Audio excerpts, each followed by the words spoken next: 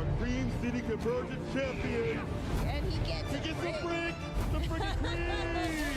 What a long road that was ahead of him. Welcome to the Capcom Cup. And there it is. Punk gets his retribution. John, wake up, OD. Dragon Punch and Kusanagi. The trophy along with a ticket to Capcom Cup. And Shuto now books his place to Capcom Cup. He's no one's a part of it.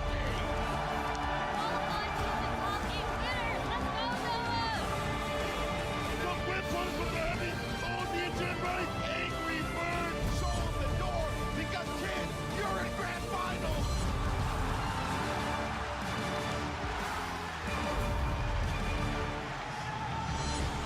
Who would have thought?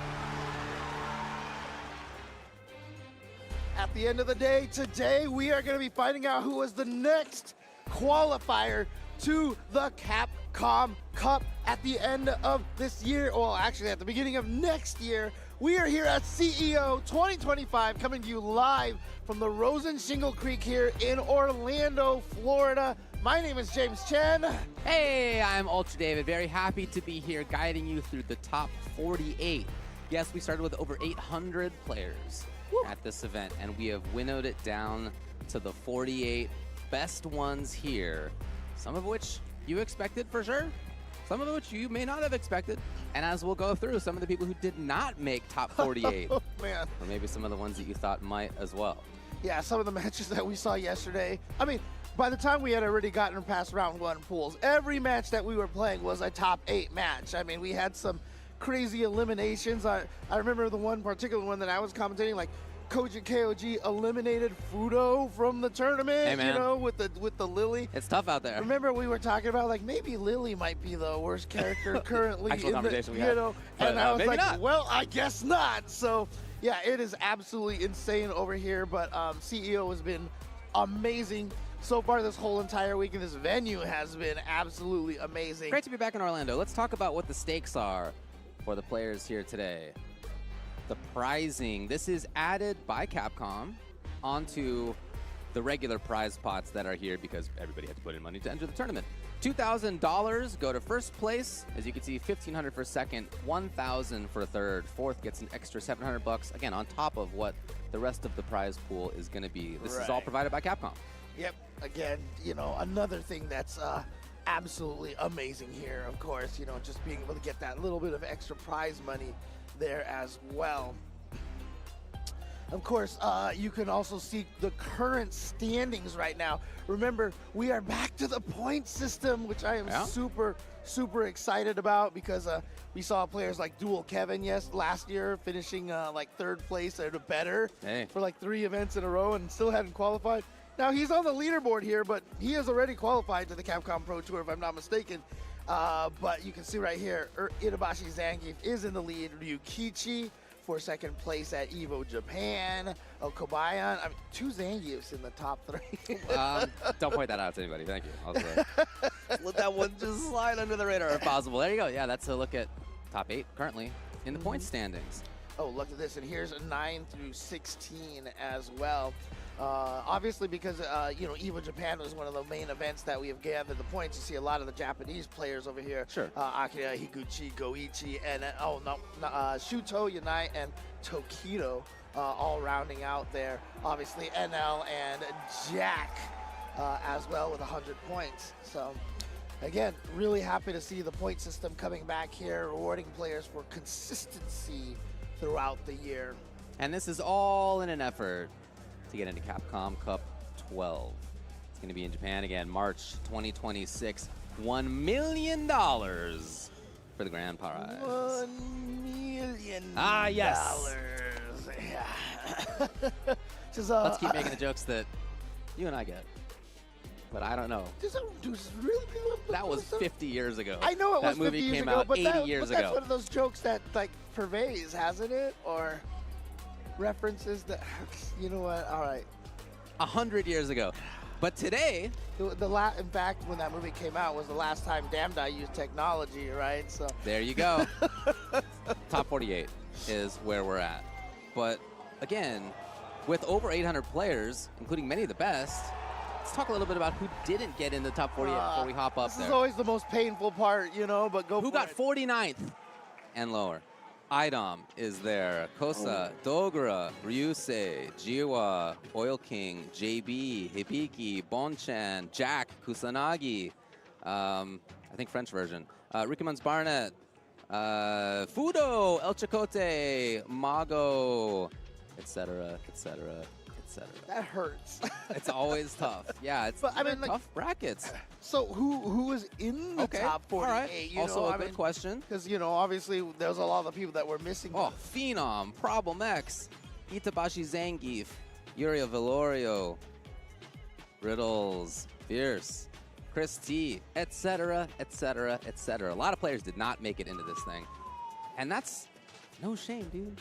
840 plus players into this. And in what is And, probably... and it was extremely stacked. Yeah, I was about to say, and honestly, the most stacked fighting game pool of players probably in the history of the FGC, to be honest with you. The sheer amount of players at this point that can win a tournament like this that are here, I swear, is just...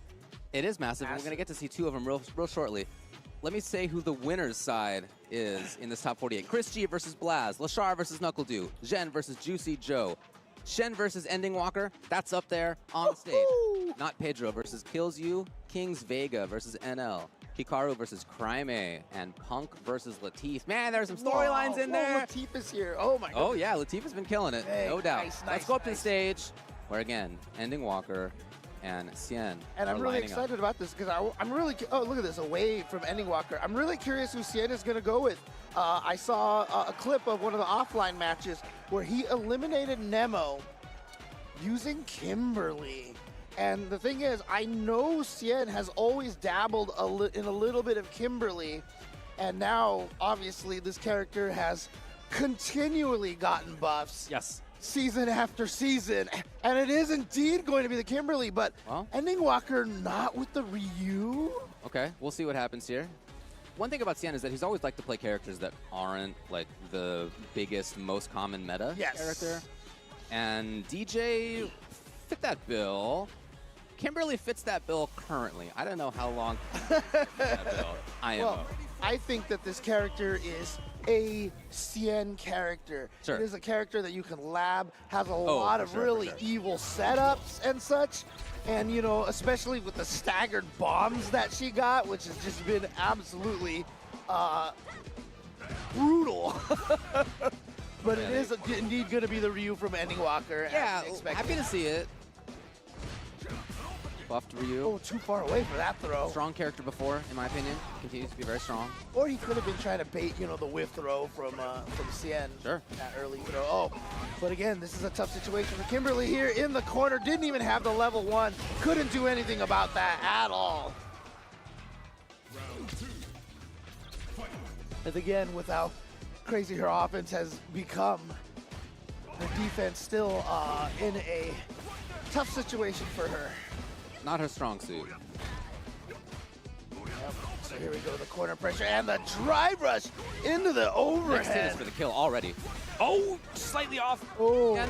and that's the With a first damage that chance. Cien has actually gotten. But, oh, okay, expecting some kind of wake up there. Nothing came. Okay. Here come the tricks.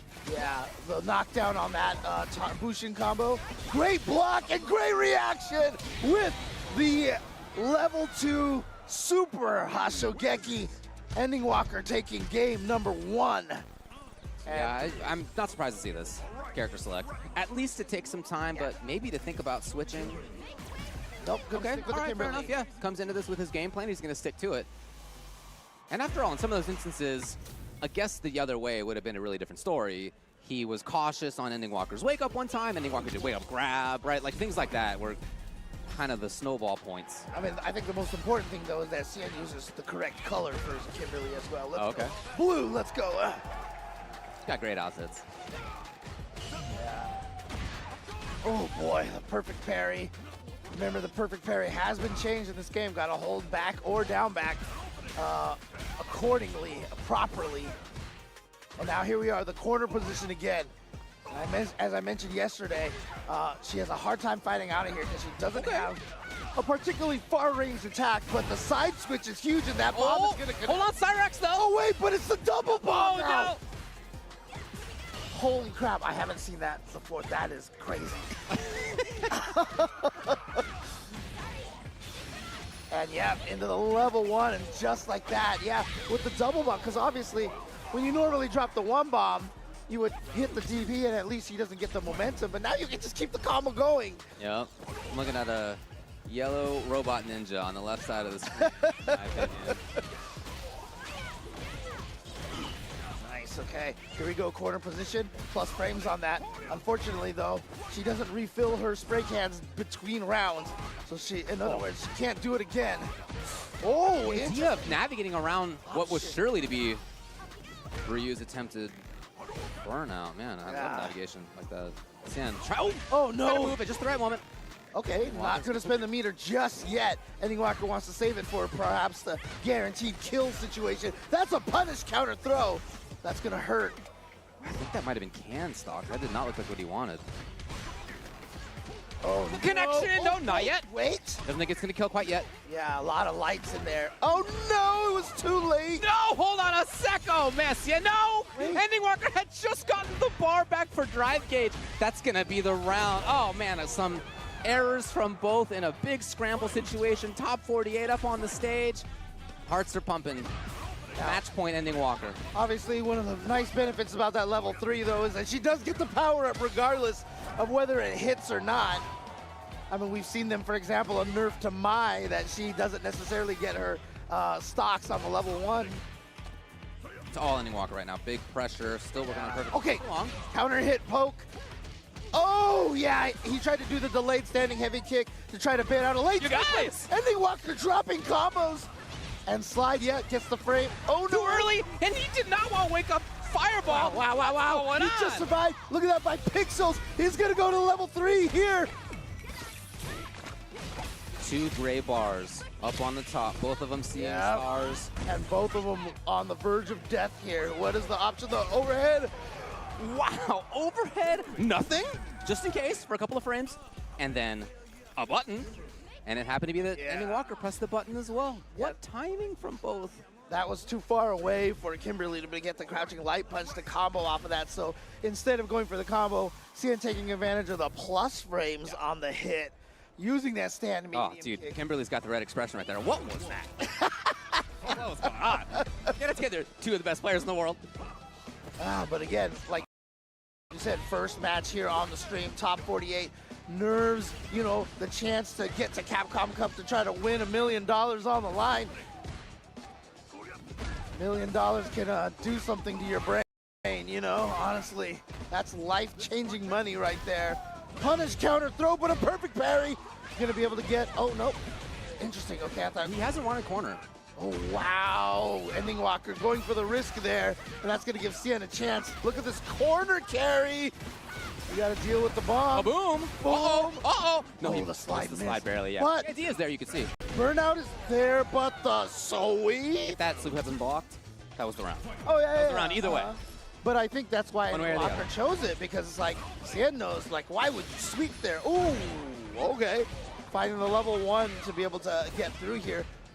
Obviously, doesn't have the charge just yet, so using that level 1 gonna make it harder to get to level 3 eventually. Oh, no, but might not have, well, actually, before it was definitely close enough. Stand back. Kimberly, obviously, like I said, standing medium kick is basically her longest range button. Oh, yeah. That's what I'm talking about. A little conversion. Ending Walker now with the corner. Level 3, ready to go. Burnout close. Oh, boy. There it is. Yeah. And he goes for it, but the reactions from Xian, he was ready to go. Gonna spend the bomb to get the extra knockdown and the plus frames. I love the chase down with the drive rush after there. Himself great out. Oh, no. Kimberly just like that. Xian, as soon as he got the drive, medium kick was the call. Into the drive rush. Got cancel. right in there. Yeah. Match point now for both. Oh, boy. Oh, trade. All right, good patience right there. And the punish counter. Oh, what a bait. Yeah, that was clearly not a safe jump time. It was too early.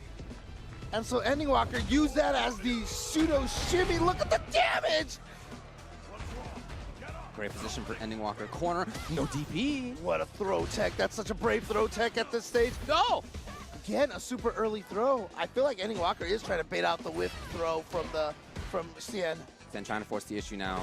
A couple of bars of drive gauge. Not enough for the cancel. Without turning gray, at least. Oh, here we go. Hashogeki pressure. Burnout here. This is dangerous now, because now chip damage is a threat, and also, oh, Ending Walker has the anti-hit. Huge threat now. Hold on. Missed the button. That wasn't it. Ah, regular dash. Not even green dash. And Ending Walker in there. Yeah, after blocking the arc step, there's a little bit of that mix-up right there. Last time, Ending Walker just drive rushed right in there to have the pressure against the arc step. And that time he did nothing. You can tell Cien was kind of like, okay, he might drive rush forward. And when he did it, he was like, okay. And then the regular dash came in. And so, you know, obviously a lot of people have been talking about how strong drive rushes are. It's good to throw in, you know, some of the classic Street Fighter V approaches in there just to throw people off for a loop, you know? Yeah, regular dash is still good. It's still good, yeah. Now, if you were to go up to Ending Walker and say to him, Ending Walker, you just got a little bit further on your path to winning $1 million. Do you think he'd get it? Ending Walker? No. No way. Not Ending Walker. Not a chance. No. Not a chance. You'd be like, what are you talking about? Yeah, it's like, why are you doing that with your pinky? Yeah, what's up with your hand? Yeah, exactly. You know, I mean, the other thing too is we've obviously seen how strong his level 1 is with engine charge, right? It's almost like he has lasers, right? So. I wish you the best of luck. So that was one of the matches in Top 48 winner's side that we are looking at. We also have a lot in loser's side. Let me briefly go through. And many of these are going to be happening simultaneously, of course, right? But this is like what was lined up at the beginning of Top 48. Kaba versus Mr. Crimson. Shine versus Mizuha. Chris Wong versus Noah the Prodigy. Wow. Big Bird and Koji KOG. Dual Kevin versus Sahara. VX Bao versus Higuchi. Akira versus Nemo. Ryukichi versus Yamaguchi. Oos versus Momochi. Takamura versus Kudo. Daigo versus Kobayan. Oh, jeez. Nauman versus Aqua. Mena RD versus Xiaohai. Junior versus Angry Bird. Tokido versus Squall. And DCQ versus Lex. Okay, so first of all, just got to correct myself then. I guess the match that I saw between Cien and Nemo was on winner's side. Okay. When Cien won. But who the crap sent a lot of these guys into the losers bracket, man? That is It's a tough one. It's a tough major. Yeah, exactly. And of course, one of the, chances to get to Capcom Cup, and you can seriously make a name for yourself, right? Whether you get there via the LCQ or not. And as you saw on the stream, one of the most infamous LCQ runs of the Capcom Cup, Zen, sitting on the screen over there. He obviously won the last chance qualifier, got all the way to second place. Was it second or third? It was second, right? Man, it's so hard to, it's so crazy how much you just forget, like, exactly how everything went down after all these years. But, he definitely made a name for himself through that bracket. And here he is all the time now. We see him in all of these stages. So. Yeah, man. Great player. No doubt about it. Juicy Joe on the other side. Big breakout over the last couple of years. Has one of the stars in Europe, including on Europe's SFL, but also in majors too. I mean, awesome player. Love to watch him. Very creative use of his loved the fact that after JP got nerfed, he was like, whatever, this is my character. Yep. And in fact, I feel like, although there might be some players who are, just more experienced, have, maybe stronger fundamentals using JP, but I think he has like some of the best JP tech, There's always that distinction, like, are you a better fighting game player or you're a better character player, that specific character. In a lot of situations, that is such an advantage to have. I feel like, at this point, because he never stopped using him, Juicy Joe knows like all the situations, is never worried. What are you looking at? Zhen is playing inside of a shoebox. Oh, okay. Shout outs to the homemade tech. Using the Xiaohai tech here, The literal shoebox. That's awesome. Who would look at somebody else's hands while playing? Well, you know what the crazy... I mean, obviously you've done it on purpose. Actually, the other day at CB, I was playing against Mono, just casuals, right? And I kept blocking his stuff, like that he was gonna do on Wake Up, and he was like, "What's going on?" Like, usually when we play, to be honest, I don't block that many of them, but I did, and I was like, "Dude, I'm just looking at your hands. I can see what you're up to." I mean, the craziest thing about it too is that a lot of players will tell you, "I'm not looking at the hands," but you don't notice all the little subtle things that happen out of the corner of your eye as well that you notice that you didn't even realize you noticed. By the way, I'm skeptical that a shoebox is very helpful for a leverless. When it comes to, for a stick. For levelers, I understand. Like, you're not like whipping your arm around. Oh, right, yeah. With a stick, I'm looking at your shoulders, dude. I don't your hands, come on. And yeah, and that's why. So a lot of the new players these days, they've learned, they've sharpened their blades online and such. Back in the day when we were playing in the arcade, these were all just very common tactics that we used. We had the body fakes. Yeah, right? absolutely. We would do the body fakes. I always tell the story of Vi's jumping quarter circle back heavy punch. Yep. In Street Fighter 4, people would see the quarter circle back and be like, oh, it's going to be cross up Tatsu. Yep. And they just walk straight into the jump fierce. These are just common tactics that we learn. And while some people might think, staring at joysticks is cheating and stuff like that, but I think it's part of the Silly game. conversation. Yeah, obviously it is. That's too close, friend. Yeah. Juicy Joe ready. Oh, no! Just the wrong time to jump. That was sick. So Juicy Joe, a lot of drive bar spent, but still, he did what he wanted to do. Now, all right, Zen showing really good anti-JP stuff off the bat. Looking for parry and then dash. This punish counter. That's going to be virtually Juicy Joe recognized killed. that like instantly. Shout out to Juicy Joe for being so quick on the draw. Did you see how far that hit the jumping strong? Oh my gosh. Ready Now to get out. Juicy Joe's just running into everything. He's playing for the last hit. Feels like all he needs is that one last hit. Right, but he's burned out now, but the jumping strong gonna reach that far. The jumping medium punch. A move has trouble hitting crouching people. If you have a JP that abuses that, you can actually just do like a lot of crouching moves and just beat it. Ouch! Swinging away, and sometimes you gotta swing with those slower buttons to catch those delay techs. You might as well mix it up right now. Nice, got the anti-air and a knockdown off of that. Good combo into the throw, and now you're in the corner here. And you're burned out. What's gonna happen? Is he gonna go for the drive impact? No. He's using the, watching out for... Whoa! Wow! Okay. And he's still in here. Juicy Joe's got a big chance. Level 2 will come out. Oh, yeah. Wow, that was amazing defense from Juicy Joe, turning it right into great offense. I mean, I liked what Zen was trying to do right there because he was trying to use the awareness of, the drive impact. That's how he got some of those throws. But then he finally actually, pulled the trigger on the drive impact. And Juicy Joe was still ready for it with a regular throw. Not even just a parry. Oh, yeah, he was. Most people have that parry on lock, that reaction. But of course he was burned out and he can't even do that, so never mind. He knew his options when he was restricted. Yeah. Good work. He knew his options too. When Jen showed some anti-JP tech, he was very, very quick on getting his own counter to it with dash-up parry. Dash-up throw against parry. I just love that right there. When he saw Zen with the drive parry, you see all he did was just walk forward. He was like, you're stuck for a while. I'm just going to be able to get some offense going here.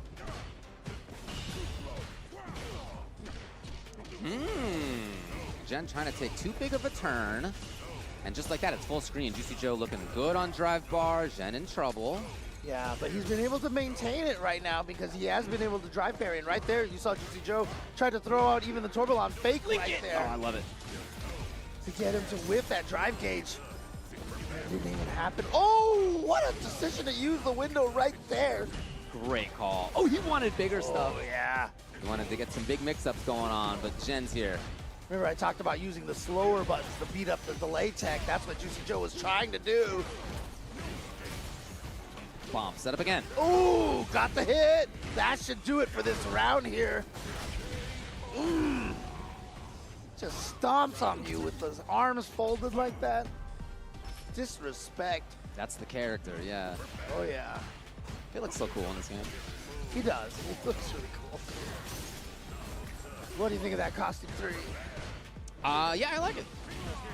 Oh, here we go. But of course, doesn't have the same Oki that he did now. When you plant the Psycho Mine, they changed it so that the Psycho Crusher is the Oki tool. Really like that change, by the way. Really like that change. It's one of those. Saving the level 3, I thought you might have gone into it. Ooh. Oh, wow. Still in time for the punish counter. 45 frames of a drive parry with, and most jumps around 40-some frames, so they'll be able to land and get that throw in time. Here's Jen with a quick response. Oh! Oh, wow, he actually blocked in time. I thought he was going to Yeah, I thought he was in trouble. No, the bomb is still there. And yeah, he's using the Lavushka to just basically protect himself. Neither one really wanted that spacey trap. We've seen both of them get there after far scissors. Yeah, you saw the double backdash. Yeah, exactly, yeah. Disengage. Ooh! Okay, they confirm into the level 3. This is going to put Zen on the verge of victory here. Joe can't afford to take a grab. Ah, and that's exactly where Zen went. Yeah, nicely done by Zen right there. You know, one of the strategies to stop drive rush buttons is to try to perfect parry it. And I figured Juicy Joe really wanted that perfect parry because then he could have got a side switch, either from a throw, or if he has a nice little setup for that, using maybe, I don't remember if he had a Lavushka on deck. So yeah, it could have made a big difference if he got that perfect parry there. So smart from Zen to go for that throw. Yeah. Bomb, gonna give him some free offense. There's that overhead, and Juicy Joe trying to press button in the middle, baits out that was the first amnesia. And Zen baited it out with a shimmy, actually. Ooh. Joe with the same idea. Now we gotta watch out. Oh, nice block on the overhead, but he tried swinging. Name of the game right now for Joe is to avoid burnout. Yeah. It's the pressure, what a Oh, jump! wow. Sneaking through, yeah. I mean, the heavy Streebog is a lot of startup. The level 2 is going to be able to finish Juicy Joe up, and Zed is actually at match point this time. All right, let's see if Juicy Joe's got anything here for the potential comeback. Oh, wow, just the raw scissor kick. But he pressed buttons late afterwards. Juicy Joe was able to get a counter hit after being hit by the light scissor kicks. JP's so cool. Oh, no. That was a surprise. Yeah, because that was definitely punishable right there. Oh, the check! Maybe looking for the backdashes we had seen before. Oh, that was out of the air. Good reaction. Zen has been using that overhead a lot. Yes. And I like it. Don't always have to save it for end of rounds. Oh, again, he tried that slow button. And Zen with a quick reaction, the punish counter throw. And that means Zen is going to take it after going down game 1, coming right back, winning 2 matches in a row. If you went up to Jen and you were like, someone set up us the bomb, do you think he would get that? That one? Yeah, I think he would. Yeah? Yeah, I think Zen would get that one. Okay, all right. I actually even I'm not think completely that, dead. I actually think that Zen would actually get the $1 million one. Yeah? Yeah, I actually do. We can test it out later. He's a pretty, you know, caught up on pop culture kind of guy. Sure, but I suspect being caught up on pop culture does not contain either of those anymore. But I don't know. You tell me. I have no idea what's popular in pop culture. Look. I do know, though. He uses Bison. People have made someone set us up the bomb. Yeah, and he's probably like, what are you guys talking about? But he knows now. Okay, yeah, he's in his mind, this is like a Street Fighter 6 Bison joke. Both of those players, by the way, make it into top 24. Oh, okay. That's the way the brackets that work. one, right? Yeah. No, both of them make it into top 24. Gotcha. On winners, winners make it into winner side, obviously top 24. Losers, though, do make it into top 24 losers. Okay. That's the way that the bracket works out for this thing. Is that right? Yeah, that's what it says right here on the internet. That's crazy. Okay. Right here on StartGG. If you'd like to follow it along, you know how it works. That makes sense. Exclamation point bracket, or just go to StartGG yourself and search for CEO 2025. Follow whatever game you're interested in. Let me tell you a little bit about what's going on in loser side. Yes, because please. things have been happening, right? Please. Shine 2-0 over Mizuha. Wow. Eliminating Mizuha. Okay. Chris Wong 2-1 over Noah the Prodigy. Noah's out. Wow. Noah's out. Big Bird 2-0 over Koji. Big Okay, Bird also okay. out. Sahara 2-0 over Dual Kevin. Wow. Kevin's out. Higuchi 2-1 over VX Bao. VX Bao's out. Akira 2-1 over Nemo. Nemo's out.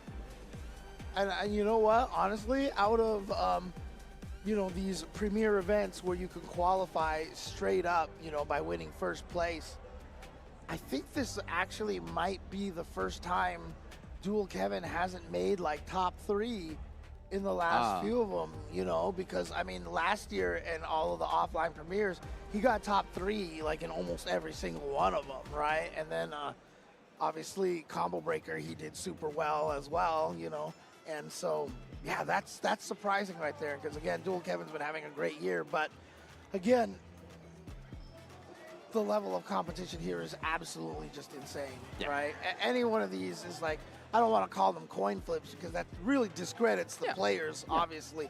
But like, I don't think anybody would be surprised either way saying this player won. Like, I was wincing at a lot of the results there. I would have been wincing if you had read the opposite, you know, victory. You know, I would have been like, oh my god. I hear you. Yeah. All right. Well, we got a big one coming up on stage. Let's head up there. That's right. It's Lashar versus Knuckledew. Woo, okay. Knuckledew, you know, having the unfortunate position yesterday of having to be the one to send Dual Kevin to loser's bracket. As many of us know, Knuckledew and Dual Kevin basically best friends at this point, you know, training partners and, you know, talking about the game all the time, and, you know, and even outside of, you know, Street Fighter. I still remember the one time, I think it was me, you, and Mike Ross were hanging out in Westwood, and someone saw us and recognized us, and they were like, wow, you guys actually hang out outside of the game? Yeah. And we were like, yes. Yeah, a lot of us, I mean, the friendships that you form here in the FGC, they're lifelong, man. I mean, they mean a lot. I hear that. Well, here's how we end up on characters. It's going to be Mai on Lashar's side. No surprises here. No, for sure. Well, it looked like Dew thought about maybe going to Cammy, but ends up on Guile. Okay. And He's just hovering over Cammy as well. But yeah, I mean, certainly Lashar going with Mai, no surprise. Yeah, he's got the Ed. Knuckledew also has the DJ now. That's so true. He's playing that a like lot online. A lot more DJ. In fact, that's who we saw him using against Dual Kevin yesterday. Obviously, a lot of knowledge on that one. Oh, nice. Yeah, the OD Sonic Boom having a little more priority than the OD fans. Yeah, beautiful spacing on that Ryu N boom. Yeah, I do like what Guile can do in this neutral game. This is like 1/3 screen. That's so important. Mai's a little bit worse there than she was before. Okay, Kageru no Mai gonna get the level, gonna get the 5 stocks. Ooh, the whip punish! Hide. Beautiful. That standing heavy punch button is so good. It is, yeah. It's so good. And you can't crouch under it, because it would have been really good in a different game, too. Here we go. That standing medium kick is also excellent, too. He's got so many good neutral buttons. Yeah, for sure. Heavy Great kick. character, of course. But they had to nerf a little bit, but still amazing button. I mean, if you just don't whip it, it's still a great button. Here we go. Wow, Dude, spends all of attacking the it. drive gauge. Yeah.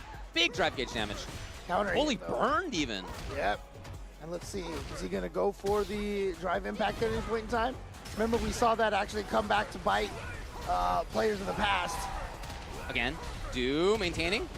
Yeah, look He's at in. Mix up. all that chip damage he got during the burnout. Oh, yep, great reaction from Lashar. It's the link. Counter hit Link, and look at this, out of the corner already. The level 1 tech, the jump back light punch. I'm sorry, not the level 1 tech, the Street Fighter V Season 1 tech. Ah. I meant, yeah. Yeah, he was looking for grab from Lashar, but didn't come. Excellent forward pressure throughout. Now Lashar gets started out much faster. Red fans ready to play. Feeling fiery. Wow! Nice. Perfect parry on the Sonic Boom. Counter poke. Knuckle Dude didn't react to it. The empty jump. And so here we go. Gonna reset the stocks. Boom. There it is. Woo! Oh, that is the Knuckle Dude special right there. And Okay, connection comes. Now he's got a lot of work to do, but this is the start of it. Really 2 hits if they're the right ones. Again, fully gray. Old Grave May, she ain't what she used to be. Ooh. Interesting. I don't know what that throw whip from Knuckle Dude was about, but that's gonna connect. And like you said, just maybe one more hit. Oh, Grabbed out of it on reaction. second time we saw that. But I also want to highlight that Knuckle Dude special.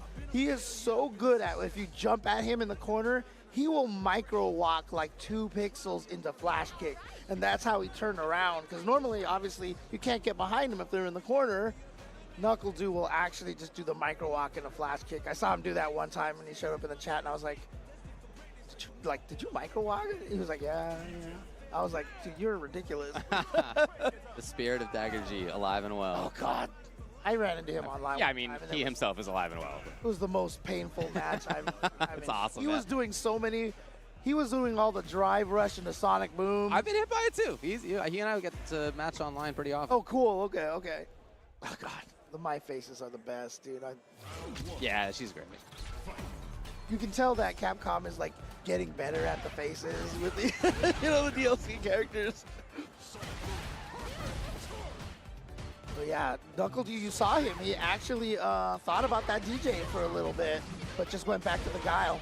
Super meaty Hisatsu Shinobi, but she makes it safe on block, even plus. That's why Knuckle Dude took his turn back with the OD flash kick. Oh, what? Again? Yeah, I don't know. That's the second time we've seen Knuckle Dude whiff a throw at a range that is not gonna land the throw. Standing medium punch from Lashar and the drive rush cancel. And here we go. Here's the throw loop's potential. Baits out the flash kick. Lashar had that red from day 0.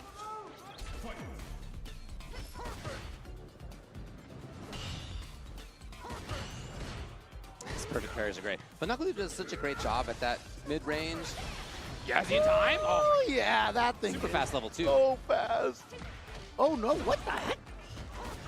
A little funky looking. Looked like he pressed heavy kick and advanced her back to the safe side. Do with the shield. All right, activate. Solid. Sure, here we go. Being able to walk up heavy punch into Sonic Boom, using that is a nice little weapon to have. You see the double drive rush there, trying to bait something out of him. Much easier to whiff punish that move. They made it have extra frames on whiff.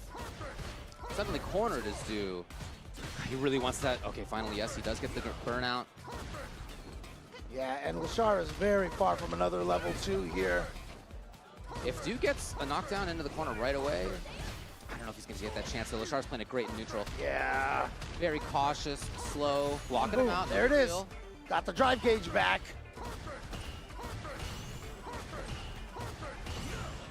Oh, wow. That was after a perfect parry on the Sonic Boom as well.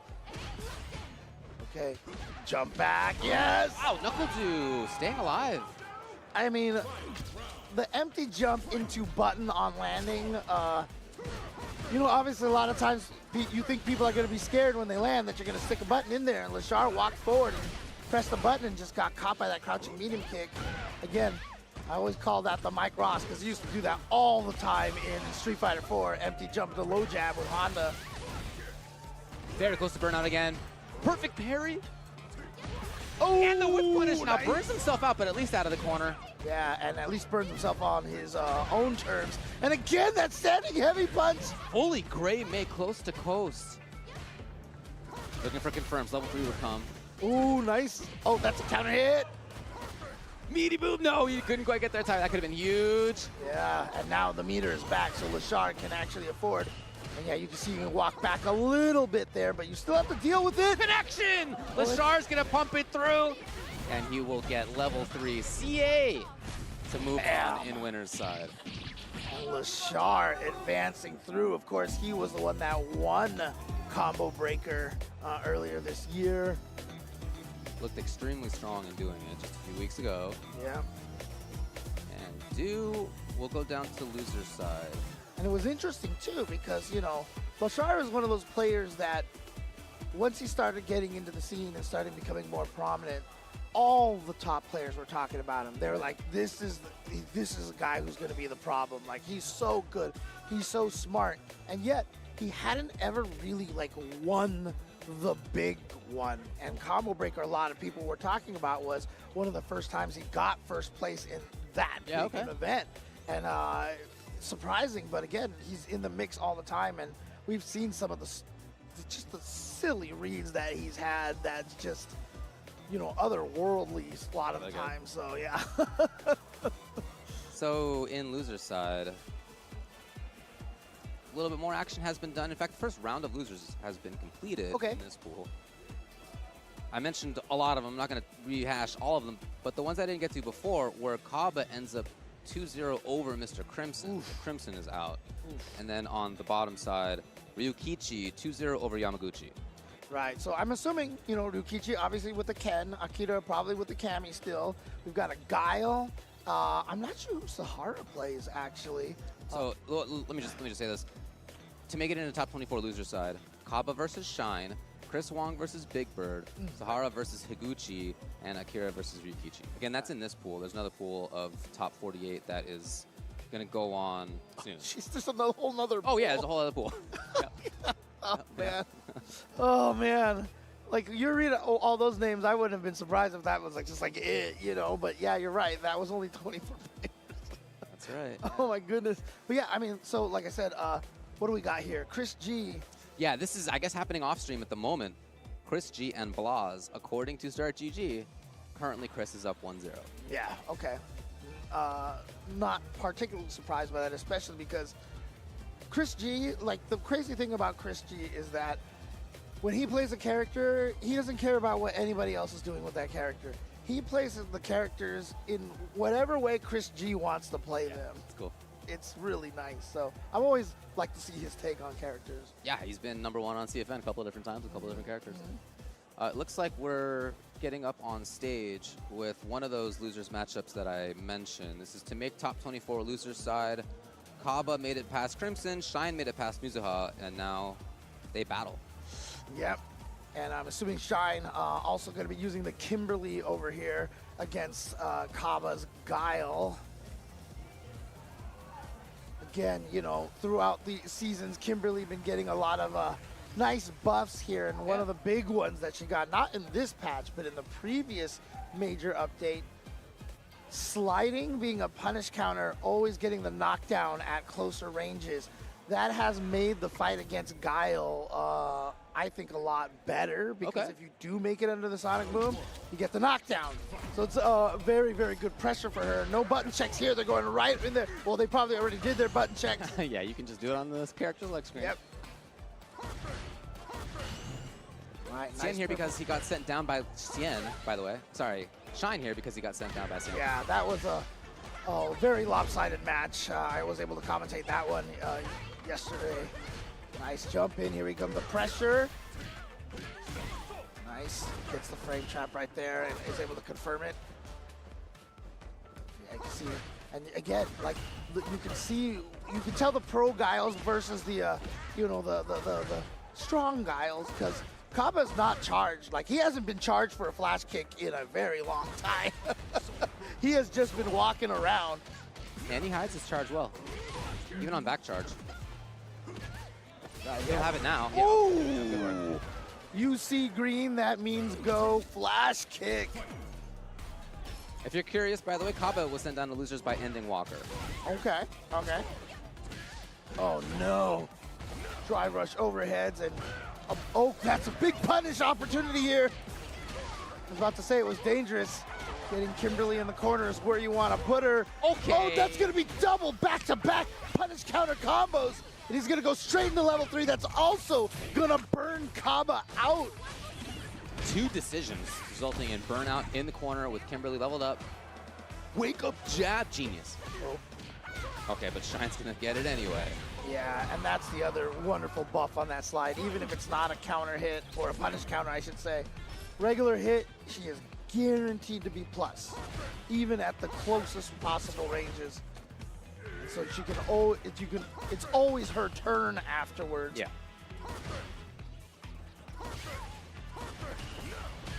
Oh no, what Shine press?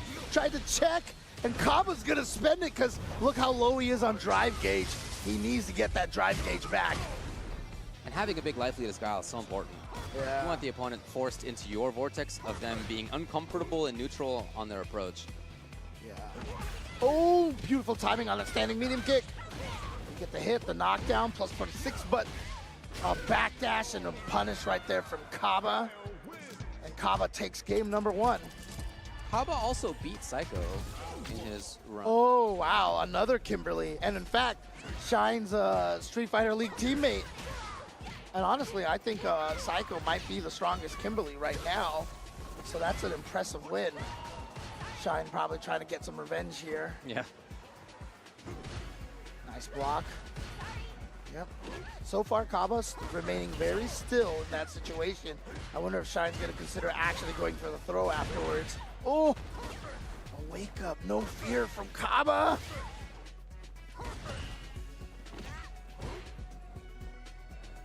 Kaba does such a great job at walking in and out of ranges where you're not sure if he's going to attack or not. Very difficult to get a read on him like that. Ooh, can backdash. Shine in big trouble on drive, on life. Here he is, starting to steal turns. I wonder if Kaba was trying to like drive rush with. Ah! Felt like he was running out of options maybe. So as you said, on hit that would have been fine, but it's still quite punishable up close. Yeah, yeah. Can be a tough matchup. Despite the fact that Kimberly has a lot of like, quote, tools to get through fireballs, it'll be very hard to get through Sonic Boom. I mentioned that yesterday too. If you want to get the combo off of her overhead, you have to be really close, which means you can't be thrown. If someone thinks it's a shimmy, like, you know, the shimmy, you're just that delay, and so yeah. the throw will beat it a lot of times. Oh my God, you see green and go. Yeah, but again, he hides his charge well. Shine's looking for that kind of stuff. He's trying to press when he sees Kaba move forward. But the Kaba then hides it so well, you don't know if he's got charge or not. I mean, you know Shine and Knuckle do have probably played a billion matches here, but Big control by Kaba as he moves on. Kaba with a very dominating performance against Shine. Unfortunately, that means unable to get revenge for his teammate, Psycho. And that means Kaba taking out 2 of the strongest Kimberlys in a row here. Now, I talked about the winner's side match that had happened off stream. Chris G was up 1-0. Blaz wins 2-1. Blaz forward. Nicely done. Okay. Yeah. I'm and, assuming... shout outs to the TOs who are recording character usage, by the way. Okay. I love to see it. So that was Ryu versus Chun. Oh, wow. Chris actually went with the Chun-Li. Okay. Because I know he's also got that modern Mai. Yeah. Probably modern Chun is what he usually plays. Yeah. For sure. Interesting. Okay.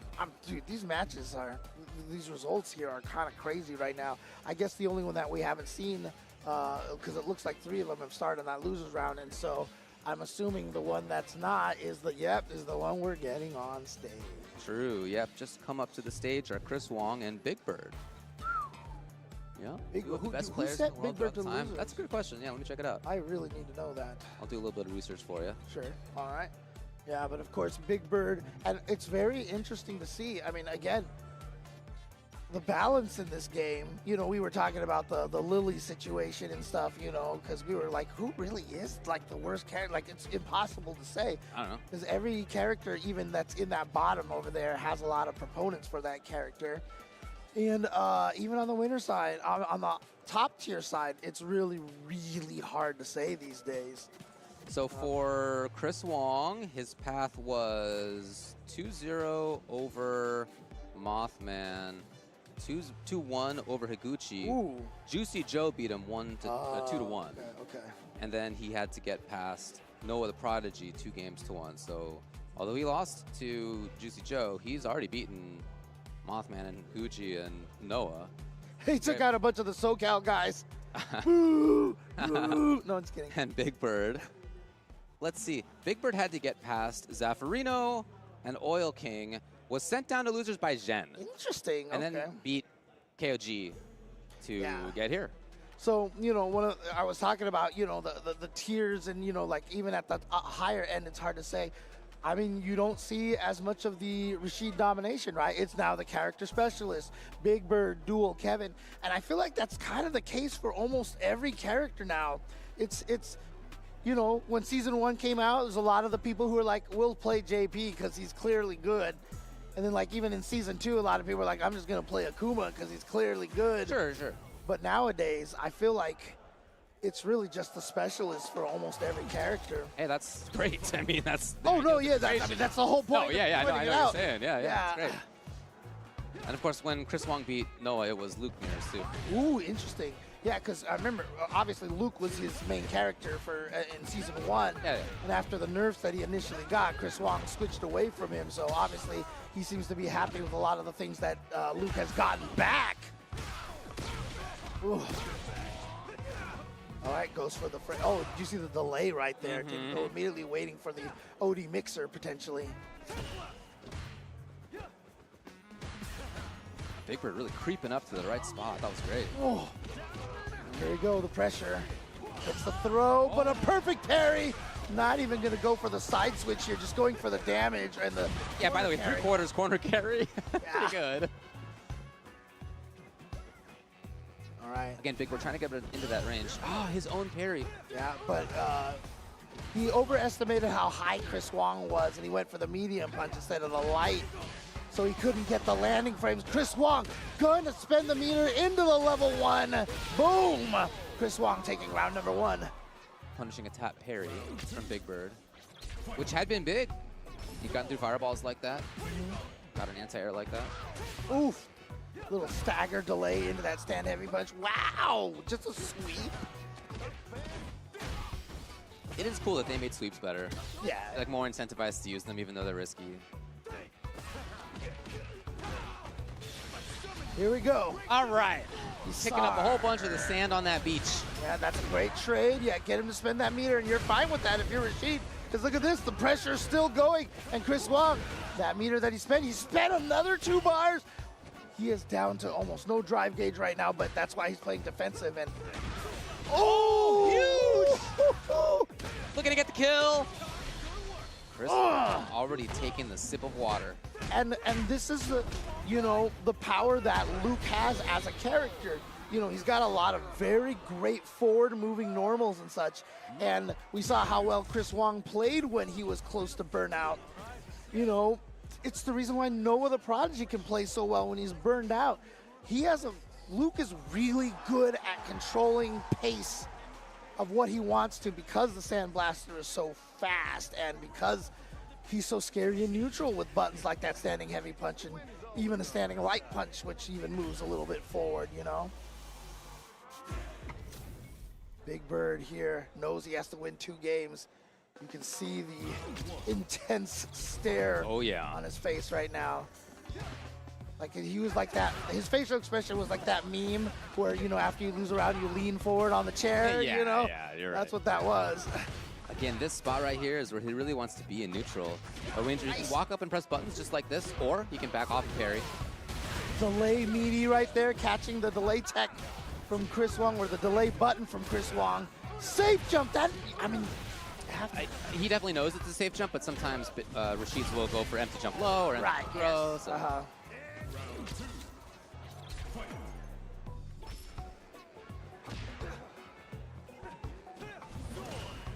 Yeah, that's that range where Big Bird has wanted to be. All right, again, finding the counter hit that time without the stagger. Oh, the back dash. And again, Chris Wong not choosing to go for any sort of side switches there. Oh, no. Yeah, well, he's by the surfboards just like that, so pretty quick move. Oh, wow. Standing heavy punch? Huge moment. We got level 3. He's going to hope to dish it all the way through. There it is. Boom. Is this going to kill? If it doesn't, he's got the burnout at least. But it is going to kill. Big Bird taking game number 2. So much of that started off from that same range. Not even a quarter or third screen, that's a quarter screen where he's like crawling up into slowly. Look where he tries to get to here. And it's just so funny, you know, the dichotomy. That's the spot. Dichotomy of the expressions right there. You see Big Bird just looking absolutely intense, and Chris Wong always looking like he's scared for his life here. Despite being a second place Capcom Cup finisher. Yeah, that's just his face. Yep, exactly. Ugh. There you go, that corner carry again. Nice! Not fast enough to be able to get the punish with the heavy kick. No whiff punishes on 2 whiff crouching medium kicks from Big Bird. It's hard.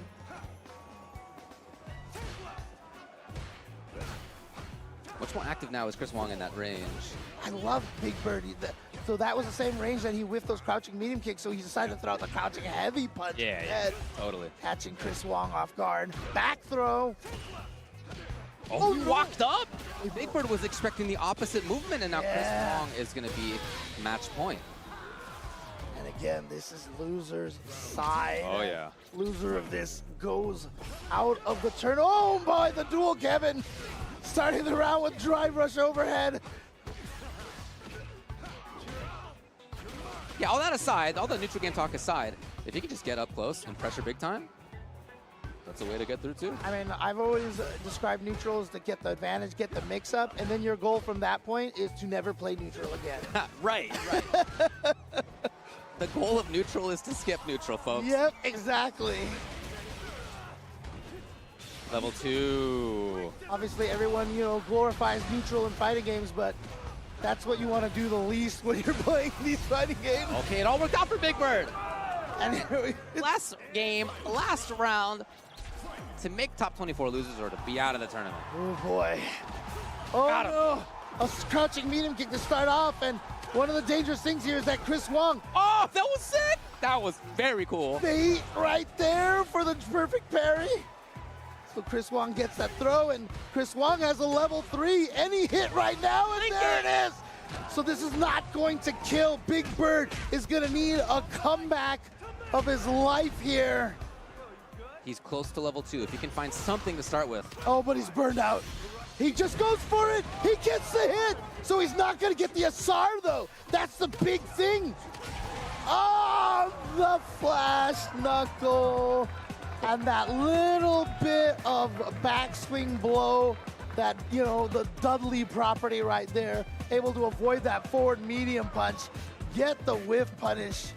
Chris Wong advances forward, and Big Bird is out before top 24. Yeah. One of those players who's made grand finals at the biggest events in the world would have been out of it. And Twice he's been grand finals at EVO. Lost to Bonchan, lost to Punk. yeah, He is a world-class player. of course. Oh my God. Of course. It's not going to happen for him this weekend. So that means that this pool is locked up. The other ones that we didn't see on stream, in loser side, Sahara 2-1 over Higuchi. Ed versus Guile, and then Ryukichi 2-0 over Akira. Of course, Ken versus Cammy. Yeah, a lot of the characters that we've seen done. I mean, both of those characters have been long-time dominating characters for season 1 and 2. And yeah, even nowadays, you know, we don't see as many Cammies and Kens dominating like they used to. I mean, at Capcom last year, if I'm not mistaken, those two were the highest represented characters. And now you don't even see those characters as often as we used to. Yeah, I think the stat was there are 5 Mai's in top 48 and 3 Kens and 3 Cammies. Okay. So there's still It's like, they're not gone. And Mai is still, I mean, obviously is one of the strongest characters right now. So a lot of people Agreed. using that character. So, but again, you know, this is all just to try to get into Capcom Cup. And like I said, we have points. We have the qualifications here. There is another way to make it into Capcom Cup, and that is via the World Warriors. The registrations are starting right now to enter into that. Please, you know, these are free to enter. These are free to enter. Get involved. Start playing this. Whether you think, you know, oh, I can't win this. Play. Have fun. Yeah, come on. Make friends with people. you would be surprised. You play someone in one of these online tournaments and they beat you, and you go into the Discord and you're like, hey, you have any advice on what to do? And how often the players will be like, yeah, I noticed you did this. And Yeah. you make a lot of, we just said, right, lifelong friends in the FGC. Absolutely. Right? You have no idea. You who can go on your might Discord and meet. be like, hey, what happened? Do you think anybody would get that? I mean, I'm not even sure if I get. Hey, That what was a- happened? No? All right, fine. No, I know what that's from, but man, that's All right. a really obscure one. Thanks, James. This is not the only way to compete for Capcom Cup. Of course, we're at an offline tournament. Here we are in person, sitting next to each other in the meet space. There are more coming up. Blink respawns. The next one, Dominican Republic. You know I enjoy sitting in your meet space. I do know that. The weekend of July 18th. Registration's open, so sign up, compete, and again, and you can win your ticket to Capcom Cup 12 in Japan. Somebody's gonna do that, but everybody who goes is gonna have a great time. Again, hanging out in the meet space, meeting people. and this is one of the best offline events to go to. Oh man, the crowd what a is great so scene. loud and It's it's so great. They have a great wonderful. community out there. And honestly, one of the best ways to learn Street Fighter at all is, of course, the Sajam Slam. I had the pleasure of being in one of the Sajam Slams not for Street Fighter 6, but you know, it was a wonderful environment. My coach helped me a lot there. It was MYK, and a lot of the players that you've seen in the Street Fighter 6 Sajam Slams.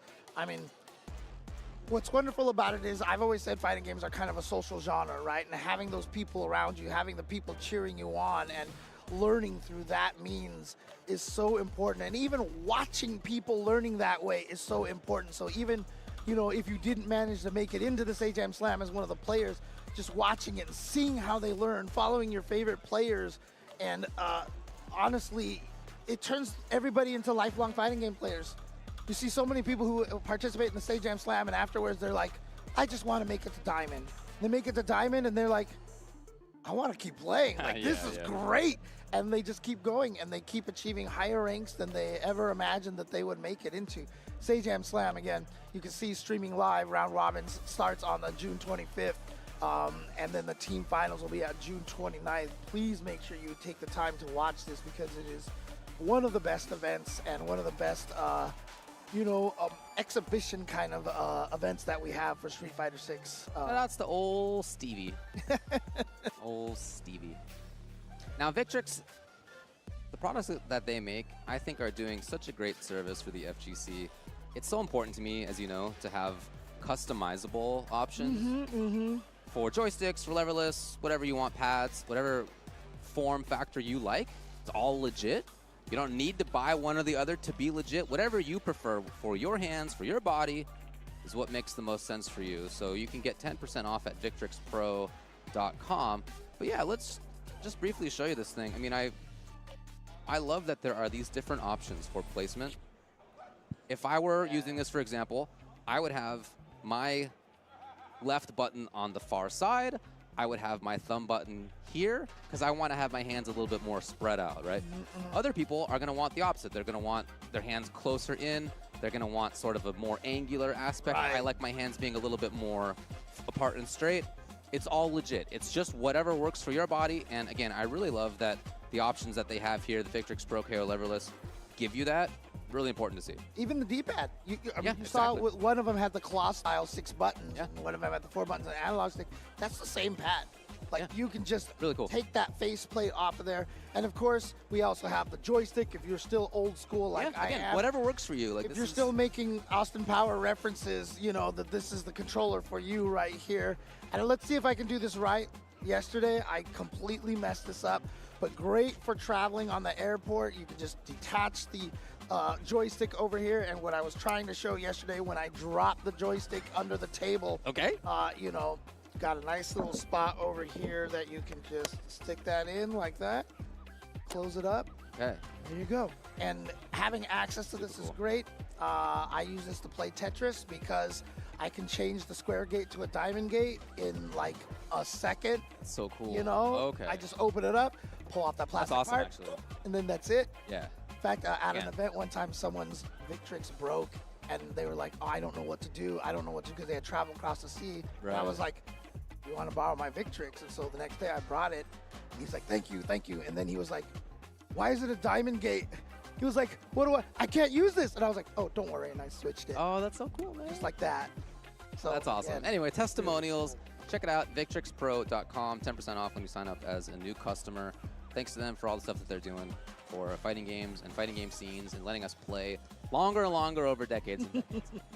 All right, well, we're going to take a quick break. We've looked at one pool in this top 48, but there's a whole other pool that we haven't even talked about yet. And after this break, we're going to get to that.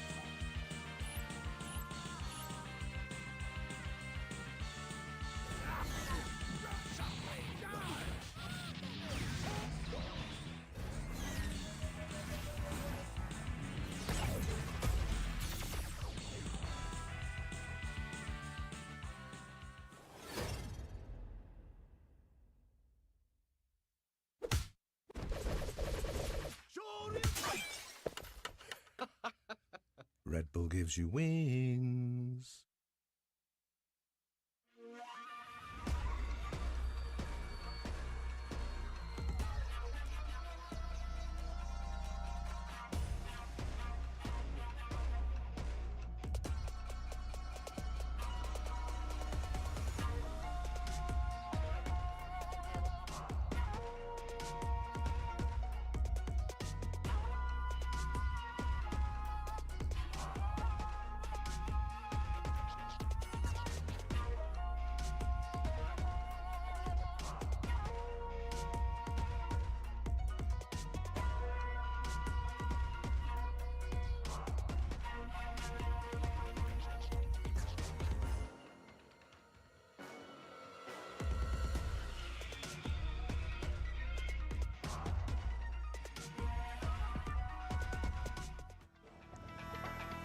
Coming back to you for the second half of Top 48 at CEO 2025 for Street Fighter 6.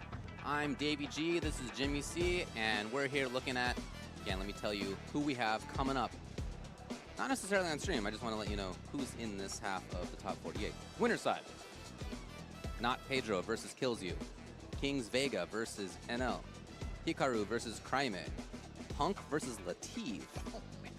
Loser side, Bruce Lee, Momochi, Takamura versus Kudo. Daigo has already beaten Kobayan 2-0. Wow, okay, okay. Alman versus Aqua, Mena RD versus Xiaohai, Junior versus Angry Bird, Tokido and Squall, and DCQ against Lex. Man. All right, so again, nice little character variety right It's there. gonna be character variety, there's regional variety in there, there are generational varieties in there. Awesome to see. Now we're, looks like starting off with Not Pedro versus Kills You. They've just both come up to the stage. Okay. How did they get here, you wonder? I mean, I'm pretty sure Kills You took the airplane because he's from Europe, right? How did they get here? Kills You by beating Dogura 2-0. Actually, let me just tell you his entire path. Okay, Labworks 1983, 2-0. okay. 2-0 versus Chase the Bag. 2-0 versus Dogura. 2-0 versus Momochi. And 2-0 over DCQ. Nary a game lost. That's crazy. And That is amazing. now the thing about Kills You that intrigues me That was right not Pedro. now- Oh, not Pedro. Oh my gosh. Okay, okay. Kills You. What was his path like? Well, 2-0 over Super AMAC Rap. 2-0 over Ace Unlimited. 2-0 over Taco. 2-0 over Kudo. And then 2-1 beating Tokido. Let me see if I can get this right. Oh, wow, okay. But the thing that I'm curious about Kills You here, honestly, though, is he's used so many different characters. He's gone through a lot of different mains. Who's he maining in all these matches? Do we have that recorded here? Obviously, he's had a jury. I know that's one of the characters that he's used a lot, especially during the Street Fighter League seasons for EU. It wasn't reported. But yeah, I mean, I've seen Cammy from him. Yes. Although today, I haven't seen it, and it looks like that was not recorded information. Okay, no worries, no worries. But yeah, I mean, Kills You is the kind of player that right now, if we came up here and all of a sudden he's playing Mai, I would not even be surprised. Not at all. But I am hearing some cannon spike here, so, you know. And Aqua took down Nauman 2-1. It will be Daigo versus Aqua to make loser side top 24. That's basically just like the Japan section of the bracket right there, right? So, Yeah. speaking of, obviously, Aqua's still using Cammy, if I'm not mistaken, right? So, Actually, Aqua Blanca took down. oh, right, of course, the Blanca. That's right. That's right. He's been using Blanca, which I'm really happy about because I think Blanca is still very, very strong. Yeah, I'm with you. Good character. It's just one of those useless statements at this point because every character name that I put in there, I still think that X is very, very strong at this Brackets. point. Yeah. But For Not Pedro, it's been Ken the whole time. Ken Slayer. And again, we had talked about this, you know, two of the most popular characters. Still, as you mentioned, two of the still more popular characters, but not to the degree that I feel like we've seen in the past here. But both Cammy and Ken, throughout this game's life cycle, both of them have been like in the top 5 probably the entire time. Oh, sure. So, yeah. Those are turning it off. Oh, boy. Look at these buttons from Kills You right now. Oh, look at that. Yeah, same idea a couple of times now. Not Pedro has tried to escape. Yeah, and similar, you know, when we were talking about the... He got him! Oh, no. The Juicy Joe matchup where, you know, where he was hitting the slower buttons to catch the delay tech and such. We saw the same thing with Kills You using that Cammy crouching heavy punch. Obviously, the weakness is if they do press the button right away, it's not a true frame trap anymore. But you're counting on most people not pressing buttons in those, you know, minus situations. Not Pedro with more. Oh, no. little bit of an error maybe for kills you. Was that supposed to be back medium? Yeah, that's what I'm wondering Yeah, too. Oh, In time? That was sick, actually. Okay. wow, but unfortunately, not Pedro wasn't ready for it. Oh, man. Looking ready again. Both of them stocked on the resource. Delay right there off of the drive rush, trying to catch those delay buttons again. Oh, did you see the bravery on that walk up in the crouch medium kick? That is how you get out of a corner. Kills you now, 1.5 bars away from trying to burn Not Pedro out. Oh! Woo, right Pedro stealing back it with a at turn. you. Love to see that. So now all of a sudden it's Killzew's. Drive Gauge is in trouble. He's in the corner. Drive Gauge in big trouble. Oh boy. Yeah, and I understand the parry. Yeah. Drive Gauge in big trouble. No meter. Oh, it's so important to have gotten out of the corner right there. Oh, what a bait on the wake of drive reversal as well. Then the crouch fierce, not true meaty to delay. And oh no, he's burned out. No, he's going to need more though. Not Pedro's going to need Oki. He's going to need pressure.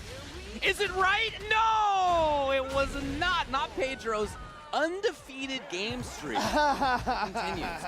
Has not dropped a game at CEO Where's he 2025. Sao Paulo. Okay. Yeah, I mean, again, when he was burned out and blocked that wake of drive reversal, obviously he can't punish it. So he tried to walk up and throw, hoping that, you know, Not Pedro was going to be scared and just crouch block or something like that. But instead, Not Pedro walked backwards. There, whiff punish with drive rush. As he slowly looks for the hunt. Truly an international affair here. Obviously, France versus Brazil. Mm-hmm. Brazil has always been such a strong presence in Street Fighter since 4. Having a representative at Capcom Cup basically every year, except I think just one. Yeah, well, same for France. The Parisian scene, especially once SF4 came out. For Street Fighter, been killing it ever since. Oh, yeah.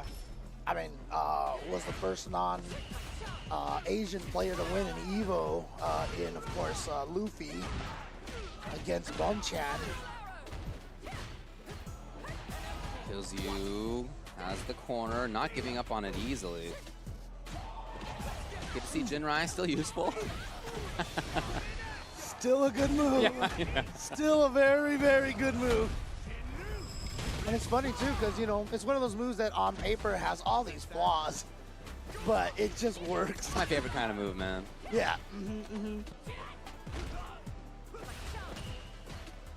Oh, what a... dagger step. Not Pedro didn't give in. Kills you the big life lead still. And, you know, still has a record-breaking point here right now against Not Pedro. And is he going to do it? He is! He has given Not Pedro his first game loss of the tournament. But even in that round, the losing round for Not Pedro, I really liked some of his ideas. He was a little uncomfortable on the ground and he had a big life deficit. So worst case scenario would have been if he had been hit by, you know, crouching medium kick, drive kick or something, or drive. Right, yeah. So instead, he started going for cross-ups at an angle that it's kind of tough to deal with for the opponent, just to be more like air heavy, not put himself at risk. So even in that loss, I still like stuff that he did. All right. Well, now Killzeu and Not Pedro have the, oh God, the side switch. Have the exact same loss record here. Yeah, they're Both right. of them only losing one game. One of them is going to come out of this being the first one to have 2 losses. Yeah. Obviously, that means the other will be sent to the loser's bracket. No anti-air. He was walking backwards. Oh, the neutral jump. It's nice to have that jumping heavy punch from Ken to be able to punish those throws a lot easier than the other characters. Whoa! It got a little funky. Yep. Thinks he can kill on this. It's just the level. I don't know, man. I don't know. Is this gonna kill? No. Pixels away in worst case with no resources and no drive gauge. He's in big trouble. Uh-oh, back throw. Now you're in this corner situation. Yeah, if you can get him to the corner and go for a drive impact. But Wow. Okay. Still in there. And match point even for Not Pedro. In a risky position.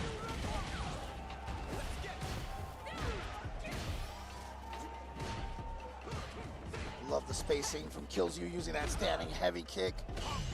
Oh, wake up perfect. Parry, corner, carry. That is what Ken specializes in. That's not easy to get a safe jump after the strong fierce run into Tatsu. If you hold up forward, it actually lands too fast. I think you have to kill exactly 1 frame. There was no jump in there, meaning back medium punch whiffed, and that gives not Pedro a bit of a chance. Killzoo's out. And that is the weakness right there. Oh, with level 3, wait, if he builds it, if he builds it, he's got it just like that. They know the results. Oh, yeah. Not Pedro stands up, and he moves on in winner's side. Yeah, again, one of the biggest weaknesses of Jinrai is that if you block the medium Jinrai, if you have an ODDP, there's nothing Ken can do afterwards. He's going to get hit by the ODDP. But one of the beautiful things about Ken is that every time you land a hit, you get that run Dragon Lash, you get to pick which level super you want, and so he always gets to spend exactly how much meter he needs to, but in that case, spend it all. Yeah, absolutely right. Love seeing Killzoo up there. This is a guy who's been one of the best players in the world in other games too, in the past. So the fact that he has now, well, not just now, it's been a little while, focusing on SF6 only. To me, it's no surprise that he's up at the absolute apex. Has been already just outside of EVO top 8 in the past. Like, he's made these very deep runs, but yeah, one of the best. I mean, honestly, last year, obviously we had Street Fighter League in all 3 regions, right? And I actually thought the Street Fighter League Europe was by far like my favorite one.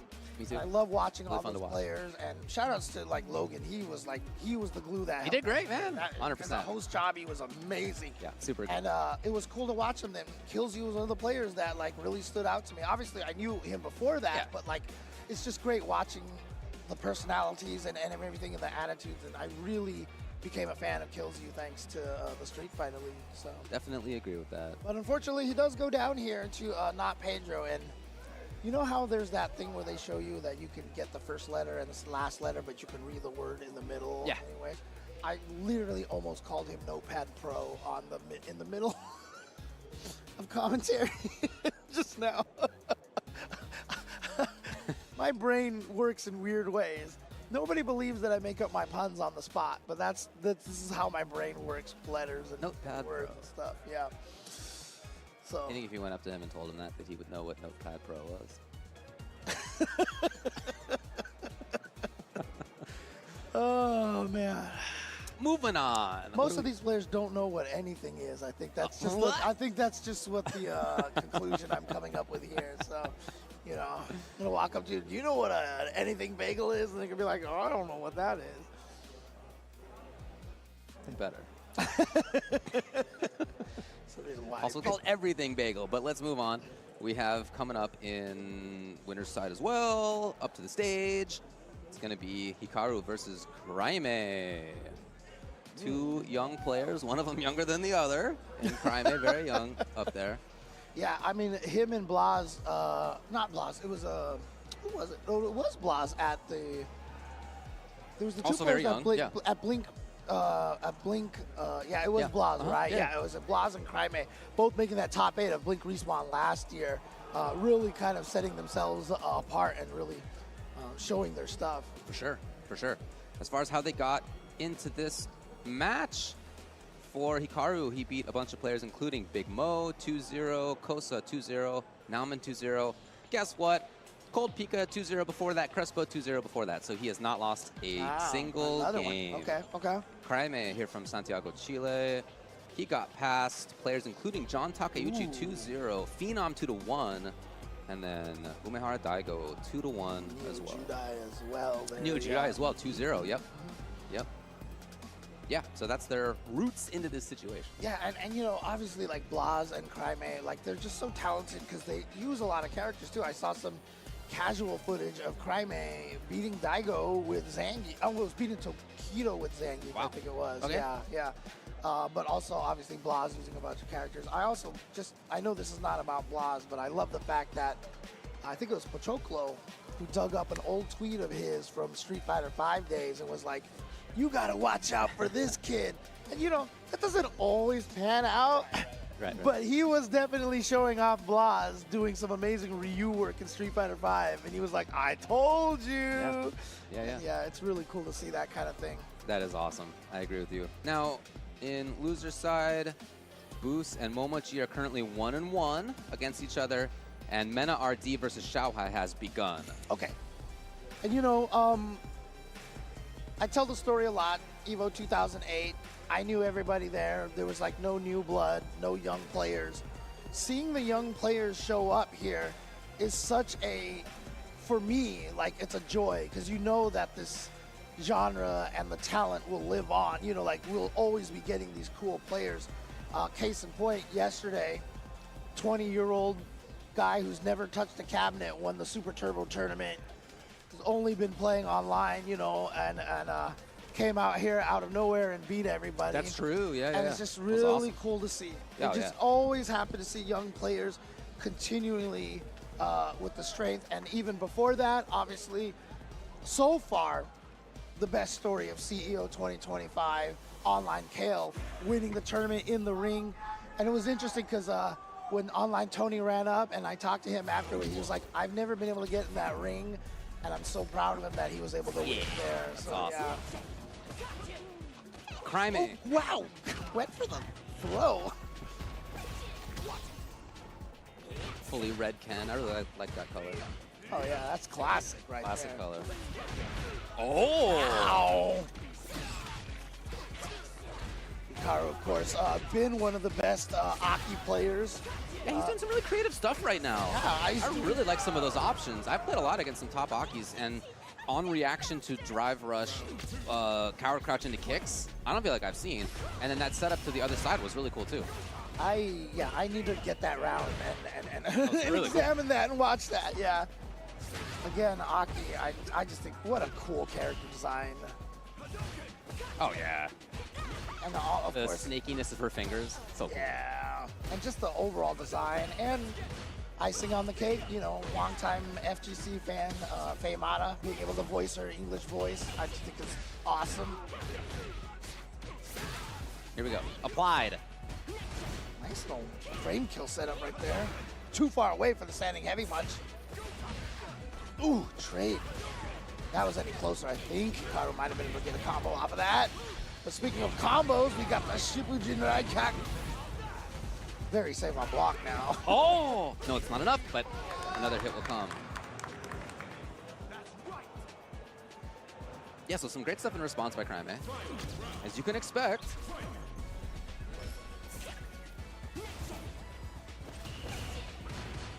Okay, tries to go for the throw. Nice jump away from Crimea. Oh, checks with the light dragon lash. Dragon's lash. I'm sorry. Kicky kick, I think it's called. No, that's Ken's move. I'm talking about the serpent lash. There we go. Oh, yeah, for sure. Whippy whip. Got a dragon and a serpent right there. Here's this pressure from Crimea. Yeah, the counter hit knocks down now. That is Constant. Hikaru was so insistent on buttons. He can block that. He can block that. Crime with a big perfect. Ooh. Or maybe. Oh, no, it's not. I'm looking at the wrong part of the health bar. But there you go. Crime. If you had to guess what year he was born, what would you say?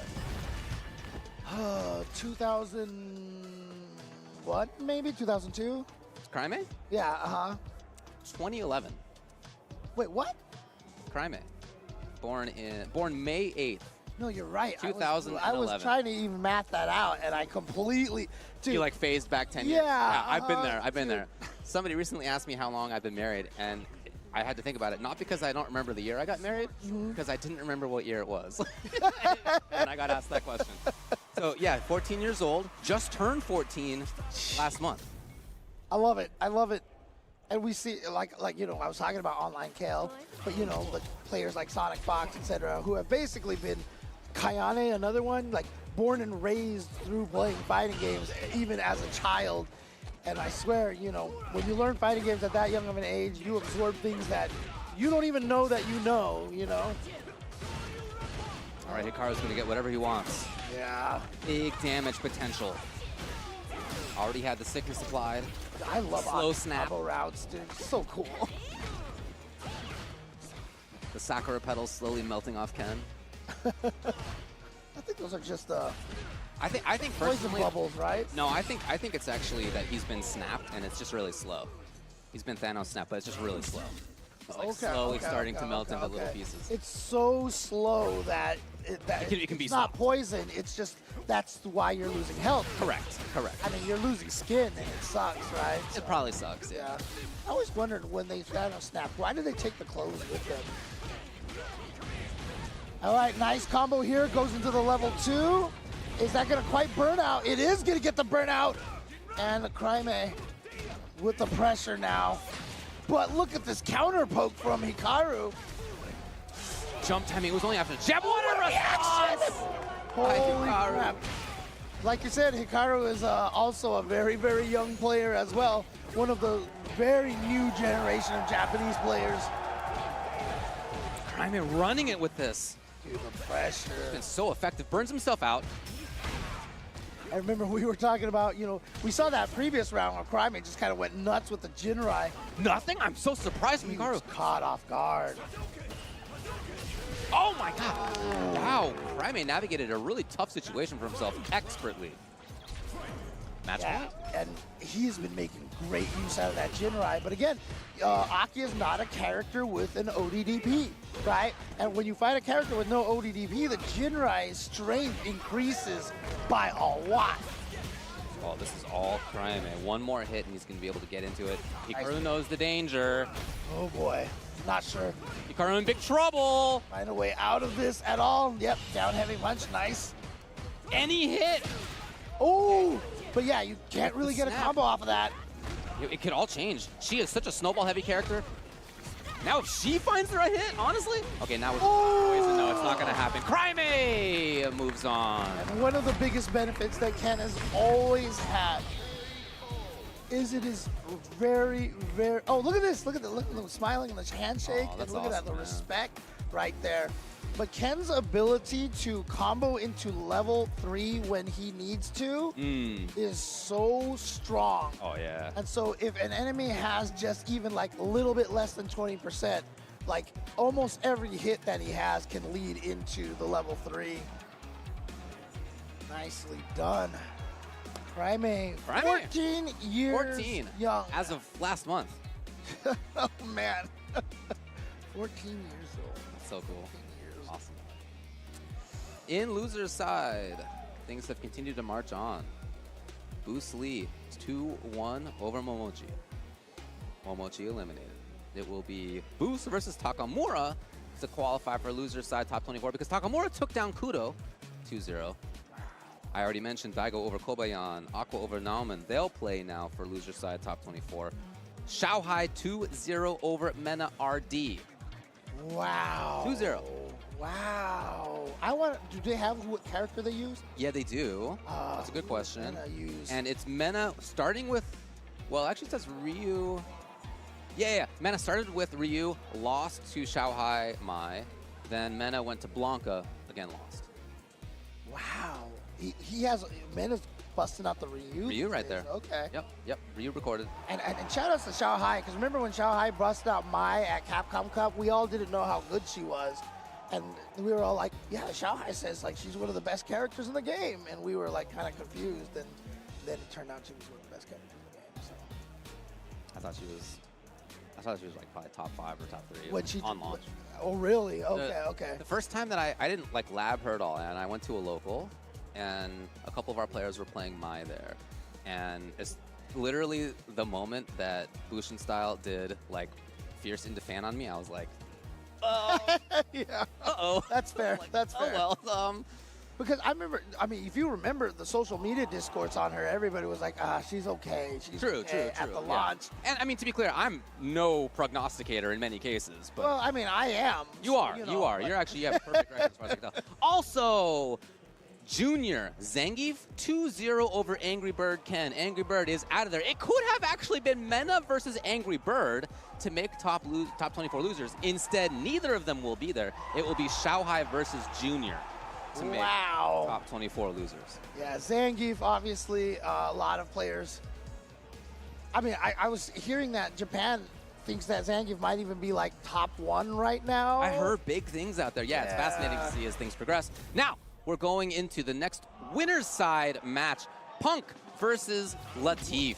Look, Two players with huge histories in Street Fighter and in other games. Huge histories at EVO, making it as far as it gets into grand finals. I was just about to say, if you take away Punk's win last year, both of these players are grand finalists, Yes, right? absolutely right. Latif, of course, losing to Fudo after Daigo's 2-year back-to-back start in Street Fighter 4 from the 09 period. It was Daigo 2 years in a row, Fudo, when we didn't know who Fudo was. Yeah, I mean, we had heard the name, but the face we couldn't recognize yet. He actually signed up as Who, though? Do you remember that? That's right. Who's Hood? And we were like, who's Hood? He's actually more known for, some other fighting games, and, that was his big breakout in Street Fighter. Latif, of course, going with the M. Bison here. Punk did go for the throw, so the level 1 is going to work for Latif. Latif, of course, getting second place with the Viper, and I know he's excited about Season 3. Here comes Punk with the pressure. Tries to bait something out.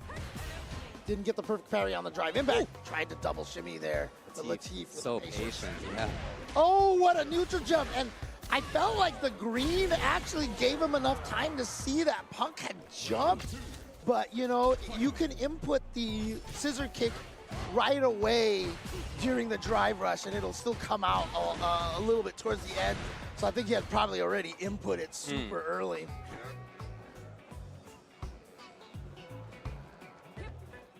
Now some serious neutral here from both of them. Both of them not pressing very many buttons at all. Latif spending a little bar to drive rush in there. He saw that if he did that, he would still be equal in drive gauge with Punk.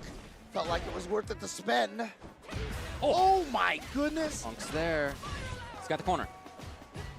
And they really tried to, make sure the crouching kicks and crouching strongs were much more punishable this season on whiff. And this should be a level 3 right here. Yep, there he goes. Punk looking great. Both of them EVO champions. We talked about the Street Fighter 6 for Punk, but of course Latif. We also saw a little bit earlier. Year 2009 EVO champ. Yes. The stand heavy punch and the heavy kick target combo for Cammy into the drill. Not as advantageous as before. Really sad because that change ruined one of my favorite Cammy setups. Latif cornered. Oh man, taking all these fierces, but surprisingly not a lot of drive gauge to drain until he did the drive rush cancel right there. Oh, the anti-throw. Oh, he was a little bit too far. Ooh, getting all these punish counters, but not being able to get anything off of those. Yeah, Capcom has also done a, thing on a lot of the sweeps, so to make sure that on block they are punishable at most ranges by other sweeps. Ow! God, I don't know what it is about Bison standing heavy punch. When you get hit by that, it just looks like it hurts. Yeah, it's really cool. The skunks. Great to see. Hey! Oh, no! What? Yeah? Got a kill. Yeah, absolutely. Oh no! Okay, Punk is gonna go into the level 2. Is this gonna kill? Street Fighter, the animated movie, kills right here. Although she doesn't break her neck in this one, she just goes after the knees. A little bit of a brain fart. You can even see it on Latif's face after it happened. He leaned back in his chair with the wry smile nobody wants to give. If you haven't seen the Japanese version of the animated movie, please do, because when Cammy does that move to the senator, dude, the sound effect is it's brutal. Again with the big whiff punish, and again, it's burned out, dry Latif, stuck in the corner, running out of time, running out of life. It's gonna be one more situation here. All right, well. Oh, what a standing reason. No, hold on. What the heck? Latif looked away. Latif looked at Punk with, again, the wry smile nobody wants to give. And suddenly it was another drive impact for the kill. I'm not even sure why that missed.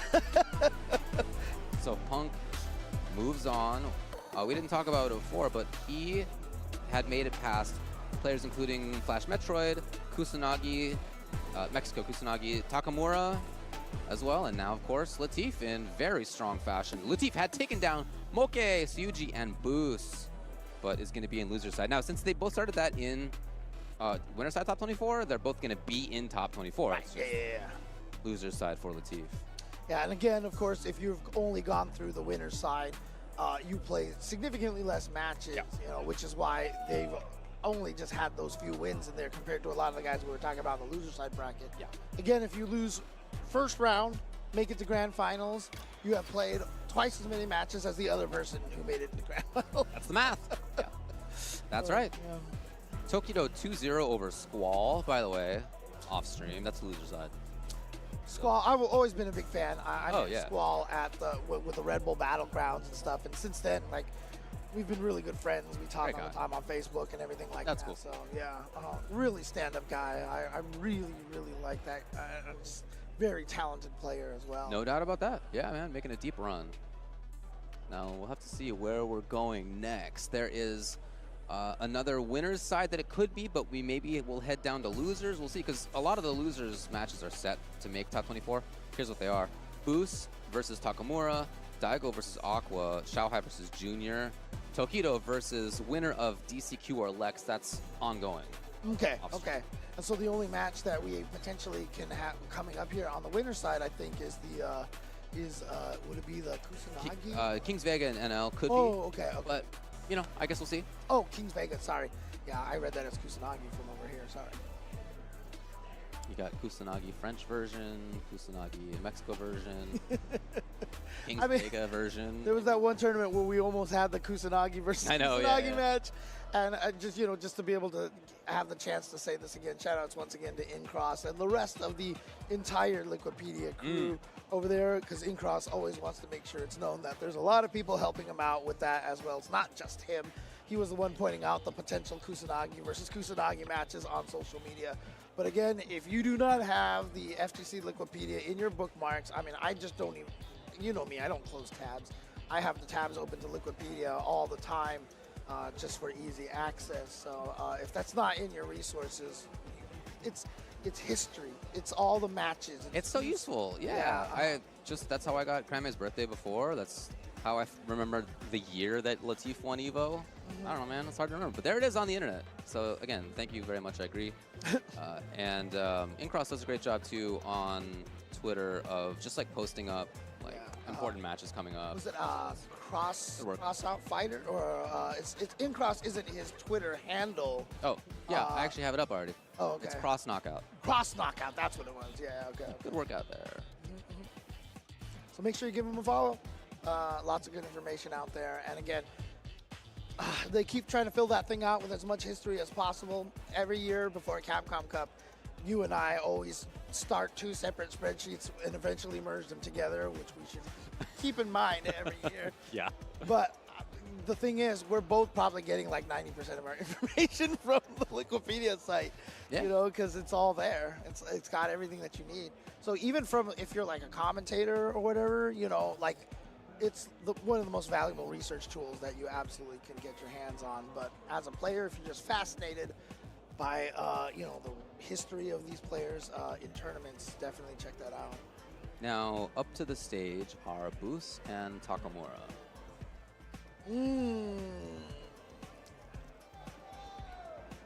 Two super fun players to watch, in my opinion.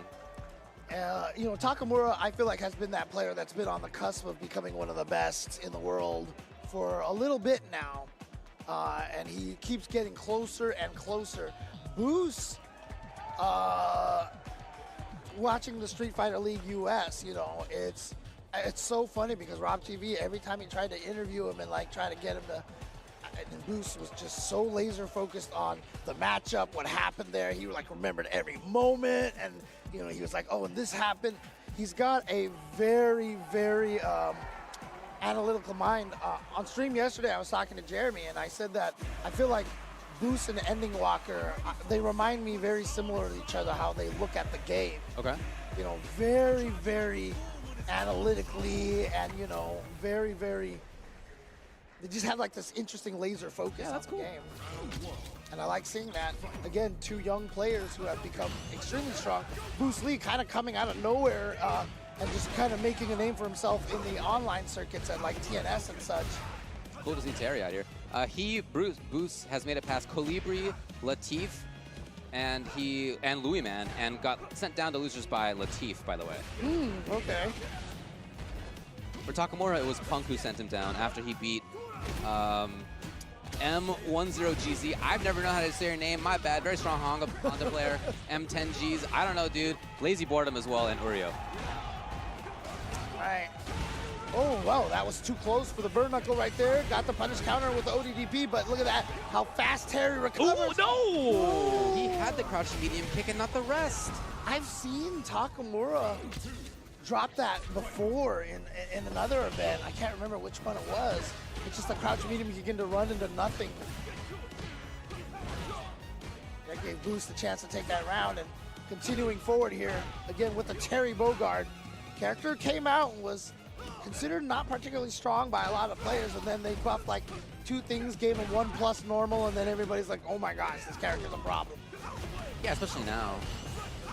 And to be fair, even before he got those buffs, people were like, actually, Terry's actually like kind of like a secret dark horse kind of character. All right. Boost is never afraid. One of the cool things, I mentioned I really like watching both of these guys. One of the reasons is that neither one is ever afraid. And especially Boost. Boost is the dude who will do a meaty Dragon Punch now and then. Dude, he was the one that did drive rush cancel into level 3 to stop Punk from checking him. Right. You know, he Yep. knows that Punk is the best at checking drive rushes, so he just did raw drive rush level 3 and it hit. Yeah. And you know, when you watch it, you're like, this guy's a nut, but it is so calculated. His footsies are killing it, by the way. He whiff punished Roundhouse earlier with drive rush in the button. This time gets the normal on it. Oh, no whip punish there, but does drive rush in there, gets the drive rush jab. Corner pressure, did he press the button? He did. Oh, he's there in time! I love it from Takamura. What a creative use. Here he is. Oh, trade. Oh, he was too far away. Not gonna be enough to kill. That's what I'm talking about! That's what I'm talking about! Boost at match point.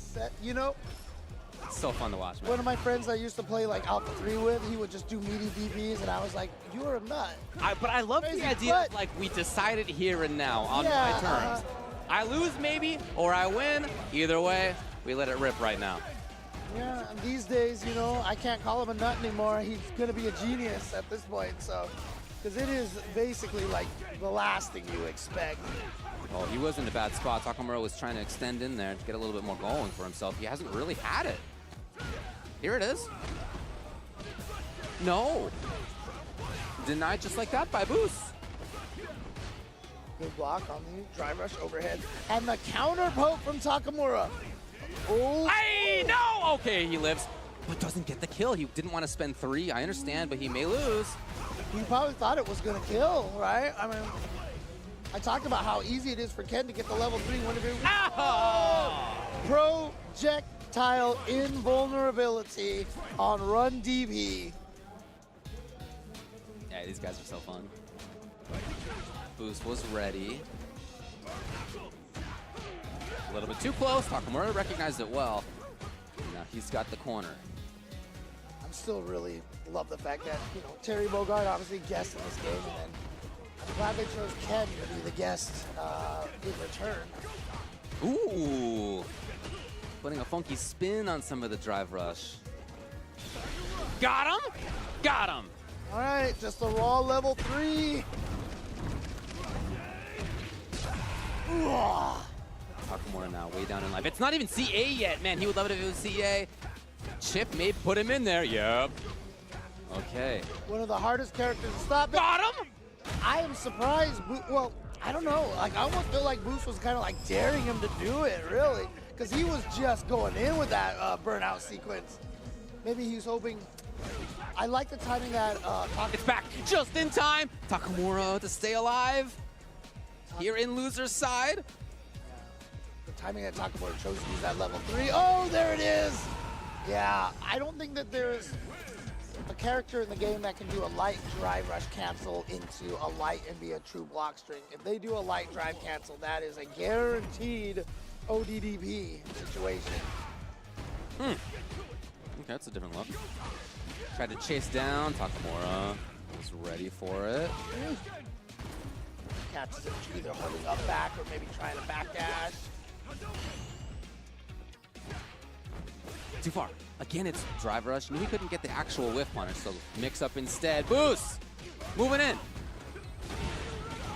Takamura has not been scared either. Oh, that's him. Neither Yeah. one of these guys. Both of these, no fear. This is a no fear matchup here. What a check! And again, level 2, so many ways to get into these supers. It's not gonna kill though. And he is burned out, so. Oh, he's pumping it. Oh boy.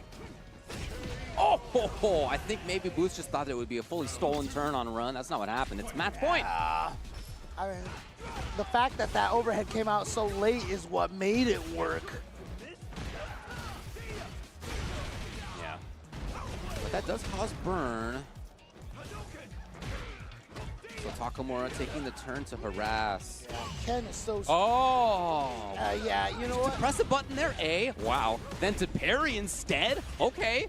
Well, if I'm not mistaken, that's a 0 right there. So, like, you should press a button because you'll trade with their fastest button. Oh, my goodness! Oh, it's so different now, just like that. Got him! Yeah, forcing the movement out of Takamura by putting the projectile on the ground. And now it's match point for both. Yeah, I didn't see what strength of Dragon Lash that was that he did. Much easier to land all 3 hits of that now. Oh, wow. Just go burn knuckle right at you. Chases him down, chases the backdash down with a drive rush. It's on Takamura to make something happen. Boost, the way he's playing now, all of a sudden, is much more neutral focused.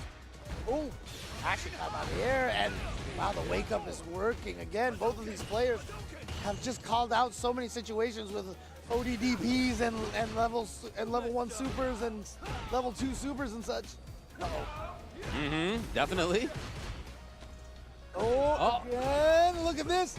No life left. What are you gonna do? Good block on the overhead. He's still pressing. Dude, he is not giving Takamura any room to breathe, and the standing medium kick finds its mark. Boost moves forward into top 24 losers. What a cool match between two players who have super fun, similar styles.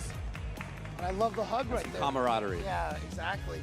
And again, you know, although he has been playing fighting games, certain fighting games before Street Fighter 6, but he just showed up at, I think it was a TNS, and like he beat Knuckle 2 in Grand Finals, and everybody was like, wait, who's this Boost guy? You know? And it was kind of crazy. Yeah, So, very cool. Yeah, very, very strong play from Boost over there, so well done. Again, love seeing the young players here. You know, actually, I'm not even sure how old Boost is, right? So 100 years old. In Winterside, NL beat Kings Vega 2-0. So the players who moved on from Winterside in this pool were not Pedro and NL, Cryme and Punk.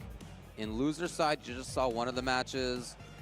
The other matches we have are Daigo versus Aqua and Xiaohai versus Junior and Tokido versus DCQ, who took out Lex.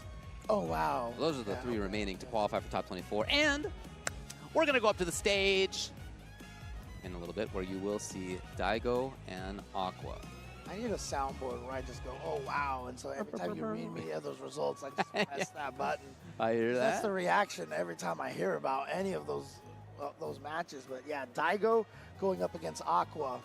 That's right, Aqua is one of the premier Blanca players right now. Always happy to see a hardcore Blanca player out there. Ah, Daigo. Man, never change. Last night, I went to the market to get a sandwich downstairs in the hotel. There's a little market that stays open late. You can get a sandwich. And who did I see walking around, eyes barely open, wearing the sweats, the full sweat outfit? Daigo Umehara. Walking around in between the aisles, like, just no idea what was going on. I have It was so always great, dude. said that it is not like, especially like at EVO, like it's not an EVO. We could say that not a CEO, not a combo breaker, unless you see Daigo walking around looking lost. Looking lost, always. The first time I ever saw Daigo in person was EVO 2004. My friends and I were walking down the hallway, and there was a guy asleep on like an ottoman, like a futon or something. One of my friends was like, "Hey, you know that's Daigo." I was like, "Wow, that's weird." I mean, That's been happening the entire time. the first year he came out to EVO in Cal Poly Pomona, you know, there's the famous picture of him sleeping on the table. Yep, the whole time. Oh wow! Classic. Starts with a crouching medium kick right away into the drive rush cancel. And here we go, Aqua with a great start into the corner pressure. And now with the OD up balls, just to be able to catch Daigo. So Daigo returns the favor right there. Yeah, I love Daigo's focus. He's really redoubled his efforts on focusing at actually being one of the best. Obviously, he has the ability.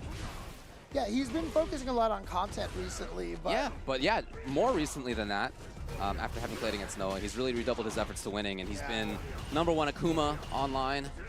Oh, and what a comeback even in this round. So his path to getting here, he lost to Cryme, we mentioned that before, but he beat El Chicote and Angry Bird and Kobayan. Wow, okay.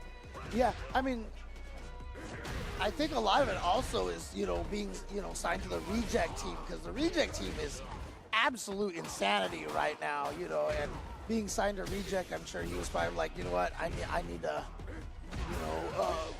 live up to being part of this team here. That team is full of killers. Well, he can do it. Oh, a little stolen turn on the side switch. Maybe activate into level 2? No, man, he is so cautious.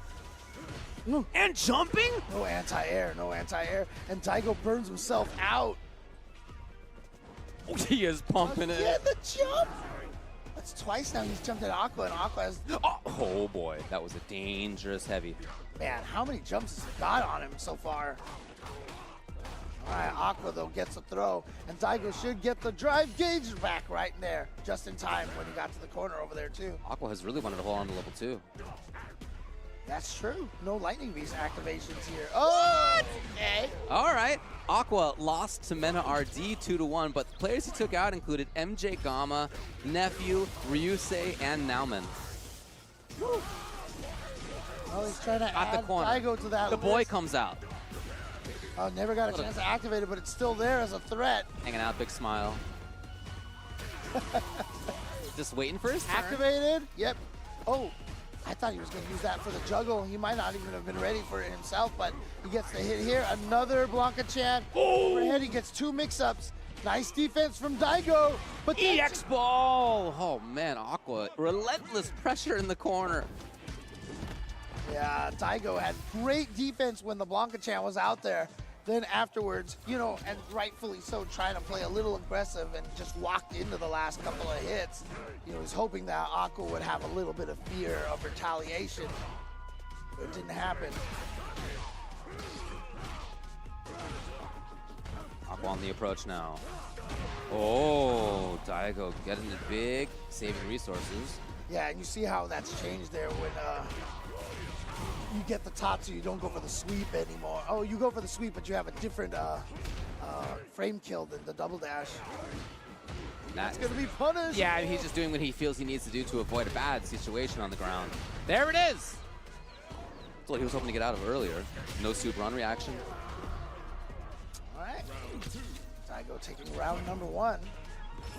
Yeah, you mentioned this was loser side, so yeah, the loser of this does go home. Oh God, there's that crouching fierce again. Daigo's just kind of walked into that a couple of times.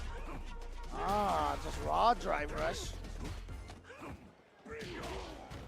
Fortunate Daigo didn't try to cancel that into a move when he hit Aqua out of the air.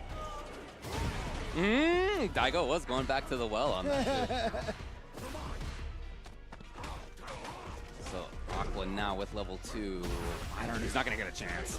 It's Daigo tying it up 1-1. Yeah, I'm really curious right now, like, if we have somebody with the patience to be able to go through, like, events from last year, major events, and count the number of perfect parries back then compared to now, if it has been a significant decrease or not. It sure feels like it, right? Oh, yeah. Because before you could just walk forward and then just press the buttons as soon as you see them twitch. Doesn't quite work as well. Although, I will say that is going to be one of the big advantages for leverless players, because I feel like that they could actually get the perfect parries a little bit quicker while walking forward. That makes sense. Oh, yeah. Classic frame trap right there from Blanca. Drive rush, back medium into back medium, kick. A little bit too far. Aqua's done a good job in foot season baiting stuff out. Here it is. Daigo's gotten so many free jump-ins. I think that time Daigo was like, there's no way he would just let me jump in raw this time. And so he did the dive kick to avoid the anti-air, but... Oh, he was... Man, what a read. Daigo out of there, taking the hit effectively to avoid the bad situation. Oh, there's a perfect parry. And despite all the scaling, that is still going to be an easy kill for Aqua. He is at match point with the Blanca. Daigo looks like he may be trying to be more active, but level 2 finally out. Only seen it once so far. Oh, Amazon River. Oh boy. And we all know how much... health Akuma in trouble. Yeah, we all know how this character melts. That's burnout even, and immediately into the DI. Aqua, plenty of bar, plenty of resources, moving on into top 24 losers side. Daigo out of there. So, you know, 3 of the main players from Team Reject, Daigo, Fudo, 2 of them out, but Tokido still staying alive here right now. But this is the same round. He's got to fight DCQ and to stay alive. And it looks like it's happening. Oh, really? Oh, yeah, you're right. It looks like a DCQ is up 1-0 over Tokido right now. So That's what it says on Start GG. Yeah, we'll see how that goes. I'm sorry. I mean, oh, wow. Get your soundboard right. Yeah, exactly. I'm going to have to pull the, was it Owen Wilson? You know, wow. You think people still get that? You think most people, you know. In the computer? No way. In the computer, not in the meat space then, right? In the computer? In the computer. All right, well, all right. we're going to have to leave it at that, folks. We have a bunch of stuff going on outside of just CEO. Yeah, of course. And, you know, as I mentioned, there's a lot of different ways to qualify for the Capcom Cup. And as you can see, registration is open for the World Warriors. These are events that take place across a couple of weeks, a few weeks, in fact. The past few years, it's always been 5 weeks. And the top players there basically play a finals afterwards. Some super regions just had people qualify immediately. I'm not sure exactly what the rules we have this year are, but you can find out what they are at capcom.us/WW25. So make sure you go and check that out. And like I said, it's free to enter. Really consider participating in these in your region, and not necessarily like obviously a lot of people are like, I'm not good enough to win these things. That's not what you're trying to do. Come on. You're just trying to gain the experience. You're trying to make friends, and you're trying to get you know, have a great time. Come on. Play at home. Great time. Come on. Come on. And as a reminder, this is what's going on with the prize pool situation for the World Warriors. Again, Capcom putting in $2K for first place, $1,500 for second, $1,000 for third, and so on down the line. You love that kind of support. Great to see. Absolutely. And you know what I also like to see as well? You know, when you have really cool FGC related clothing, but it's not obvious necessarily that it's FGC related clothing. Very nice, clean designs and such. In fact, you can see a lot of those here. You know, the Buckler Boot Camp jersey there. Dude, that's, again, Mattis Mao, shout outs to her. Yeah, she did the art on this. Nadeshko Mika shirt is so good. The art, because if you're used to you know, the style of art that she does, this is actually a little bit of a departure from what she does, but I love the way it turned out. I mean, there's a reason it sold out so fast. It did, yeah. It was basically gone on day 1.5. Yeah. So we'll try to do some more of that stuff. Terry working at the booth was like, yeah, because it's also online. Literally after he told me that, when we got back to the hotel room, I tried to buy it online and it was sold out. Well, all right. So see if we can get restock. But yeah, Cherry Blossom. the idea with Tenno is that if you want to rep your fandom of Street Fighter or fighting games in general by blaring it to the world, great. A lot of us do the same thing. Cherry Blossom Ryu, that's Ryu right there. Like there he is. If you Super Street Fighter 2 Turbo add art for the Cherry Blossom Turbo on the bottom left, very clear. But yeah, if you want to be like, people who know will be like, that's a sick shirt. Yeah. And people who don't will be like, cool design. Then things like the Akuma Heaven or the Metro City home jersey, lots of other stuff that Tenno has as well. That's the idea there, is that we try to give FGC fans ways to show themselves to other FGC fans, all stuff made by FGC designers. Yeah. Once we get back to the camera on us, I mean, you're literally wearing one of those. I sure am, man. Examples of that right now. But before we get there, also want to give a shout outs to Turtle Beach here. And Turtle Beach has been supporting the FGC for a very, very long time. And, you know, honestly, shout outs to Sherry, because she was like one of the main representatives way back in the Street Fighter 4 days, and really, you know, got a lot of people aware of the Turtle Beach brand. And as you can see here, the beautiful thing about what Turtle Beach is doing is that they have a good price point for whatever your budget happens to be. You can see right here, we've got the Stealth 500, 600, 700, and the Stealth Pro. So again, really, really cool headsets over here. Jeremy said that he has been using he used the same Turtle Beach headset for 10 years. Awesome. And the wireless, you know, the fact that they're all wireless, it's awesome. It's awesome. And here we see right here, one of the Stealth 700s. Again, just really, really nice. Comfortable for bald people. Important yes, note. Comfortable for glasses wearers, also important for both of us. Okay. 80-hour battery life. And you know, it's got one of those cool things. So they've got the microphone here, and it's you know, flipped to mute. So just like you just mute the microphones, which is actually really nice. You know, when you're playing games at home, playing Fortnite with your friends, and then like your mom walks in, and you're just like, oh, you know, can't yell at my mom. You know, mom, go away. You know, kind of things like that. So Remember like 3 months ago when you were like, what's push to talk? I do. I do. Yeah, hey, in case you think that this is just like a nice button-up shirt with a cool little designs, these are actually Akumas in Raging Demon from Street Fighter. Oh, I don't think I noticed that. Yep, look at those. Turn Look at around, those turn little around. guys. Yeah, little Akuma thing on the back there. Anyway, that's Tenno. I've just got a British flag on my back. So. We are going to take... Oh, you actually do. There it is. By the way, Tokido over DCQ, 2-1. Junior and Xiaohai is ongoing. At the moment, Junior's up 1-0. That's the state of things in top 24. Let me briefly go over before we take the old breaky about what's going to go on. Blaz versus Lashar, Zhen versus Ending Walker, Not Pedro versus NL, Crime versus Punk. Blaz versus Lashar is going to be a Capcom Cup rematch, if I'm not mistaken. That's very cool. Yeah. Loser side, Latif versus Ryukichi, Hikaru versus Sahara, Kings Vega versus Chris Wong, Kills You versus Kaba, Sen, and Tokido.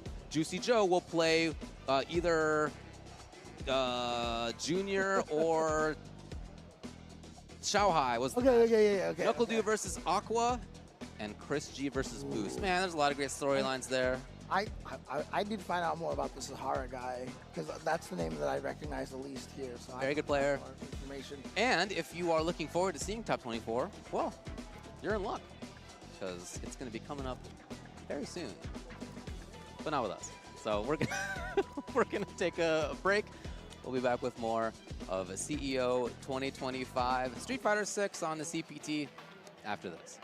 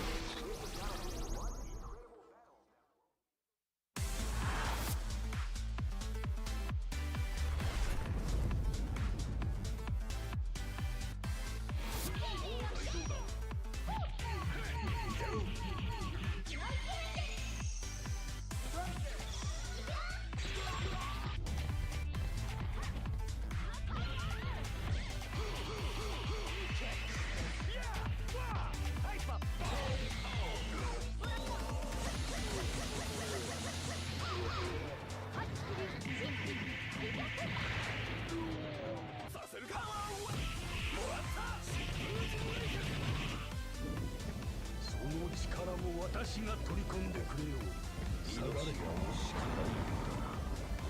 is gonna be a match to remember. Fight!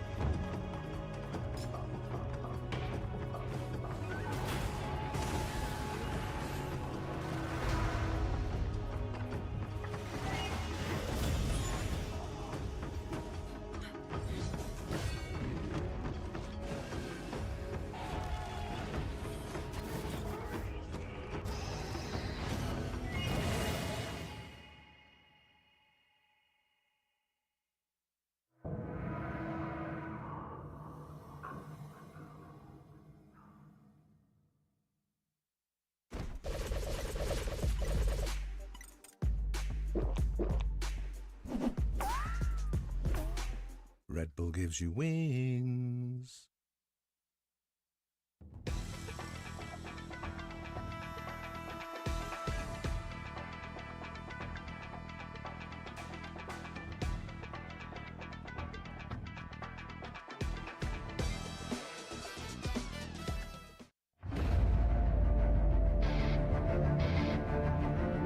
The anticipation that we all been waiting for. And our Cream City Convergence champion. And he gets He gets the freaking cream. What a long road that was ahead of him. Welcome to the Capcom Cup. And there it is. Punk gets his retribution. Wake up, OD! Dragon Punch and Kusanagi. The trophy, along with a ticket to Capcom Cup, and Shuto now books his place to Capcom Cup. No one apology.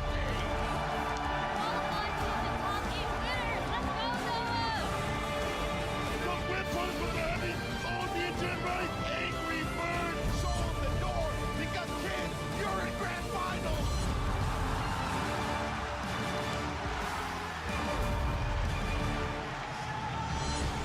Who would have thought? The call to action is now for the top 24 here at CEO 2025. My name is Vicious, here with my man St. Cola to deliver all the action as you would expect to bring it into the prestigious top 8. Yes, sir. Yes, sir. Now, I'm going to go down a list just real quick in terms of what has occurred maybe on and off stream. Real quick. So it's going. Aqua took down Nauman. Daigo beat Kobion. Ryukichi beat Akira. Sahara beat Dual Kevin. Not Pedro beat PCQ. Momochi also beat Killsyu, as y'all saw on stream, or maybe you didn't if you missed it. Boost took down Takamura, as well as Momochi, with a very clutch back throw against a drive impact. Aqua beat Daigo with Blanca. When Tokido took out DCQ out of the tournament. That's just a portion of what has occurred, considering the pedigree out here you see. It has been absolutely insane through and through, on the stream and off the stream, and it comes down to this top 24 as we get closer and closer to that finale. I'm glad you mentioned that too, because taking a look at the bracket, just in case you guys hadn't followed along, easy thing to do, CEO 2025, Street Fighter 6, over on Google, check it out on StartGG. Best way to follow, it's gonna be Pool MNX1 to start things off over in the Winners Corner Finals. Obviously, we have Blaz versus Lashar. I will never mess that up again. Sorry. Blaz versus Lashar. Dude, the last time they faced off against each other, Blaz absolutely dominated that edge from the side of Lashar. Maybe that's why Lashar has been going through with the Mai these last couple of events in preparation for the run back just in case. But again, if you hadn't seen it over at the Capcom Cup Finals, it was a 3-0 wash from Blaz.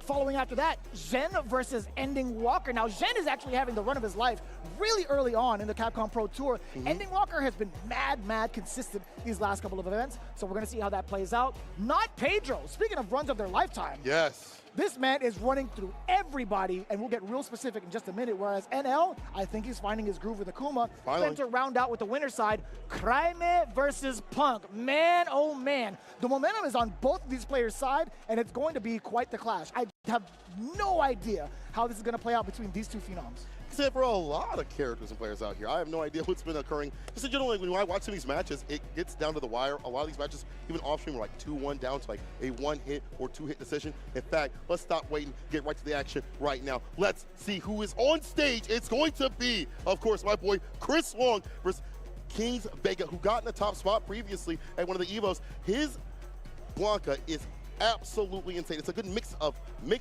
and also great neutral. Overall, it's hard to know what he wants to do up in the neutral. But however, Chris Wong, back to him, he's been able to find his way with the Luke. I know he's had issues prior to the patch, even with the character having switching over to Mai sometimes, but sometimes with like Akuma, but now he's solidified on the Luke. Yeah, he's actually had a little bit of a gripe going into one portion of his pools where he had to face off against Juicy Joe on stream. Unfortunately enough, I had the chance to kind of talk to him at the wrong time. He actually met up with me like right outside the ballroom, and he's like, man, JP's hard, bro. Like in English straight up, he's like, JP is hard, bro. He gave me the bro after that, and I knew. I'm like, yo, Chris, I understand, man. Yeah. Like, talk to me about it. He's like, I have to find a new strategy. But Kings Vega, however, him bring himself into this position, he fell short to NL, but he had to eliminate, he had to put Junior into losers a little bit earlier than that, but he's also had quite an impressive run. But going into it, Blanca versus Luke, a tale as old as time. Yeah, we've seen it quite, but I think with the patch notes, it definitely helps out for Blanca with a heavy kick to catch that crouching kick, trying to low profile. It's a big button that will be displayed by this character right now. It's all throw Loop City, eat them up. Even the body splash, right? That body splash has done a great job of nullifying a lot of the mediums that Luke's wanted to throw out. But we're not even going to see that. Just one wrong slip-up, and Kings Vega just runs amok with this character. Chris Wong had been absolutely trapped in that corner with a plethora of different looks between the strike and throw game. He's using that crouch fierce too as well. A lot better of a button this season. The track's a little bit faster. Better of a poke, gets the knockdown back up in the corner with it. It's like whip punisher, gets the heavy kick, ready with it, steady with it, light knuckle, heavy knuckle ender, dash up, crouch kick, the hit confirm, and backs off looking for a reversal. We'll take that. Even after a plus situation, Chris Wong had the presence of mind to back off just a little bit. What's the control like? Not even going to exist. Kings Vega immediately Blanca ball out of the corner, resetting the situation back within mid-screen, checking the lows yet again, but no big conversion. Chris Wong now trading back-to-back normals. These guys are swinging. Oh, should have committed to a little bit more damage. However, he's in that range to slide if he needs to. Finds a stand, beat him OD, a level 2. You know what's coming through. Lightning Beast, trying to feast on the L and the drive gauge a little bit. Mixed time too as well. Sets up for the block of chain to land the throw right after. Oh man, it is a lockdown. Jail no bail. Drive rush button. Finds the confirm with OD had more if need be. King Vega. Pardon me, Kings Vega. There's multiple kings right there. Honestly, he's got to be King's Blanca at this Oh, point. King's Blanca. Yeah, He's got to be King's There's no Blanca. Blanca. There's no Bison here. Can't be that kind of Vega, bro. It's got to be the Blanca. I agree. Change the name. Yeah. Really interesting, really intricate setups that King's Vega has had with his Lightning Beast and his decisions as to when to do it, right? He's also set up Lil Fella pretty good, right? Yeah. Blanca-chan has been doing a great job of keeping the mix alive on hit or block. Actually, let's talk about block for a second. It's so difficult to discern whether or not you actually have an opening just because of the fact that Little Fella is active. Yes. Also, like the fact that he starts off like OD ball to initiate, to start with the pressure, or some sort of drive rush conversion just like this. He gets aggressive to get him up in the corner and get that lead. Put the pedal to the metal, pressure on them. Perfect parry. The trade. Oh, ball slide. No! It works out. It's the overhead right after. Beautiful. I mean, the last couple of drive rushes, King Vega went low on the approach with a drive rush, so I understand Chris Wong hugging down back for a second, but now it's going to be all Luke with the offense. That roundhouse going to get nullified by the OD up ball. Little fella out on the screen. Let me see that electricity light him up. No chance, actually. Chris Wong now getting the forward throw.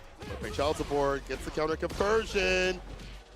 Spin bar here. No, just a DP. One more hit. Drive reversal backs him up a bit. We electrify him. Try to back up maybe to do so, but wasn't able to do it in time. It's tough. Yeah. Oh, that throw is going to get smoked. Level 1 coming in clutch for Chris Wong. A little bit of eagerness to kind of activate Little Fella, right? Blanca-chan, I don't think was going to do, I think, any more pressure than you already had whilst Chris Wong was in burnout, but King's Vega, he made that a priority, and he let that round slip away. Doing that, manage it properly. The back dash does catch the counter combo. Not the proper one. Will reset with the lights right after. Off the backboard again. Back to mid-screen. Chaser for the Oki. Meaty crouching, medium punch. Vega holds tight. No bite on the shimmy though with the throw. Oh no. What a time to call out the normal. The punish counter coming in for the Lightning Beast activation. Best believe Little Fella is Little coming homie. in. Little homie. Reversal jabs. The timing has been immaculate. Hits it with a super. And look, watch this. The corner carry in the backpack. Take him to the corner. Closer and closer. That full screen with the fireballs, even better. Hit the OD fireball. He confirm that. We confirm right there off the crouching medium punch. So from Vega, we'll at least get the throw. Beat on the ODDP, spins the rest of the bar. Drive rush You overhead. are a god for making that read. I got a little bit nervous after he did the rest of that OD uppercut finisher. I thought to myself, how are you going to approach with such little drive gauge left? He put it all on the line. That is mad risky, but he had 100% faith that the overhead was going to connect against King's Vega, and man, what a bet. Turns out the game to game right now. All comes down to this to move on in the bracket. No to be loose. That's a punish. Could have been more. It could have been more. What are we doing? I don't know if that was a slip up from the side of Chris Wong or giving him the benefit of the doubt. Maybe he was trying to egg on King's Vega to go for an OD up ball. Perhaps, right? But either way you spin it, it's now King's Vega's turn. Take that trade, get the OD right after, of course, with the up ball. Level 1.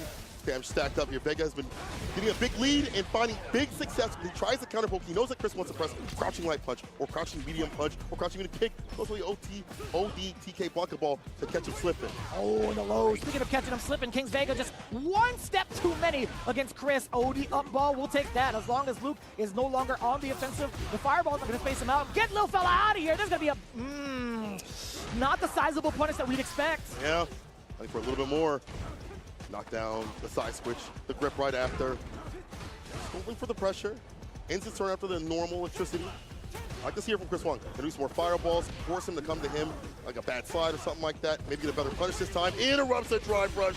Yes, that's right. Goad him in to get your win off the backboard. In burnout, but not out of options. Got that level 3 or level 2 of DP, honestly. It'd be kind of difficult, though. If King's Vega gets a solid knockdown or a solid string that goes into Lightning Beast, just like this, it could be lights out, considering Chris Wong is in burnout. Will Chris Wong bet it all on a wake-up super? Walks up the drive reversal, takes back his turn on the -2. The charge up, hits the level 3, a CA, butt on the ground. Oh yeah, open up, daddy's home. Chris evens it out. That was traumatizing. Yeah, it was. The delivery, that the daddy's home was like, excuse me? It's Father's Day. Oh yeah, happy Father's Day, everybody. Yeah. Right on. Pops, if you're watching, I love you. All right, so Chris Wong now trying to be back on the offensive. That neutral jump, just trying to reset for King's Vega. Not gonna pay off. Chris Wong still back on it. OD uppercut, getting a traditional route. Punish, counter throw. Sit him in place, whip on the grab. Very rare from Chris Wong. It's like up in the corner. It will be a reversal button. It will be a reversal ODTP with the bust out. baits out his own easy bait of it, and Chris Wong eats up his chances of moving on. It's Chris Wong moving on over Kings Vega. Wow. A lot of bit of a scramble, you know. That's a sense I shouldn't probably structure it that way. But it was a bit of a scramble, I think, for Chris Wong. There were a couple of opportunities where he could have bigger damage punishes. But luckily enough, man, he's still able to scrap it all together, especially with the way that Luke operates, right? Still getting some of these big single hit confirms. Like crouching medium punch on a punish counter, it allows you to get standing fierce, sending heavy punch into like a charged knuckle now. So that alone could have been like a really big game changer earlier on against Kings Vega. But I do like the tenacity from the side of Kings Vega, right? Starting to try, or at least trying to find ways to get himself out of the corner rather than trying to find ways to counter hit. But towards the end, he did get a little bit antsy, right? Yeah, especially in the corner. That's the first time we actually seen him kind of panic. I think Chris Wong sensed that at a good time, honestly, because if not, he would have slipped away. In the reverse, I feel like Chris Wong's defense in the corner got better and better. We saw him delay his buttons a little bit more. When those got clipped and hit, he'd go for ODDP instead. He'd maybe not go for anything, just block it out. Those led to not getting blown up into like level 2 or bar build up for Kings Vega, and that's the reason why he's moving on. It's good to see him with that character. I think Luke can still present a lot of stability. Whether he's strong or weak doesn't matter to me. In tournament, I think he's a very stable character, has all the tools necessary to take a W over most characters in the game. So with that being said, Chris finding his way is a good thing to see. We got Tokido coming up on Oh, the stage, brother. God. It's like Evo championship. No, It's like you saw a celebrity, like, oh, God. Oh, man, can I get an autograph? Hey. Honestly, before the set happens, he probably would. He's a nice guy. Probably make some Sweetheart. content, like, you know, Probably. YouTube video. Oh, but it's going to be Tokido versus Sien. Yeah, Evo champions going at it, brother. Oh, man. Not even top 8. Not even top 8. This is hard. My heart is torn, honestly. Yeah? We're fans of both, right? Of course. There's definitely an affinity towards like both of these individuals because of how, dude, their work ethic is insane, and they perform really, really well throughout like the years of multitude of different games. Man. Yeah. An Evo champion in their own right, it's a good accolade, if you ask me. Very much so. And being at CPT continuously, both these cats, seeing them shine over and over again with their characters, and it's great to see Shin sticking with DJ. I feel like that character's always been strong. In the reverse, it's great to see Tokido not immediately switching over. I had a conversation with him about that. Yeah. And he was like, I might test out Ryu, might test out Akuma, but it's probably going to be Ken for him even after this tournament's over. How interesting. Did he say why at all? Did you actually have a chance to ask? Nah, I didn't get the chance to go further. I will ask him over when this is over, of course. But I feel like watching him play, it's still the same structure with the character. Obviously, some things got nerfed with Ken, but his corner carry retains the same sort of effect. Any hit towards the corner leads to death with the mixes. I feel like the throw pressure did get nerfed in some ways. They're one-frame links now. They are. I don't mean to say links, but you know what I'm saying. But at the same time, you can do other things. Somebody fireball, stand fierce, crouching medium kick, walk up button, delay button, things like that are still very prevalent and strong in the corner. I think that's much more of a, I think that's much less of a threat in regards to like what he can do up close, right? I'd much rather take like a further normal rather than up close throw strike pressure. Oh, continuously. Yeah. Right, because you're already eliminating that option. It's like, all right, well, he can't really overhead me proper unless he runs, and that's going to be a considerable startup, right? Yeah, if he hits me with a low medium kick, okay, well, it's going to be possibly my turn unless he misplaces it. Then it's going to be a punish full on with a jab, right? Right. Jab. So I think Tokido, more often than not, would go for like the strike throw game. I don't think it's going to be like that difficult for him to kind of establish the throw loops because it still exists. Let's not downplay it. It's going to be very much so a threat, regardless of how you spin it. It may be harder, but so long as it still exists, it will be a threat. Now, looking at the current results, Sien, how did he get here? Well, fact of the matter is he fell a little bit short against Ending Walker 1-2, but on his way over, he took out Shine, he took out Nemo, he took out Mystic Smash. A really, really good resume going into it. But Tokido on the other side, he actually fell short to Kills You. We saw him with that drastic and dramatic DI in the corner that he wasn't ready for. And that's how we see him here. That's why we see him both here on the loser side. Sien versus Tokido, game 1. Jinwai still strong, doesn't eliminate as much drive gauge, but still does definitely a chunk. The perfect parry is there, calls out the extra button. Enhanced Tatsu, yes sir. Straight up Oki, and corner carry, doesn't commit to the button right afterwards for the throw, and unfortunately, we have back throw here. Shin puts him in the corner. Ooh, that was max distance, and it was a counter hit. Tokido busting his way out of the corner, back throw, The double weak. I don't know how he makes these sound effects, but I do know the splat is now here for the side of Tokido. Not going to spend the level 1, but in threat within that throw, and I like that tech from Sien. Backing Tokido off. A little dry on the gauge. Actually, no, just getting himself right back to green. Got the funky slicer. Hold on. That back throw did not happen. Careful the OD fireballs presented. No jump just yet. Still in the proper range to do so if he wants to. The fake out hits the brakes. One more hit will be it. If DIP wants to, will take that trade any day that we can get the help for that transaction. Really smart choice. Just walking up, no fear of the fireball, extending your hitbox like that with standing jab. We'll take that trade any day, especially if it's just one touch. OD uppercut, the block on the overhead for the side of Cien. The exchange has been really heavy-handed from both ends. Punching the fireball, looking for that sway play. Every so often get a punish counter. Even a counter would be nice. Reversal jab to stop the drive rush. No whip punish. Does land the low. And Ansatsu, yes sir. Barbarian at the bottom. On level 3. That's a reversal rip. First time we've seen it from Cien so far this set. It felt like a delay, but it did say reversal. It's a good call. Oh. That's gonna be a punish. It's way too close, right? I say like against him. I should pick hurtbox or hitbox, excuse me. Oh, we are dumping other damage. We're going for level 3 immediately. Whenever I see Crouch Fierce in there and Stand Fierce in there, we definitely see the super coming through. I don't think it's a kill. There's a lot of scaling involved, but I could be drastically wrong. Okay, all right. We got one on the board. We got one on the board. Oh, he's really trying to get it. That's fine. Cien nice and easy with the walk-up medium kick. Low risk, pretty decent reward getting him that round. Yeah, but having this been level 3 and not the third round, in the second round, kind of a deficit for the character, especially on defense. If it happens that the drive gauge is depleted and deleted, gotta be careful if you're Cien here. For the corner, trying to find a reversal crouch fierce. Oh, that's a trade. That was so much better for Tokido, though. We get the first throw. And then knocking on the door. Open up. See, the lights are on. The lights might be out real soon here. There's a lot of lights coming in from Tokido, I'll tell you what. Yeah. One hit from the level 3 will be the victory. Probably gonna land it. Oh, I thought he was gonna commit to the fault right after. He'll just find the Stand Fierce, the fifth base. You can't leave this corner space. That is so much dominance from Tokido. All off of one corner carry, a set of throws, just a couple of lights peppered in. Tokido, just maximum control over Cien. He's always really been like that. He's really much of a player-to-player sort of player. In terms of disseminating what you want to do, taking away your resources, your space that you like to control, where you like to be at optimally, holding tight with that Stand Fierce, dissuading any sort of drive rush with the jabs and things like that, and you switch to the Kim. In pools, he played this character. I forgot who he fought, but he did use this character to move on in pools. But I feel like on paper, the switch up ain't so good for the character. You try to do the elbow drop, the range on that DP will knock her out the skies. I don't know, man. I do like the medium presence. Damn, OD into the overhead from the run immediately from Cien. This is the momentum that every Kim player needs. Dropping down the double paint can, excuse me. Fierce up, kids. Bam, son. The drop, heavy kick, the flip out, but still waits and deliberates to get the button right after. Great timing from Cien. You know what? I like this matchup. Never mind. Cien, you got it, bro. That's why you up there. You're right. You're absolutely right. We talked about one aspect of Kim's gameplay, but her ground game is phenomenal.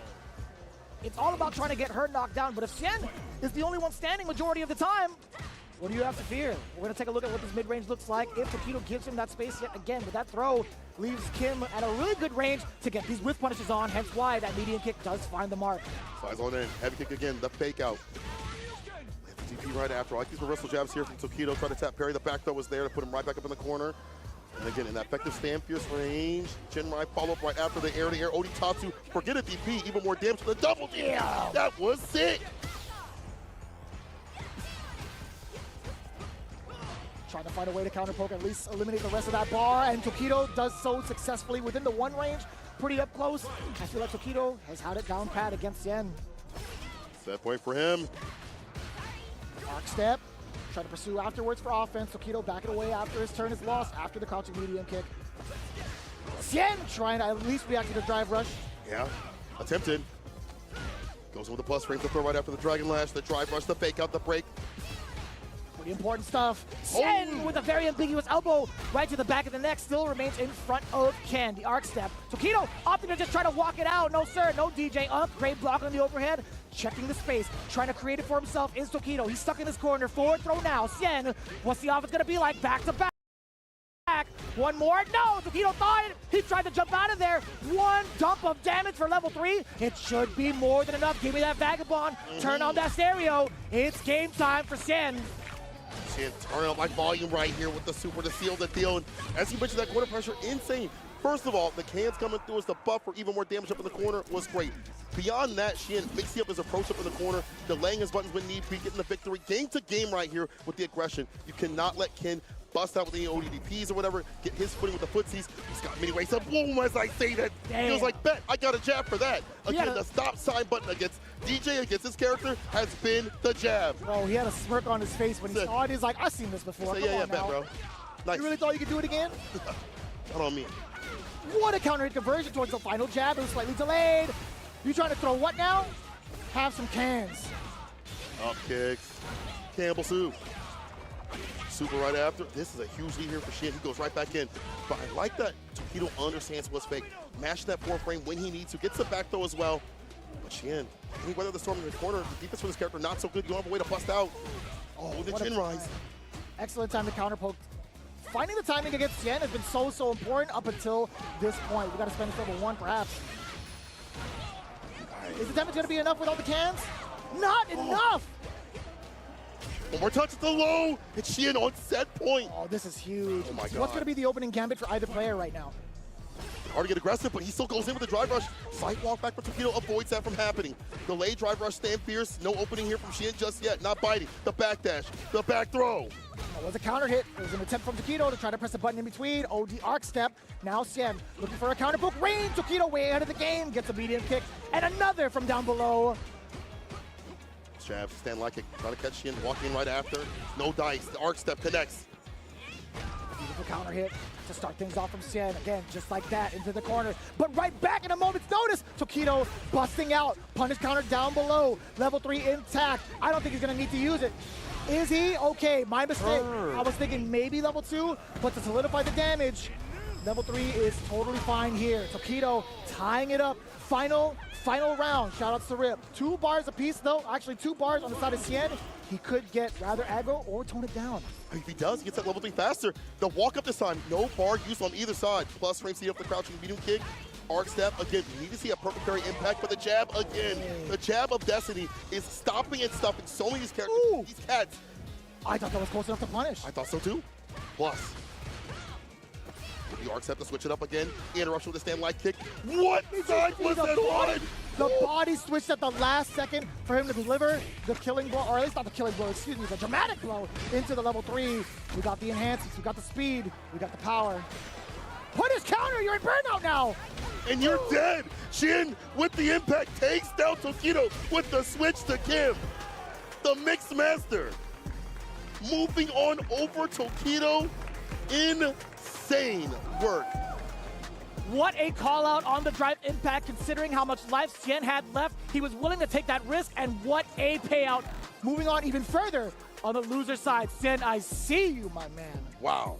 The fact that he was willing to take risks multiple times, we saw a lot of stagger steps and things like that, the arc steps, which could be perfect parry into impact, just a variance of what he's coming through. And as he got checked and challenged with the jabs every so often, he was like, I'm still going to come through. Yeah. I'm not going to be weak on my pressure, scared, have that timidity at all. He just kept going in to get his win, and I like that activity that he has. It's the same things that he has with the DJ. We see it with the Kim implemented with that character. I like that switch up, bro. I like that observation that you made, too. I think a lot of the damage had been done off of the arc step, right? Not in terms of actually successfully hitting, but also the fact that Tokido actually never got a perfect parry on the arc step. If I'm not mistaken, right, chat could correct me on this, but I don't recall seeing a lot of perfect parries attempted towards the arc step, right? We've seen cats like Nemo do that a couple of times, even on stream. We've seen a lot of the Japanese players practice that on stream specifically, right?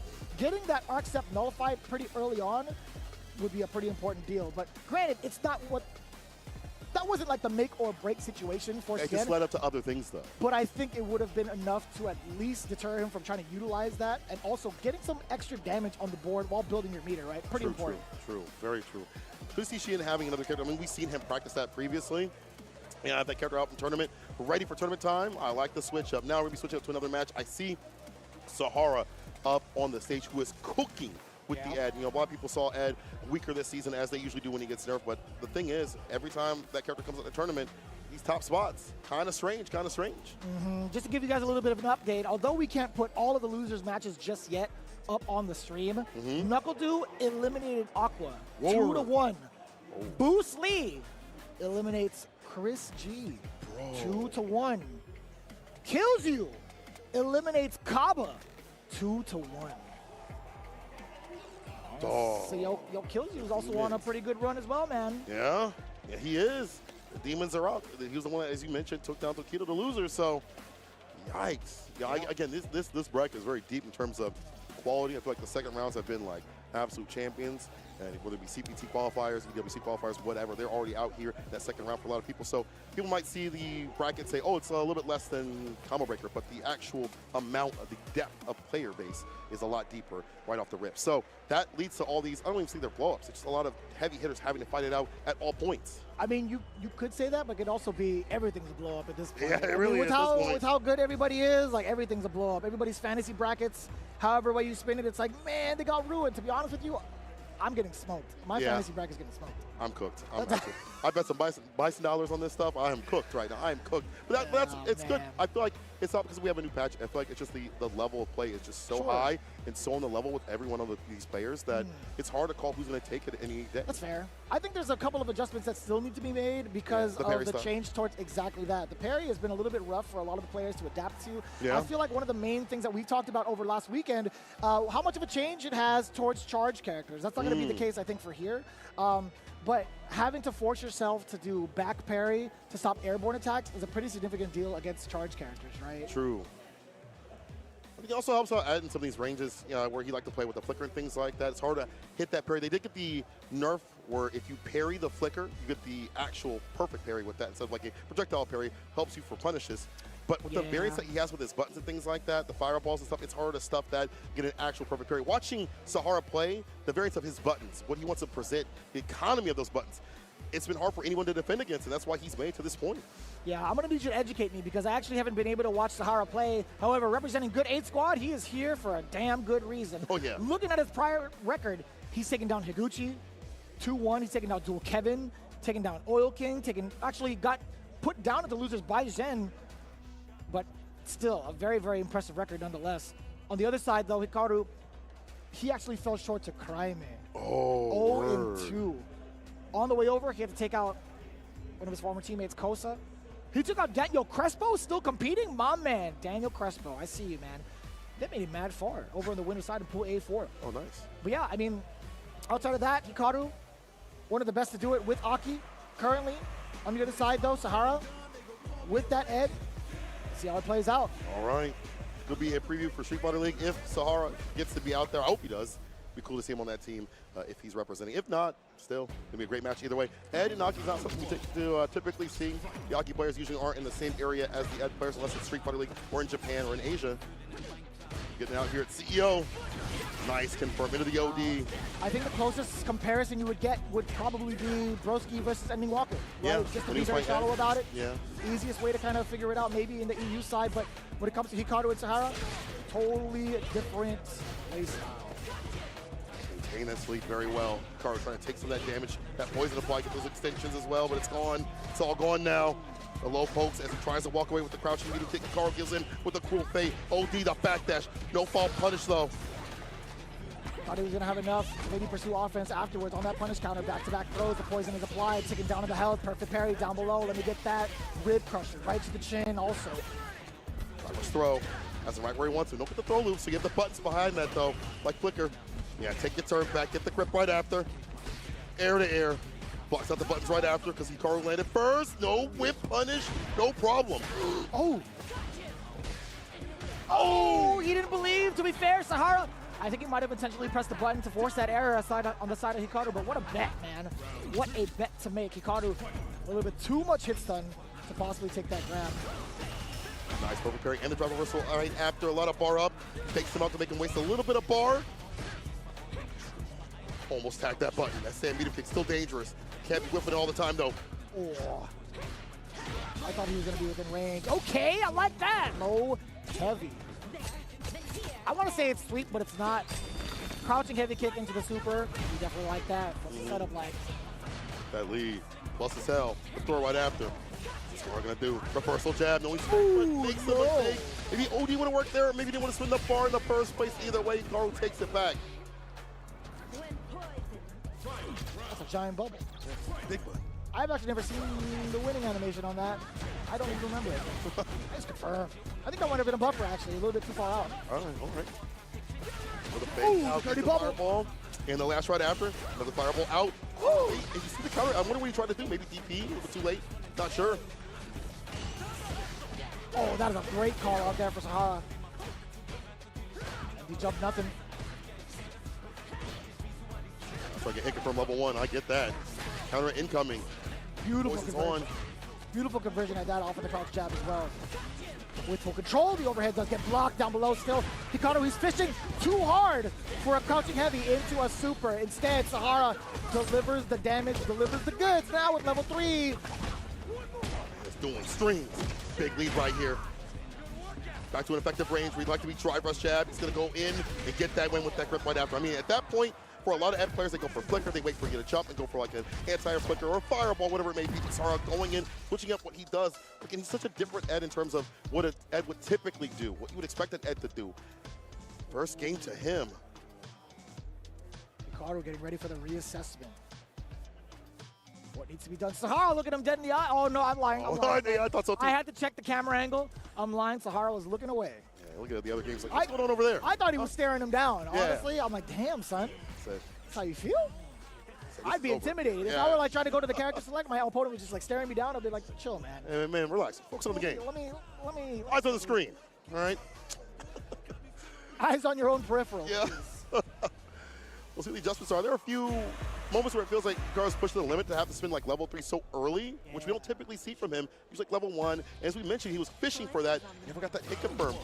That's right. Yeah, I think that was a pretty big detriment to his game. Hikaru was just a little bit too obvious with that crouching heavy kick and his intentions, right? Mm-hmm. Straight goes right back in with the drive rush jab. Ooh, what a block. Yeah, thing is solid, but holds the throw right after. Ah, the fake out, the backdash, slight punish right there. Crouching kick able to hit. Yikes. And the heavy lash into the poison. That was kind of slick. The overhead does find the mark against Sahara. It's a reversal rip. Circle upper, holds parry, drive reversal right after at the very last second. This puts Hikaru in burnout. Oh, they're both ashy. I don't know about that exchange. Chasing him down as well from that raid. That was a counter hit. Could have been a full conversion. Another block on the cross-up. Hikaru was just trying to get out of dodge. Sahara, level 2 incoming. A lot of chip. And you get to keep the pressure with the flicker. But you tried to walk in. Hikaru ready for it. Crouching jab to get the first round of game 2. I get it. Take that advantage as much as you can. Or when it's not your advantage at all, trying to get in and try to press the advantage and get that flicker that we saw, the lightning flicker. Did not happen that time. Hikaru definitely staying fine right there. The kid to kill with the back throw, drive rush jab. Back dash swing. We've seen a lot of jab in the throw. Like Hikaru switching up on the defense now. Almost found the hit confirm. Excuse me. I thought that OP last was going to hit. But this will in the super. Yeah, it was a punish counter, right? So I was actually quite surprised. We got the Jerry bubble coming out, and I like Sahara kind of moving on in there just in case. The block just in time. The purple is applied. The poison taking away the damage. Man, that was a nice punish counter. It was actually well spaced out, honestly. Getting that target combo in there. Sahara just trying to grab as much damage as he can because Hikaru, he's putting up a little bit of a wall. He's been pretty mobile, but also at the right ranges for some of these big counter hits. But damn, past the fireball into the fire. What a time to do that ODDP past the bubble. Right back dashes are helping to be in that effective range. Once again, trying to counter poke. As I say, they're into level 2. Put the poison on him. One more fireball, not no D. Let's give the bar perfect bearing for the drive rush up for the medium right after Hikaru. No whip punish on the Sand Pierce. Oh, and he reapplies the poison for himself. Sahara trying to get antsy. It could have been a little over-eager, but that extra damage is ticking on. Now you're in burnout as well. Chip is a threat, but so is the level 1, keeping him alive. But Hikaru, from this distance, he can play with all the background as much as he wants, and just like that, the Venomous Fang led to his demise. Excellent, excellent show of patience from Hikaru. Shipping out continuously. It's been about that burnout game on both sides. This time better for Hikaru. It's a switch up here. I do like the backdashes every so often from Sahara to be in the range where he wants to be for stand, medium kick, for flicker, to not get jumped in on so you can be able to DP perfectly. However, the switch up for Hikaru was that mobility you've been talking about. Right. Moving around with the fireballs, making it biggest where he's going to be, then hit confirming with the big boy damage that you need to have with the crouching heavy kick into supers or whatever it may be, into poison applied continuously. Game to game, all even. Oh, I like games like this. I was peeping game at the controller scheme from the side of Sahara. I saw the left stick button macro to either, I think like DI or something, but I was like, huh. Then I looked over, I'm like, oh, it makes sense. He's on a hitbox. Ah, okay. I'm like, wait, left stick? Hold up. Well, it's a react. I see a lot of people get DI today or not get DI'd also. I might be mistaken, right? It could either be like DI, it could be like perfect parry. It could have just been like a normal button. It could have been like a roundhouse or something. But either way, neither here nor there. But I'll tell you what, that drive rush, very much so here and present. Just on the low once again. No overhead to the corner. First throw. Sahara eating a lot of damage. First medium delays a heavy kick. Back on out. No anti-air. You know, it's kind of hard to do that late. I get it. Man, a lot of mishaps from Sahara. Big drop opportunities for massive damage and control. Hikaru taking advantage of that. Not enough yet. Poison no longer going to be doing as much of a good job as it used to, but I like that. 3 lights into the low. It's the final check. Well played from Hikaru. Looking at match point. Gets the throw. Apply that bubble yet again. Sahara playing defense as much as he can up until this point. Oh, no! Neutral jump. Fierce. Reaching deep with it. Medium lash. We're going to go for it here. Into the super. Into level 2. What's the early lead? And man, is that a lead right there. ODP, the reversal. If you're Sahara, you're going to have to land that OD Psycho flicker to get that level 2 off. Make it dreamy. Equalize as much as you can. Could be a possibility. Sahara just needs one really clean hit to get that momentum back. At least that's one uppercut. A chase down the hot pursuit, back throw. Back up in the corner you go. The flicker, plus as hell right now. Swing up for Hikaru, level 2 immediately. While he's still in burnout, I like this. Chip him out, hunt for a button to counter hit. Breaks the throw. Yeah, that, the idea for going for chip wasn't going to be enough of a solid strategy against Hikaru, right? He had too much life to play with, hence he was able to take that risk, throwing in that normal in between the strings, allowing him to get this exact W. Hikaru, 2-1 over Sahara. You know what's clutch about that? He teched the throw, got the bar back for level 2 up to that point, and hit the crush kick in the super right after. Had he not done so, had that change not happened, he would not have had the bar to finish it off, but he is the one moving on. Hikaru's been in so many clutch scenarios, so many high-level scenarios at EWC, at top 8s of tournaments, that are CPT and not CPT, that I feel like he's more effective in those moments to clutch things out. Sahara's kind of newer in terms of being at like the top level of Street Fighter only recently, you know, being at Singapore and other tournaments like the one, I think it was in Brussels if I'm not mistaken. Sure. So he hasn't really been there in these moments, so you can kind of see it too, there. Right? You can kind of see how he doesn't have a lot of faith in his own control. Spending that level 2 early was like a good idea, but the amount of life that Hikaru has, it just wasn't going to be intimidating enough in my opinion, right? Yeah, no, I agree. Flicker alone from further on, we've seen cats like Fudo and Ending utilize this really well. They'll use Flicker to their advantage while in burnout, get them to pull the character in at plus frames, emphasize the strike throw game multiple times before they even think about letting the level 2 rip, right? Tacking on a little bit of extra damage will add on to the mental stack against Hikaru, but at that point in time for Sahara, letting it go that early and trying to get the mix, trying to get that chip damage, I don't think it was going to be enough. So I think just a little bit more faith in his own control with the set of tools that Ed has prior to using a super would have possibly spelled out a different outcome. I 100% agree. You know, considering that his corner pressure is insane, he can backwalk and not even an effective range where you can hit by anything that she wants to present as well. You can control everything. If she jumps, it's easy DP. You have the flickers you mentioned. You have the long-ass normals reaching with the stand medium kicks, but that's going to be it. Hikaru is going to be one moving on. We're moving on to the juiciest of Joe on the scene versus Junior. He's looking more like a senior right now as he has been cooking up the competition with his gi. So every full revolution on his fight stick takes away 1 year of his lifespan. Is that what you're saying? I think so. Does that apply to like all Zangief players? It should. Is that how it goes? It should. You're looking like a senior out here? I don't know, man. His skincare routine looking rather good. Let's take a look at the players right now. Again, Juicy Joe going up against Junior. Now, Junior has been on a pretty good kill streak, to be honest with you. Juicy Joe, on the offhand, he's had some really great highlighting moments in prior days. So I don't really know how to even call this. I think, to be honest with you, Juicy Joe and his control with JP is going to be, on a very shallow perspective or a very shallow observation, going to be the biggest hurdle against Junior. So I've never heard somebody who has bad matchups say they love playing them so continuously, like Juicy Joe. It's like, yeah, I love fighting Cammy. This is last season. This season, not sure how that fully goes, but he is such a positive person about his character. And it makes sense. I mean, it's $1 million character. However, he's such an all-arounder. He's got good defense, offense, and he hits that level 2. This man has a million styles of mix to put you through the ringer. Bro, I didn't realize that Junior eliminated Angry Bird and Shao Hai on the way over after falling to King's Vega yesterday. That is insane. I didn't have the luxury to watch that. That was off stream. Yeah, it was hard to watch a lot of things because there was a huge crowd around every single person, but he did eliminate Angry Bird. And honestly, talking with them like the first day was different than talking with him today. First day I was like, hey man, how you feel about Keith? Well, you know, the hurt box change that made it harder to fight back and drive rush and things like that. Now he's like, you know what, I feel like he's strong. Proof was in the pudding out here. Let's see if we can continue that, but it is going up against a hard matchup for Keith. It's hard to walk in, slow drive rush, hard to get with the buttons like you'd like to when it's projectile play. That's Mr. JP. Oh, plus hello. projectiles. If there's anything plus about it, though, I mean, granting that extra vitality towards Zangief does give him just a little bit of leeway to try to pass through the obstacle of ghosts, obstacle of purple energy that JP emanates. I don't even know where he draws it from, honestly. Like, I still haven't gone that far in the story to figure it out, but I'll tell you what now, Juicy Joe being in this corner, he might not have the energy to pull out any of the projectiles at all. One OD SPD and it's over, but you know what? Juicy Joe thought the exact same thing, hence why he got smoked with the headbutt. He probably tried to jump. This man's a man of buttons right here. It's a grappler and a buttons. Hey, the CF in. Stand like it in a running bear grab. It works on us all. Plus as hell with the OD have plus. OD learning the pick of the first dynamite. You can't throw out a ghost. Fake one perhaps, but now from this range, it's gonna be so problematic. Junior with the perfect, look at that VP, look at that Vice President Zangief is what that looks like, right? That was a perfect play against Juicy Joe.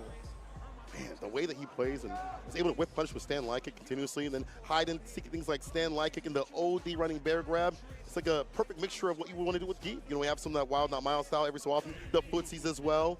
And that's the first game with the quickness to Juicy, or excuse me, to JP.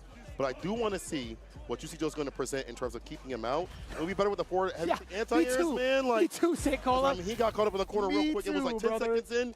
He took a trip to the West Coast. Did not return. I didn't mean to cut you off, but that statement was, you know, I would love to see it too. Help him, please. Dear God Almighty, Junior just had the right idea right off the bat. Didn't give him a chance to play. Unplugged the controller and everything. First, Stand Fierce is such a prevalent tool.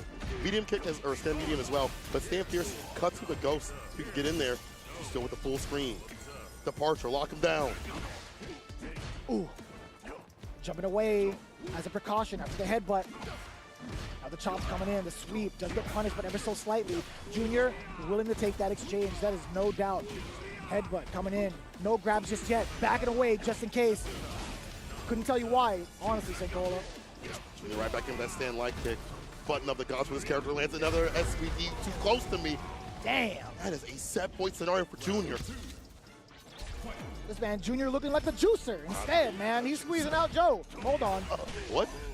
Oh, Off the backboard, Pierce, departure. Looking for the damage right there. you got me.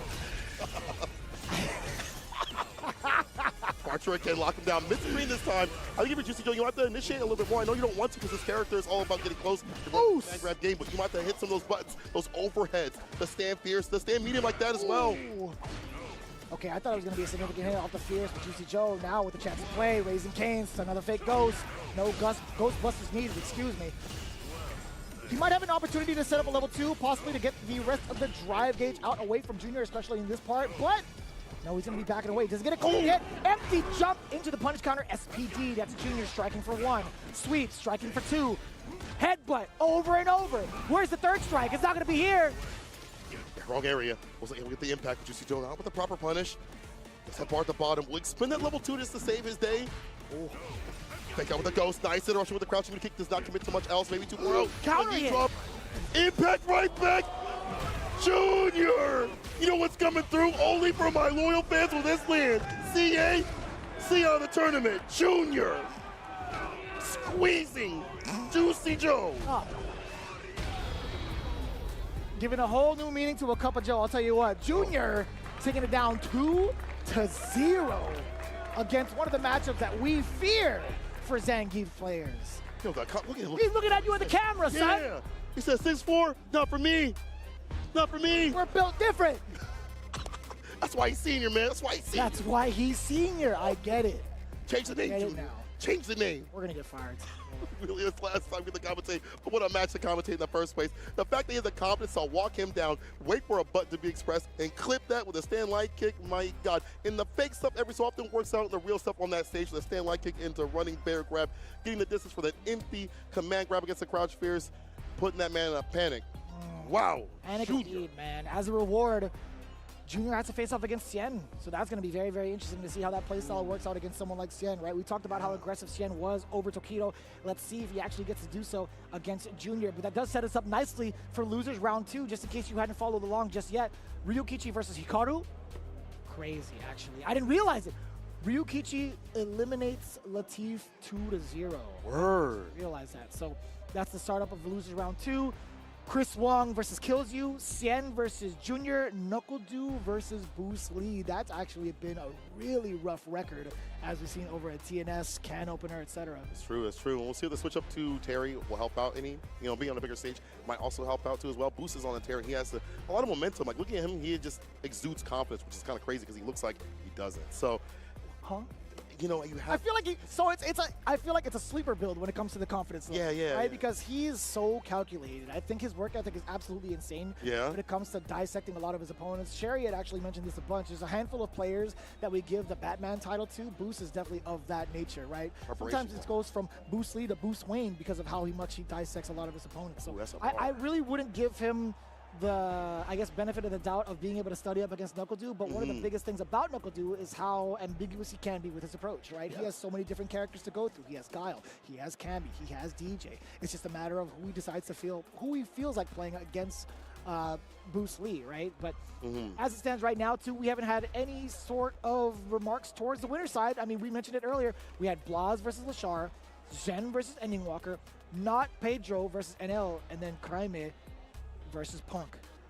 A lot of good action, man. This is absolutely ridiculous. Out here, CPT Offline CEO 2025. A lot in store, a lot on the way as we get closer and closer to that top 8, and we solidify people over in the finale. But before we get all that, we got to talk about the World Warrior coming up. If you want to solidify yourself over a seat at Capcom Cup, register today and see what region that you need to be playing at. Capcom.us/WW25 is the website, or scan the QR code right now. Be a part of the World Warrior. Yeah, I mean, no better time than now, honestly. Get that prestigious invite into Capcom Cup 12 with your entry here in World Warrior and represent your region well. And guess what? You get paid to play at the comfort of your own setup for free with the prize pool, ranging from first place to $2,000 all the way down below to 8th place with $300 in your pocket. That's right. Again, it is free to sign up and play amongst the rest of the world. Sign up now, capcom.us/WW25. And one of the other sponsors, a part of the CPT, one that's near and dear to my heart, we got another stop, Blink Respawn. Again, these guys have been doing an amazing job of uplifting their own community via their events, and rightfully so, they are again a Capcom Pro Tour official stop. Blink Respawn, you guys don't want to miss it in the beautiful Dominican Republic. Be sure to register now. It's going to be nothing but fun, good times, and some real killers out there for Street Fighter 6. We're watching that. I'll also be watching Say Jam Slam. Come on and slam, and welcome to the jam that is Say Jam Slam, streaming on the 25th for the round robins and the team finals on the 29th. People, tune into this. It's going to be a fantastic one. You have competitors, you have streamers that are high level. It's going to be a treat, as it always has been, and I can't wait to see who's going to get that victory, who's going to be super salty. Damn, son. It does get that way sometimes with some of the streamers out there, but I'll tell you what, the guys that have been putting on the show, Sajam and the rest of the crew, they've been doing a phenomenal job. Again, I'll definitely be checking out the round robin on those dates as well as the team finals. You know, all the way down to, I hope they get to do the big collaboration with Japan again. Yes, I like to see the run back. That, right? Yeah. So a lot of the times you guys have been seeing a lot of these games go through, you see some of the peripherals up on stage. Well, guess what? Victrix coming back in as a very, very huge sponsor for the CPT. Be sure to unlock 10% off at VictrixPro.com. You can see it right here, the Pro FS, the Pro BFG, and the Pro KO being utilized by a good majority of the players here, both on the professional level as well as the casual level, for very good reason, because again, it's victory above everything. Be sure to check it out over at VictrixPro.com. As you can see here, we've got ourselves the fight sticks here, and of course, your tried and true. This is like very similar to the one you have without the CPT logo. Yeah, it's true, it's true. I actually want to get mine with Odin right here, but instead, this one does have the logo right here. The quality's fantastic. I've been using it for about 3 to 4 weeks, no issues. And one of the best things is, this one is super light. That one, you can just put down right there with the handle right beside you as you're waiting for your next match, but either way, pure quality on these guys. It feels great, right? One of the big things that I kind of remark on is obviously like the width of it and the weight of it, being able to stay steady on your lap. But one of the biggest important things, obviously, like the rubber mat on the bottom. I guess it's like, I don't know how to explain it, perhaps. I mean, kind of rubbery-ish with a little bit of felt too. But it stays on your lap just in case you like to churn butter like me. You know what I'm saying? Like, it may not be 360s, but I mash a lot. Yeah, But you always mash. all jokes aside, I think, Victrix has been such a vital part of a plethora of different fighting games here today. Not even just today over at CEO, but throughout the multitude of different fighting games that are out there, along with other Pro Tours. Again, Victrix, if you haven't done so already, be sure to check them out. I highly encourage it. I highly recommend it. I have 2 of these bad boys at home. Actually, I have this one as well as this one. Yeah, me too. It's a really, really fun time for both. Y'all can check that out during the break. We're going to take a short one. But when we return, more CEO CPT action coming right to you. Don't go nowhere.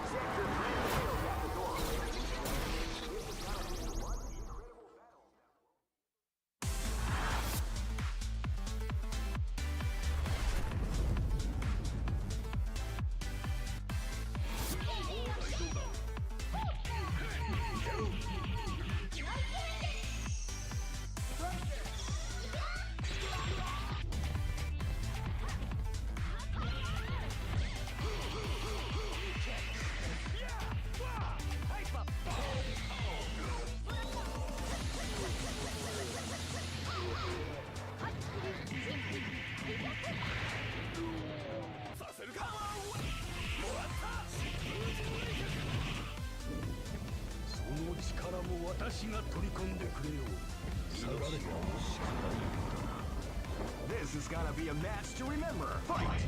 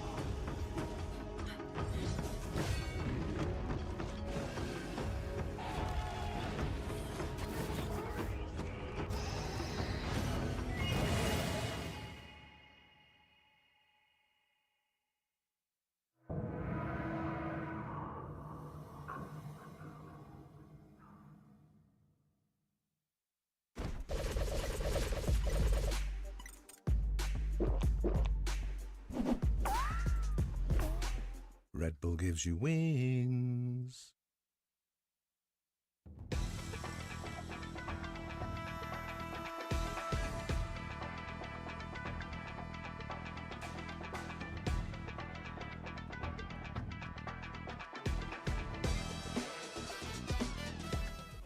And we're back with more CPT action at CEO 2025 as we deliberate and figure out who is going to reach that top 8 spot on the dot. My name is Senko. I'm with Vicious, my G. Let's get into this. Yes, When I talk sir. about deliberation, it's hard to see who's going to take it. It's hard to even call who's going to take either match. And honestly, who's going to even reach that top 8 spot.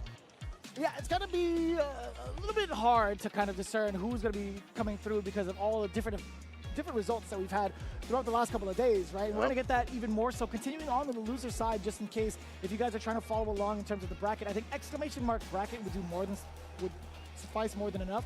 But in case, CEO 2025, Street Fighter 6 Start GG, those are your keywords to check out the pools and everything that had gone through these last couple of days. It's been really, really educational to see how a lot of these players have adapted towards the most recent patch.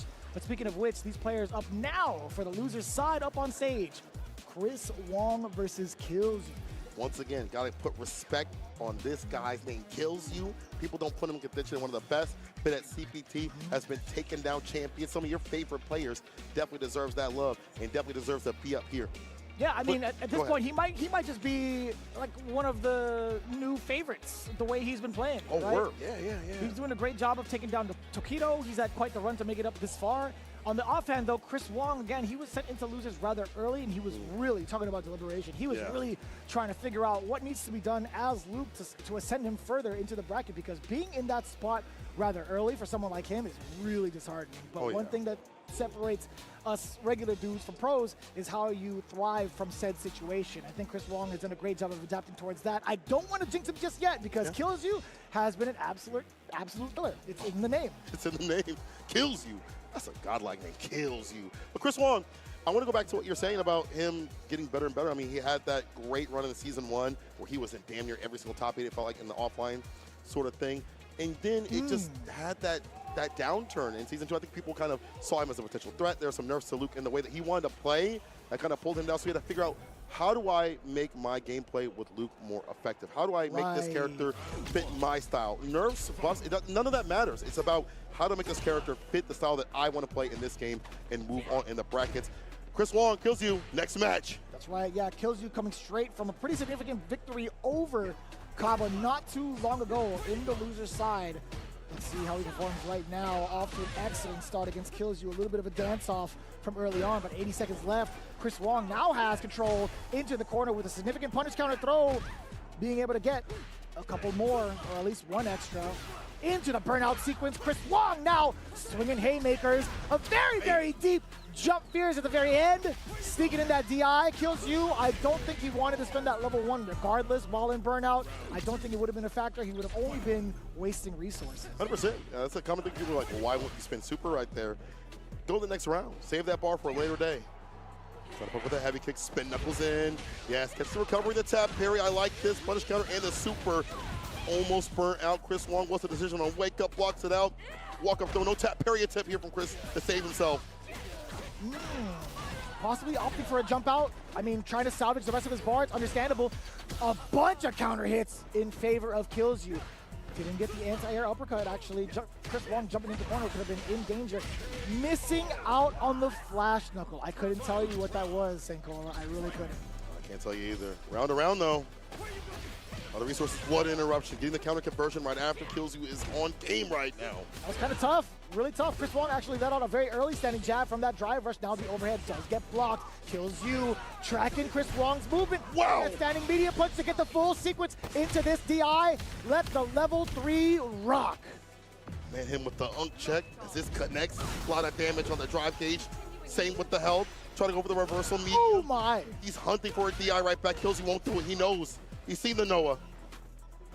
You know, this man's burnt out and now out of this round.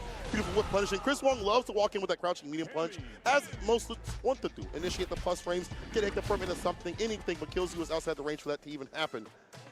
First game to Kills You. Yeah, a little bit of a tough scenario. Chris Wong was trying to swing those haymakers, going into the flash knuckle, begging for Kills You to react the wrong way with a drive impact. But again, I've seen him go through this before with other loops. He's definitely one to kind of parry it out just in case, but I like the patience that he exuded from the previous game going into this one, seeing him in the corner. I like that mix-up. I like that change-up, I should say, within the normals. Chris Wong now just getting absolutely abused with the whiff punishes that kills you is throwing down. One bar to kills you at the moment. Another whiff punish with the roundhouse. Not too severe, but Chris Wong, he's still stuck in this corner. Look at the amount of control, the amount of damage to the drive gauge. Kills you. He's going to back off just a little bit. He's got enough in the tank to let a level something rip. No, it's going to be uppercut. He's saving the bar, and it's not going to be enough. I'd imagine he canceled to a special move. You saw the startup of the drill. Yeah. Wake Up Super is going to be held parry against that, of course. Chris Wong saw that a mile away to take it back to the brink. What will he spend? Nothing to get the win. The back heavy kick connecting to enough damage. Finally, Chris Wong is able to find that rhythm that Killsy wants to play at, not extend bad buttons. Finds reward off his buttons. But Killsy has been so good on the counter. Converge has been close enough to get that medium right after. And the checking on the drive rush. We'll see if Chris Wong can switch up with the fireballs to make that a little bit more ambiguous. No anti-air right there. A clean follow-up after that jump in. Gonna get that carry, a little bit of damage to both the life and the drive gauge. Crouching heavy punch does find the mark yet again. Chris Wong, really now? I like that. I mean, after crouching heavy punch, it kind of makes sense. A bar back. The suppressor, again, Killsy cannot press a button in the times that Chris Wong wants him to do it. Clips nothing at all, the super. Pays out the ODTP for free, it's a victory, and it kills you on a set point scenario. And kills you, look at the one that's like he's stressed. He shook his head, he's like, damn, man. What's going on here? Which is kind of wild. He took the round. He's looking at match point. He won that. Almost near 2 bars. Chris Wong emphasizing a little bit more of the fireball game that we've seen throughout the entire set. Oh, that could have been a big whiff punish from the side of Kills You. That low medium kick. So dangerous to let linger out in front of this man. First jab, medium right after. Unfortunate. Stamp Pierce to the fireball. Taking care of that drive gauge more and more as that sequence goes on and Kills You trying to walk up and get some of that back. Cross up blocked out. The throw right after. He's with the drive rush, light, the fake out. Chris Wong now switching at the top. He hella delayed on the medium. Getting clipped and hit. Finds a stand fierce to the fireball. Needs more though. Burnout's there. Oh. Still pretty healthy is Chris Wong.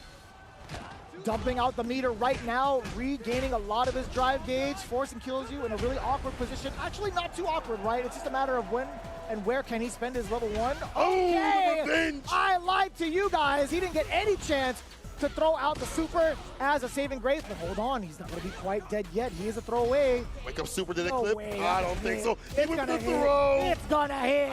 Ladies and gentlemen, what a call out. Chris Wong actually had gone for the throw. Totally fine, but now he's in burnout with 0. It Kills You, goes for the back throw. Chris Wong thought the exact same thing, but instead, it's the walk back throw bait. The finesse and plus to put this man to rest. Kills You pushing through the bracket right there. And again, it's so hard to keep with the rhythm. This change up, as you mentioned, am I going to go for the back throw? I'm going to go for a button. That Wake Up Super was clutch to lead off into that sequence right after. He did not wake up with that super. He would have got absolutely cooked. And Chris Wong did get revenge, the drive impact right there, but wasn't able to close it out right after. Didn't have the bar to do so, or at least the wherewithal to find the right hits to do so. And it's difficult, man. It's hard to know when Kills You wants to press his buttons, when you can press your buttons. It felt like Chris was like, I have to second guess or third guess myself every single time, man. And that's difficult. To be fair, in that exact moment with 0 bars left to your name, all in burnout, you're in a moment where Cammy still gets Oki. She can back throw you and then secure herself the DI, right? Yes. So that's exactly what Chris Wong is thinking. That's what a lot of people in chat were probably thinking as well. It's like, you know what, if this back throw happens, it's going to be checkmate. It's going to be the nightmares of Capcom Cup all over again in the grand finals, right? I'm not trying to do it to him like that. I know. But that's the fact of the matter, right? So Kills You taking it a step ahead. He's like, I know he's expecting a throw. Yeah. It's going to hang back. Let him do it to itself. Let him do it to himself. Excuse me. Hello. The moonwalk, I like that. The backwalk, stand fierce, find the mark, and find yourself further in the bracket. That Kills You. Come Some of the on. best ground pressure in the business. You see that helping you be effective against Sokito and now Chris Wong. Oh my God, these matches are done. And it's not gonna stop. I see Ryukichi on the stage against, what's that, Garu? Oh God. Possibly. Yeah, that's right. I wanted to double check the bracket in just a little bit, but yeah, that's absolutely correct. That is actually going to be kind of rough. I feel like we haven't really got to talk about Ryukichi that much, or at least I personally haven't been able to check him out on the stream as often. Did you have any chances to commentate his block? I don't think so. I don't think I've had a match. I've seen him play. I don't remember in terms of like the results because, you know, it's hard to see everything when there's like a million people surrounding and see the results too as well. It's like, whose round is it? And you Yeah, don't that's know. fair. But, you know, in terms of how he's played before and how we know Ryukichi as a player of a Ken player, he's so optimal when he hits you. He's swinging with big buttons, trying to find any sort of entry point. He'll even go for trades if need be to get the victory. We've seen him do some very nasty setups. This character, I was talking to Not Pedro about this. He's like, I learn something every time I watch Ryukichi, and I've been playing this character for 2 years, man.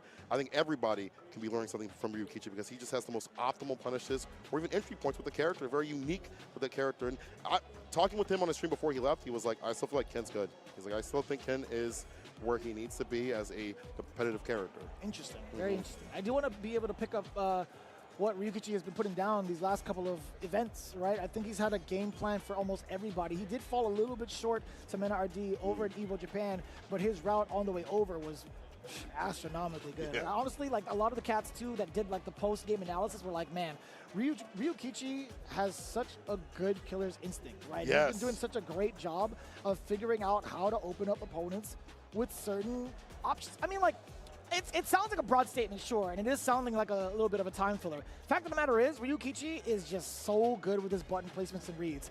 And that's even like from a shallow observation, it's facts, man. Yeah. But looking into it, Ryukichi had taken down PR Balrog on the way over, taken down Mr. Crimson, Chris G, Yamaguchi, Akira, Latif, Sun. Who put him into losers early? Oh, I'm sorry, I lied. Chris G was the one that put Ryukichi into losers. My With the mistake. modern My Chun-Li. mistake. Okay. Dang. Yeah. Modern was kind of cooking for a while. But for him to get through this path of players that he's played before, really hasn't, to stay solid outside of Japan, you know, it's good to see Ryukichi traveling like this. And I want to go back to what you were talking about in terms of like his optimability, and I feel like he understands what to do after certain Oki scenarios, and maybe with the change to that light kick, follow-up after Genrai that you get and punish counter, no longer getting like a follow-up that you used to with damage, you're getting knocked down after light kick Genrai.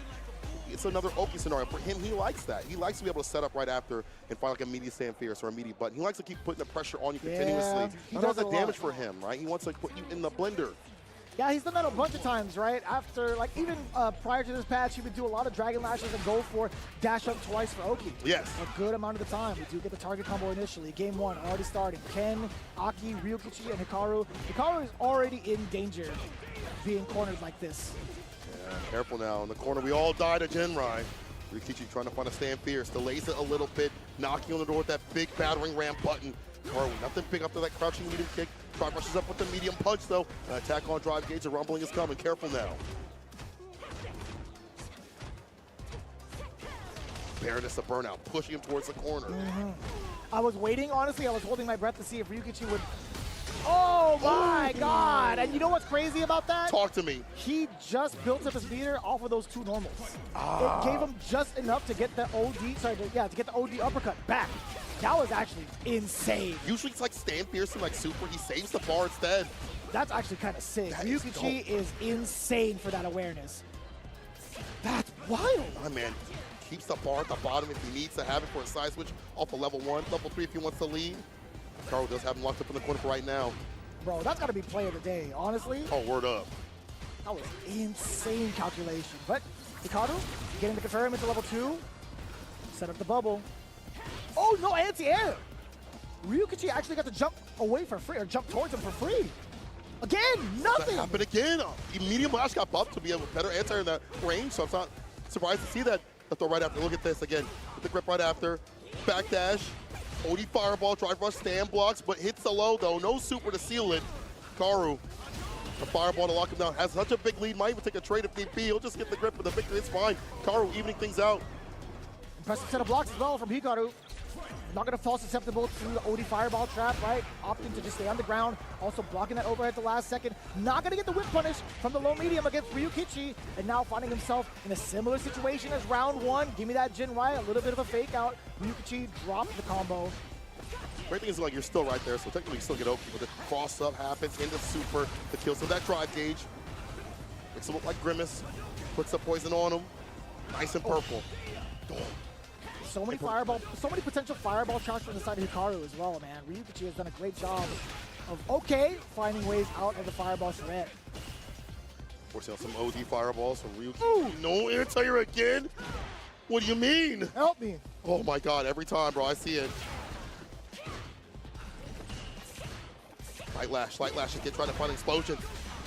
Nuts, Hikaru is gonna explode, side switch. Shippu Jinrai to kill. These jump-ins are getting unchecked, unchallenged. It's leading to Hikaru's demise. I get it, it's hard, sometimes it's a little bit predictive, but some ranges, medium lash, heavy lash, anti-air heavy could be happening. Is it stress? I think don't maybe know. like a little bit of a walk-up and crouching heavy kick, but then we also see in Ryukichi get blown up for doing like an anti-air and an empty jump, kind of smoking him. So if I really think about it, then maybe I could kind of understand why he's reluctant to do it. Yeah, I mean, jump fierce also reaching downwards so much that you're afraid to pop off with Fair. an I'd have to. I really want to know what like Broski has to say about it, like in regards to like whether or not from that range medium lash would work out. Because there's a lot of space for Hikaru to kind of recognize at least the timing and the angle that Ken's coming from. Yeah. So I'm not sure now. I'm really kind of reluctant to even like say if Hikaru can actually use crouching roundhouse as an anti-air tool for that regard. Right. Maybe it's not as consistent enough and he doesn't want to chance it, get blown up with the jump fierce. Yeah. It's a corner carry into death. He's willing to block it out, but it is leading to problems like this. The jump ins are happening continuously. Maybe I'll talk to Carcinus. Like Carcinus is definitely here this weekend. He can probably hear it. Like, yeah, actually, that's not what he said. That's huh? I'm just mad at him because he, Why you gotta do your boy like that, bro? he owes me money. Anyway, Damn, son! That's wild. You gonna air out the laundry on stream like that? That's hell yeah. crazy. Okay. I love him. He's my favorite hockey player. Anyway, light lash right after. Perfect ready taking back the turn and getting a punish.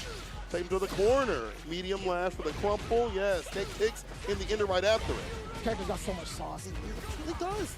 Combo is insane. Nice work. Hikaru again. Full conversion. Is that light? Gonna get blown up sky high. Level 1 with the side switch. Fireball. Dive rush follow behind afterwards. Finding the timing for the medium kick parry is Hikaru. Not going to be enough to finish. A throw will do it. Ryukichi felt the exact same way, hence the OD uppercut. Fireball to check.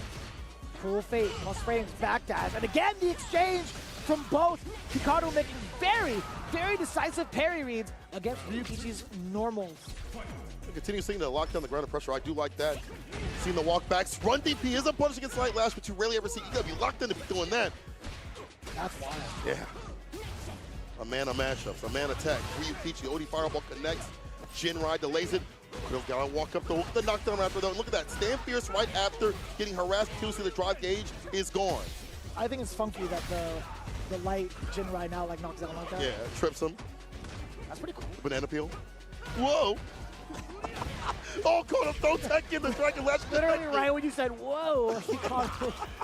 Oh, no. Oh, Actually jinxing it, bro. bro, you Oh, see that was sick. That was cool. That guy could That was punish kind of cool. Oh. I'm not going to lie. That was pretty damn cool. Get sauce. Perfect carry right back at him. Though. Got Throw. sauce, too.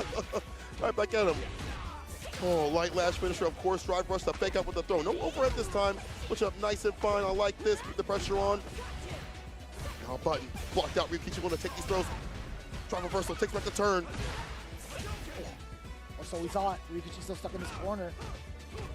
Not too bad. I clench every time this man jumps. I swear to God. It's back with Dude, bar. that was such a delay on the crouching medium punch. Hikaru not flinching one bit. Looking a little, almost dry actually. It's going to be Hikaru setting the pace yet again with Cruel Fate, leaving him at advantage. He's been harassing with normals the whole time. What a confirm from Lash into level 3. My God. Running for that continuously. And with that girl is poison. Hikaru puts a game on the board. Never trust a bubble with a smile, I'll tell you what. Ooh, that's a bar. Game to game right now. Honestly, Hikaru, as you mentioned, the parries have been saving the day, waiting for like that walk back delay, stand fierce, catch some of these buttons, also taking away some of these fireballs. In reverse though, Ryukichi hasn't been able to parry perfectly against some of these normals and get his follows right after. That's a change that is definitely making it harder for him to get his offense on and get the offense back in his hands. We'll see how long that lasts though. Ryukichi actually had a pretty aggressive opening gambit with that jump fierce. Hikaru now maintaining the pace, drive rush forward, catching the low. Delays it too. Hard to read on these parry attempts. No, it wasn't there. The backdash though saves him from a throw. Or the combo side switch, of course. And Dragon Lash, DP Ender, deals the damage. That stagger pressure is just a little bit much for Hikaru to deal with. There we Amateur! My man called him basic. That's crazy. So you're not a savage, you average. Double Gen Ride DP. You're not a savage. You're not a savage. Your average is actually, that goes kind of hard. Kind of do. Oh, the jabs. Probably scaled those. Let's go for the target combo. I'm surprised to see not as much damage, but he does have the lead, but for how long? That's a punish and a half! Shippu Jin Rai gets a light left. You're too close. Hold this. You're too close, man. Set point, Ryukichi. Shippu Jinrai, man, this is crazy. Hikaru actually a little bit too close for comfort. Now being the aggressor, back-to-back forward heavy kicks. There's the command grab. We haven't seen that all day. That's The true. amount of extra damage off the poison too. And how low can you go? Good grip. Drive rush medium this time. That's still plus. What's the pressure like? What's he gonna do for a bust out? Ryukichi looking for the low, and the walk back, blocked it up and got thrown. Ooh, Damn no, he got the ears. back dash. On the way out, you know it. Take this toll. Back throw again. Who said you could get out? Bouncing roundhouse, perfect anti-air. Just enough damage to finish it out with the lash, and he wasn't even done with that combo, but I'll tell you what, 3 bars in the name of Hikaru. Ryukichi working around just over to OD uppercut. Get off of me. Some distance. I don't know you like that, lady. Oscar DP just waits. Finds the DP that he needs to have, but that is impressive. The interrupt, the go right kick, the super right after it. What a beautiful crouching medium kick. Try to get the lead as much as possible. Hikaru pushes towards the corner, has the poison as well. Next hit's gonna hurt. That's why Ryukichi's forced to back off a little bit. Play safe with the fireballs, the knockdown. That's a bump. It's forcing Hikaru to have to back off on wake up. And perfect parry. The throw. Poison. Almost sat on it. Perfect parry. There we go. Gonna go for the carry instead of draining out the drive gauge. Hikaru does it to himself, trying to beat it out with a parry, doing Ryukichi's job for him. This should be more than enough in the tank. He still got an extra bar to work with. Coming at ya. Level 3 to seal it against Hikaru. The one guest parry. Just an absolute deficit for Hikaru. Tenacity. That's what I like to see. Yeah, you parry me continuously on that stand fierce, but I'm still going to swing it in every so often, switch up my pressure in between to find success.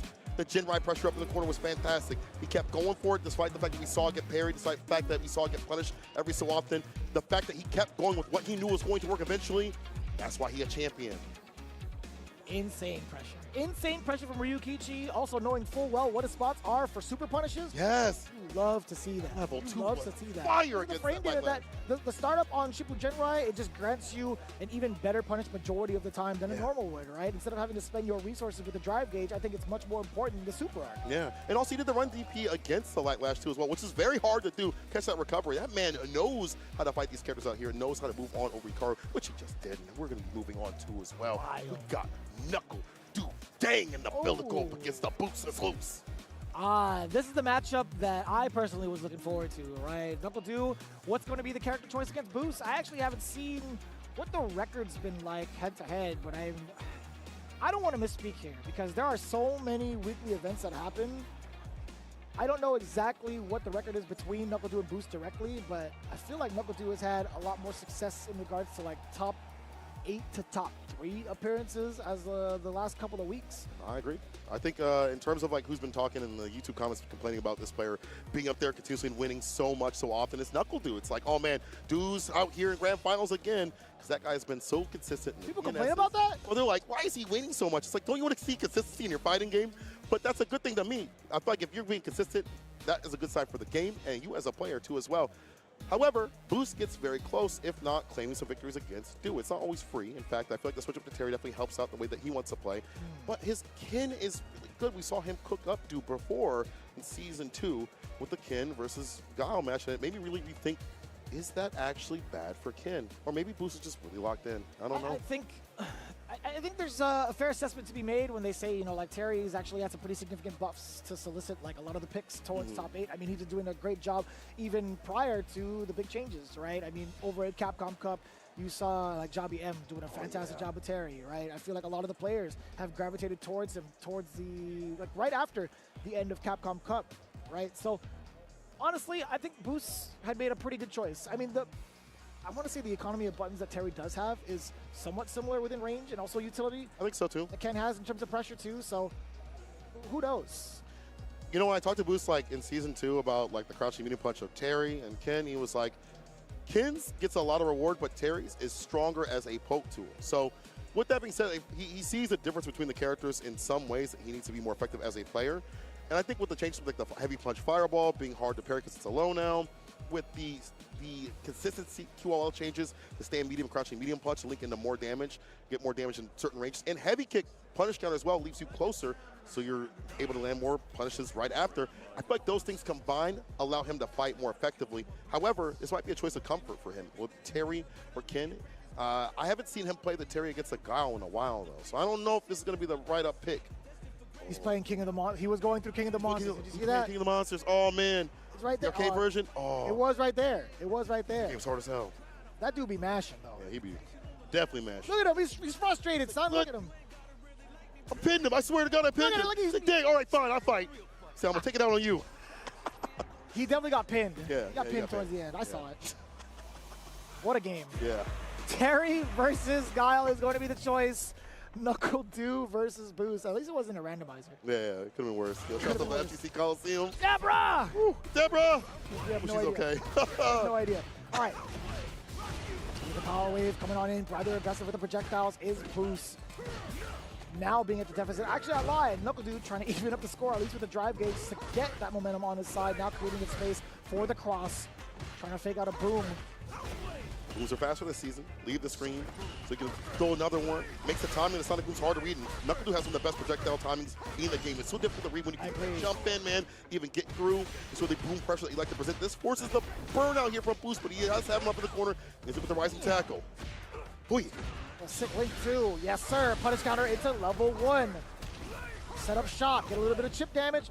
Some bar for yourself as well. Empty jump does get defended correctly. Boost doing a great job taking some of these blocks. I spoke too soon as that low medium kick does connect. However, Boost now getting his turn back. He does have drive gauge, rather healthy. Knocking on the door with a couple of lights. Quick burn, first up to the distance. Jumps over the fireball. Nicely done. Knuckle Dew reading the OD initiator and stopping that from happening. Perfect moves all damn day. Upside down kick. Nice. And outside the distance so he's not punished. So OD fireball, he has to do so to combat the fireball game. Fan to fan against fireballs like Guile, you have to expend some OD gauge if you are Terry. Just be like that. Nice delay on the tech. Punish counter again. Low medium kick with the full level 1, sending him full screen. Boost lead. Not gonna have to face the repercussion of Booms actually, and being able to spend his own. Man, this is tough though. You talking about the projectile timing and placements that Knuckle Dew has. It's been dictating this round thus far. This man can't do anything on the ground, it feels like. The pokes are getting caught with the Sonic Booms continuously. It's just adding up to like a one-hit scenario. The drive rush overhead starter possibly. Drive rush throw and a tap parry might even kill. The back throw. Now it's definitely Death's Door. Dragon Suplex connects. The overhead at the very tip of the knuckles. Knuckle Dew with the first game. Do we switch to Ken, the classic? What we know Boost for. Are we gonna get that switch? I wonder. What do we do here? What do we do here? Anyway, Boost. It's tough. It really is a tough call. Honestly, I felt like Knuckle Dew more so broke down the player rather than the character. Yeah, I think so too. Usually Boost is really good about like perfect pairing those fireballs and drive rushing up. Is it the changes? I'm not sure. Is it the timings? It's probably both, but more so the times I think of Knuckle Dew in general are always hard to read. And with the Sonic Blade, that creates even more variance on the screen I have to deal with. And that leads to Dew having a lead and you getting antsy. Like, oh, I got to get in. I got to get my lick back.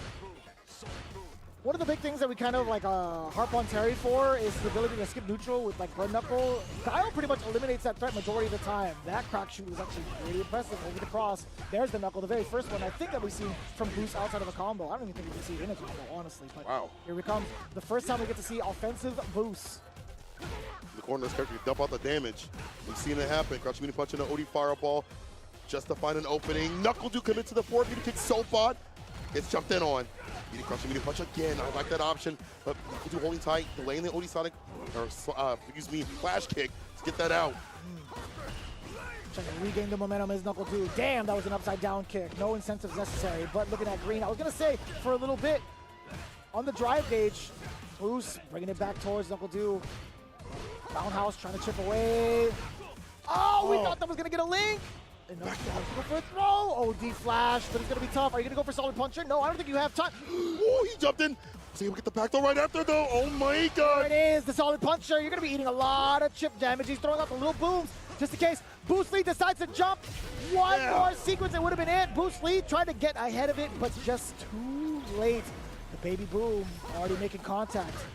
Once again, it is Father's Day.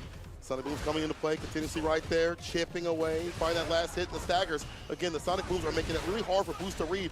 Having to expend a lot of bar where Boost doesn't usually like to do that. He doesn't want to be in burnout like this so continuously, especially when Duke has the lead up in the drive gauge department. And as Duke builds up that bar, that level 1 could be coming through to dump out the damage. Bazooka knee, flash kick enter, meaty boom. Damn, that was kind of sick. Crouching jab, standing light kick into the flash kick. I like that. No way, the impact with the lockout is a hit at the same time. It doesn't matter, he fine. Burn straight with a back fierce to find a finish 2-0 against Boost. Damn. Knuckle through dang movement on in the bracket. Feeling pretty good about that play, despite the look on his face. He's been playing pretty rock solid in regards to how he approached the Boost, how he approached Aqua. I'm liking this side of Knuckle Duke currently in the loser's run, but big shout outs to Boost, man. Very, very impressive. I love watching him play. I love watching him figure out what needs to be done with the opponent ahead of him. I'm always impressed with how he is as a player going through every one of these events, man. 100%. Shout out to Boost, real talk. I love seeing him play. I mean, we saw him show out over at the, what was it, CPT East, like the very first one we took down Minna RD, and I was like, whoa, this guy is godlike. And then he's just been climbing up and up since that event. I think he's done it twice. Yeah, I think so too. I mean, the fact that he's able to go out to one of these tournaments is a great sign. Hopefully he gets to go out to more around the world for the CPTs because he definitely deserves to do so. But back to Do, though. He eliminated that drive gauge to stop the OD fireball, the drive rush staying fierce, which you'd like to have as an entry point for the character for Terry.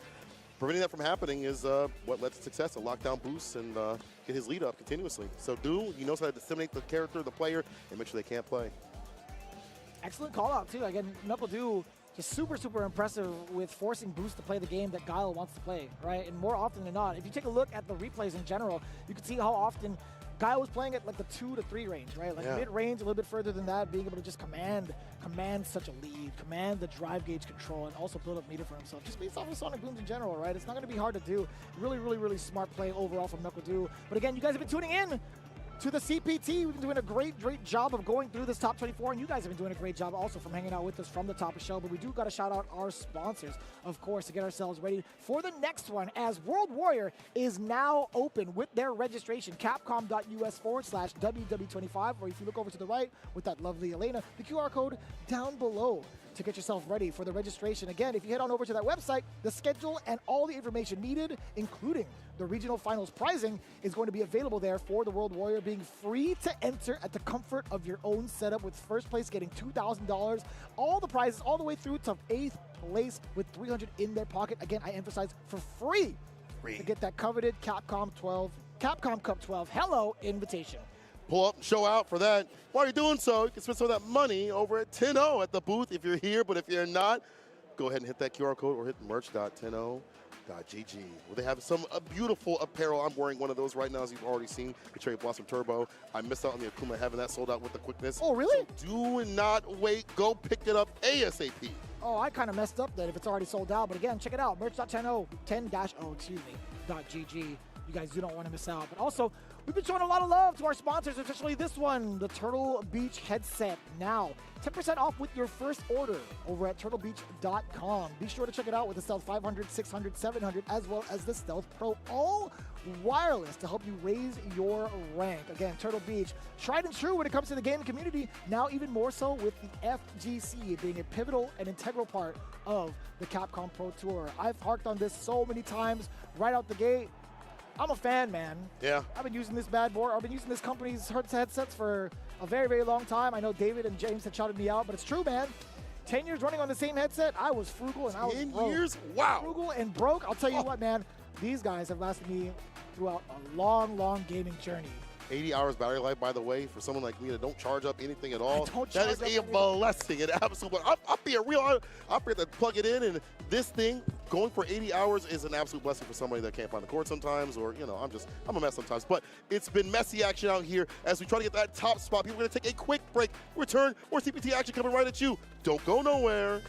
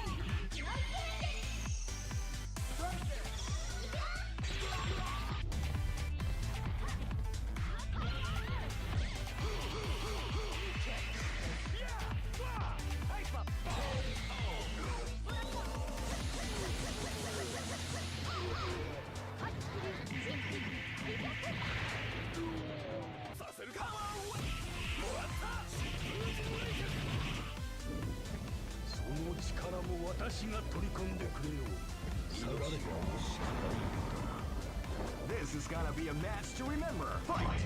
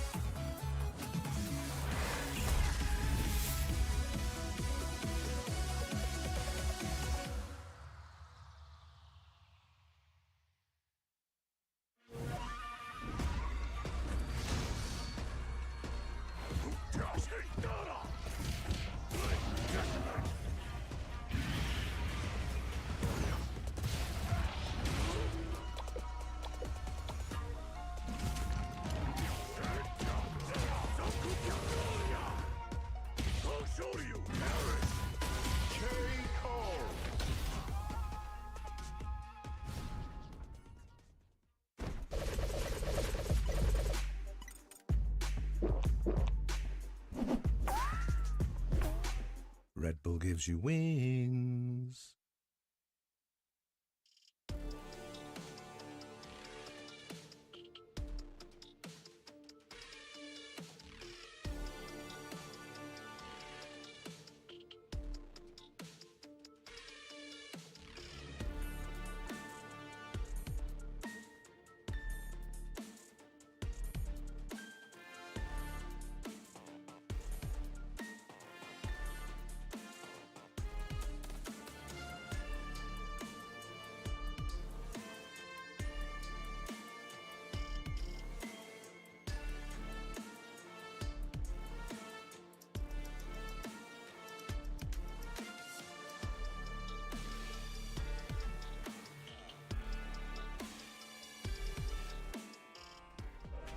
Just a little bit of a break, but we're back right into it for the Capcom Pro Tour here at CEO 15, coming back into Orlando, and what a good feeling it is because we have so much more to deliver up on the stage here at Street Fighter 6. Now we get a little bit of a take towards the winner's side as we get through it to set up our top 8. So this is it right here. I hope you got your refreshments, waters and snacks, whatever is needed in terms of beverages and choices for getting that food in. I'll tell you what, the energy needs to be here because this is going to be a long run. Oh, yeah, but a good run as well. See people lining up in the back. I think that's the Lachar cheer squad in the back right there as they are rooting for the homie on the stage. You know, Lachar has definitely been cooking up the competition, but I want to go back to what you had mentioned with Blas. Yeah, and how they have played over at CPT. Yeah. Obviously got cooked up. It's a different season, different momentum for Lachar. He feels a little bit more relaxed for the fact that he's already qualified from Combo Breaker, so that allows him to play a little bit looser, and that might actually help him out. However, on the reverse of things, Blas is looking to qualify and get solidified over at the finale,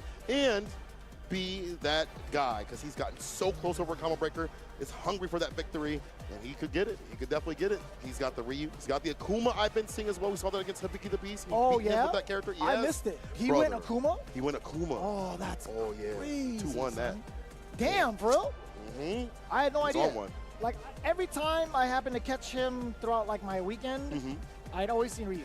Yeah. Always seen Ryu. But it makes sense. My man's got the Akuma jacket on.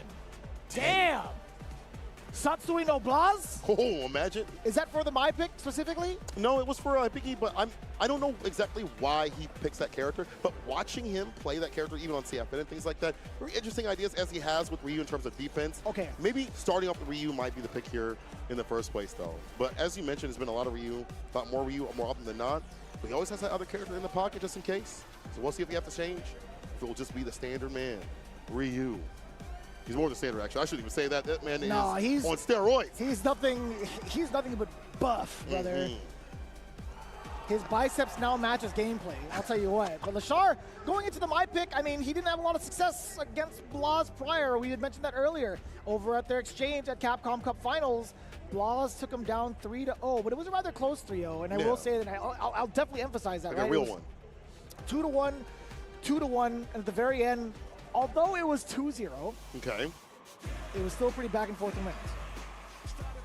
Because he switch up right now, man. Especially with the way that things have gone for Lashar and his gameplay. I feel like he's getting a little bit looser when he wants to reversal, when he's spacing things out, he can risk, which he didn't used to. He used to be really clean and pristine, as we call him, the machine. But nowadays, he's a little bit more human in a good sort of way, having a more emotional play. Oh my God! With the sweep at the tip of the toes. And that wasn't even a punish counter, Cole. No, just let it rip. Forward throw, no, not even a jab, just a slight walk back. And also in preparation for the jump out against Lashar. Ender, of course, frame kill for the throw. Dash up throw again. That throw pressure is still good if she uses the OD gauge for the fans. Blast, spoken about just deliberating, waiting a little bit, but even better with the perfect parry. Use the defense for Lashar. Oh, jump back. I like that because it was a pretty sharp angle. I didn't know if he was going to clear it in time, but yes, sir. The second part of the fan, just enough hit stun to link that standing heavy punch, and that's all Lashar needed to get the rest of the damage in afterwards. Great start for Lashar. Up the corner continuously. Try reversal immediately. Tries not to see a reversal, but that's fine. I wonder if that's a bait.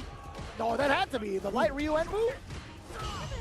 Oh, she gave him the peekaboo afterwards. Crouching heavy, background house, target combo, dash up. Oki baits out the throw successfully for the first time of this game. We get the Ryu engine as the frame kill is medium punch. Lashar has to back away, or so we thought. That wasn't even a counter poke. That was just Blas running into the normal straight up. No counter. Wow. Nothing. Just a sweet, sweet perfect. Lashar with the pressure up the corner continuously. The bait that we've seen. And also the donkey kicks not hitting. That means no deletion of drive gauge, usually speaking.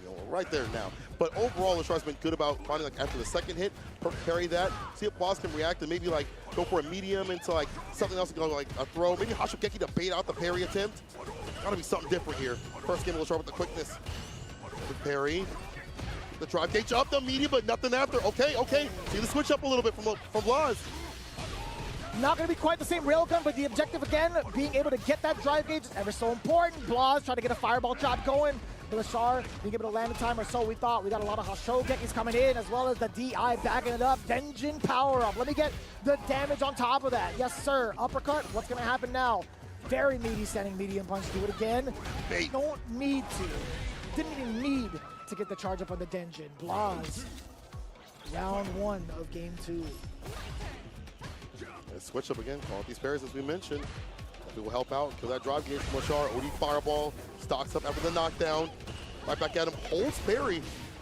The fans are still strong. Use the OD gauge or charge them up. They still have retained the same strength, or at least around that. What a check, standing medium punch just within range. That was actually mad far against that drive rush. The approach from Blas getting just absolutely smoked. Low forward, had to cancel it out. Playing on the intention of going for a low forward, going for crouching medium punch every so often, switching it up a little bit. The anti-air not there, going for low instead. He's been so good about judging when he needs to hit that DP or go for a different option. Empty back throw. Oh. Plus frame, still being able to catch Lashar, even with a slower normal, that is low medium kick. Lashar might have pressed a heavier button as well. Damn, he's chunking away at it. He tried to get some, maybe a little bit of a button from the side of Lashar, but Blas still accomplishing that drive gauge depletion, and now the life to follow suit. Level 3 incoming, excuse me, that's a critical art. Enough to kill, but it will put Blas closer to that green gauge. But Lashar's trying to advance as much as possible. Gets the finesse, the blast, the shimmy. Set point Lashar. He's been looking for this revenge. He's been hunting for this revenge. Will it be today? It might just be low forward to start things off. Kagarudo Mai to get the power up. For the overhead. Yes, sir. Knocking on the door a little bit. No bait for the side of the star, just clearing the space. Donkey kick in exchange with the fan. Can't do that. Hit it. No, that was a. That's still punished. Oh, it's still punished. It's still punished. Still punished. Excuse me. Oh my God, Lashar with the impact. walk up as much bar as possible. Will this be enough? He's gonna build level 1 to get it done at the very end. No, he doesn't. I lied. Oh man, I thought so too. I was with you. He hit the back though. No. Hands off. He's got so much of a life lead. He does it again. Ryu and Boo to get the bait out of Blaz. The second time we've seen it in that set. The sweep not within range. Lashar with full redemption after his exchange over at Capcom Cup against the young man. Moving on further into top 8 from the winner's side. And you can see the LeCheer squad cheering him on. LeCheer squad. What it is, right? Yo, it is what it is. You know, two things. Being able to parry when need be against a donkey kick to not have his drive gauge eliminated. Right. The other thing is the flame spin at the perfect distance to bait out the sweeps that Blaz loves to use as a stopping tool against drive rush, walk-ups. Even if you're walking back, he'll hit that, but not this time. Eliminating the spacing game, Lashar has found the element to take down Blaz. Moving on. Wow. Wow. These matches are nasty. I'm telling you, man. Oh Lashar, my God. he is a different beast when it comes to dissecting characters in terms of how he figures them out and also how he figures out other players as counterplays for the matchups at hand. I think that's a pretty solid statement to make in regards to his Mai in such a little amount of time. Actually, I'm not even going to say a little amount of time because we don't even know if he's been playing it like low-key on the way towards Capcom Cup. I know he's been sticking it out with Ed. That's what we've seen for face value, but yeah, for some of the matchups. But at Capcom Cup, he told me afterwards, he's like, if I don't win Capcom Cup, I'm a Mai guy. And well, guess what happened? Mai guy. He put a lot of time into Mai. He has Terry. He has Adams we've seen over at Combo Breaker. But I think those characters are at the same level right now. He's been able to adjust the nerfs that have happened to Mai. Using OD if need be. The charge up fan too as well. That makes variance and still has the same pressure, at least similar pressure to what it had in the previous season. She's still good. I think he's still very good. Oh yeah, of course.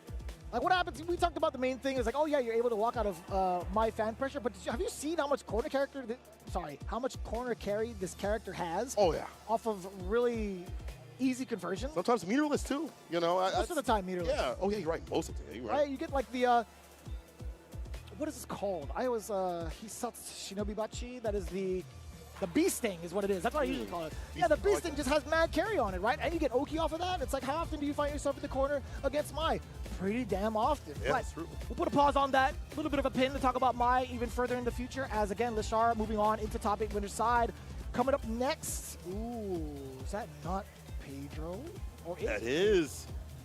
That's my G, not Pedro. Came up to me afterwards and was like, you see what I did with that ODDP against DCQ? So now, 2-0 against DCQ? Damn. He told me the tech was, the reason why he ODDP'd with a walk-up against DCQ was to bait out a throw right after, to set up for the bait for the throws right after. Because afterwards, DCQ took all the throws after that. It's little smart things like that that these new players are doing that are like incredible to me.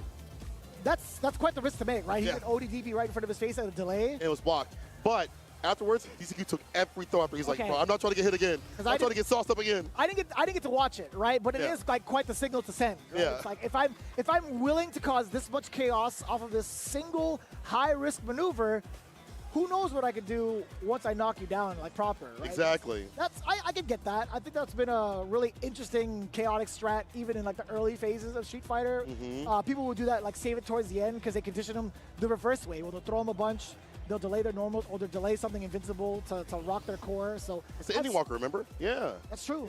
Yeah. Yeah. With the Ed uppercut, right? Yeah, that's We cover so many things that we cover against throws, against blows and things like that. Yeah. But we have a different story here. We have a different player. It's NL, Mr. Never Lose, who is, as he mentioned, on a hot streak lately. I feel like he is getting closer and closer to figuring out how he wants to play Akuma. In fact, I feel like this is the way he should be playing Akuma. A mixture of these dot kicks every so often, fast fireballs, to zoning, and the pressure with the drive rush. He knows what to do with this character in a first 2 and a first 3, where many other Akuma players have fallen and faltered. He understands the game plan. Perfect parry and the punish right after. Nice and close to the drive rush button. That's what I'm talking about. Yeah, he's got to be feeling really good about his run thus far. You're talking about the monsters he laid to rest on the way over. Men RD being one of them. NL continuing that hot streak with pure aggression to throw a kill. Oh, yeah. And you know what? Pedro's looking for that throw as well, trying to attack that.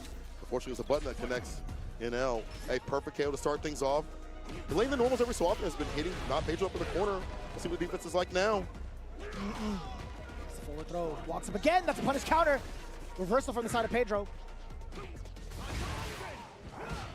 Toe tap. Perfect distance to not get punished. Trying to create some space out of the corner is Pedro. A nice and light punish. No problem here against that crouching medium kick, excuse me. Ooh, the toe tap again. Counter hit. Give it a convert. A lot of damage off of that. Cover, get that crouching medium kick right after he takes the throw. Damn. And now, ready but not ready to convert was not Pedro. Could have been a kill. Oh. Using the fireballs against the drive rush. The stopping point. Admin fist won't miss. CA on the way. Stiffness calamity. It's coming through whether you like it or not. Damn. I swear, every time I listen to this super, I hear Tasty C in the background. Yo, sounds like a car accident. You say that mad consistent. You say it all the time. But he's right. But he's right. He is right. Damn, that's a PCA? That's kind of cool. Ooh.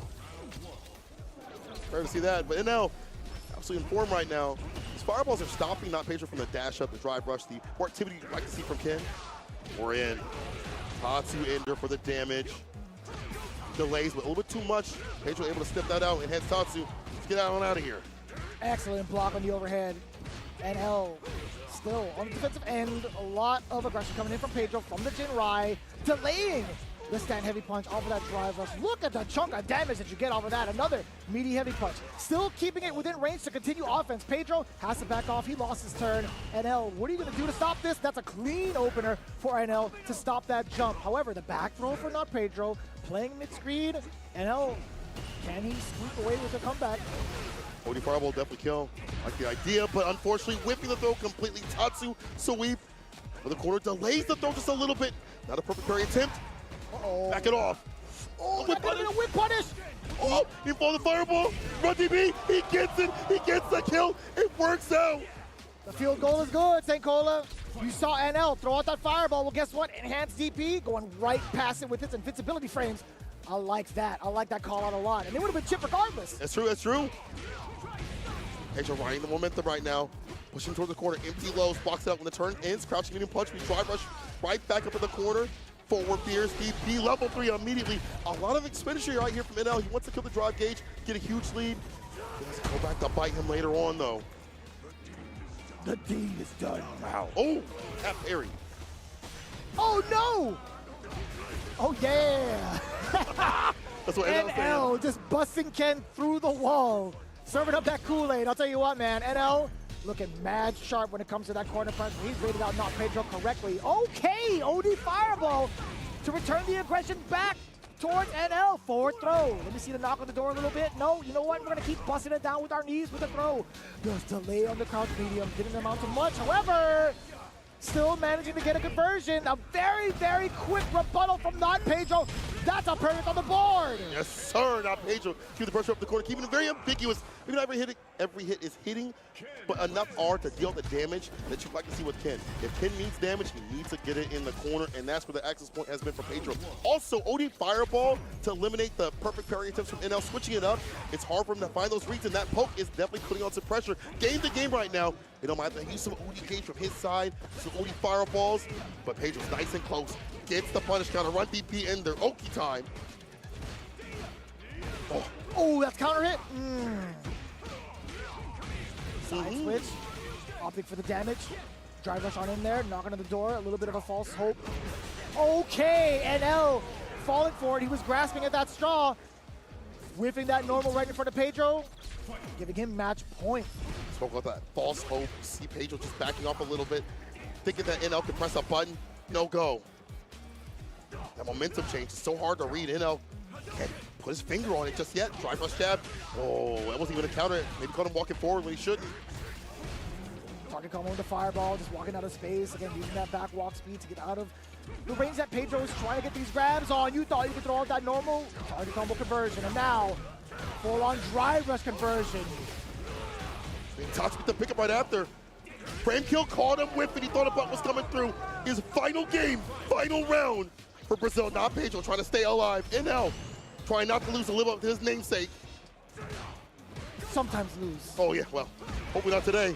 Jin Ryan play. Let's go for the go right kick. This time blocked out. Oh! A little bit disastrous. Pedro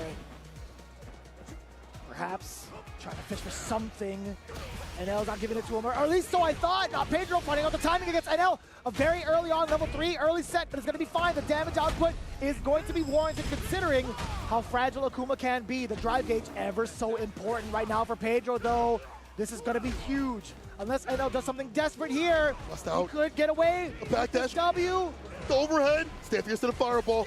Driver's throw. He breaks the throw. He stays alive. The lane medium hit. OD off the backboard. Teleports in. Pedro with the tech. The throw don't connect. OD fireball. Level 2. Still. Oh my God. He hits the level 2 to the fireball. Backs off full screen. Perfect parry. Pedro's trying to get that bar back. You know, with the variance, it's way too much. Patience game is going to be setting in just a little bit. Pedro, he just needs to creep on in there, get a single hit confirm. Oh my God, wait a minute! So Red baits out the ODDP, NL with the punish and puts them out. NL moves on in the bracket. The Patience pays off. He played the same pace that Pedro wanted to play at. Back off a little bit, let him whip and get that you need. To play in the same jungle and rumble in the same jungle as him, to do that after how much health you've lost, NL is Mr. Never Lose for a reason. Bro, he even gave, dude, he was playing footsies on stage. After the W, he waited for Pedro. he didn't want to shake his hand just yet. He gave Pedro time to breathe a little bit, and then he extended out the normal. Proper gentleman right there. Yes. Honestly, yes, he was playing footsies on stage. What a beast, dude. Yeah. But I'll tell you NL. one thing, bro. Not Pedro is an absolute beast in and of himself, showing out for Brazil to get this far, taking down absolute champions. I agree. Would not expect.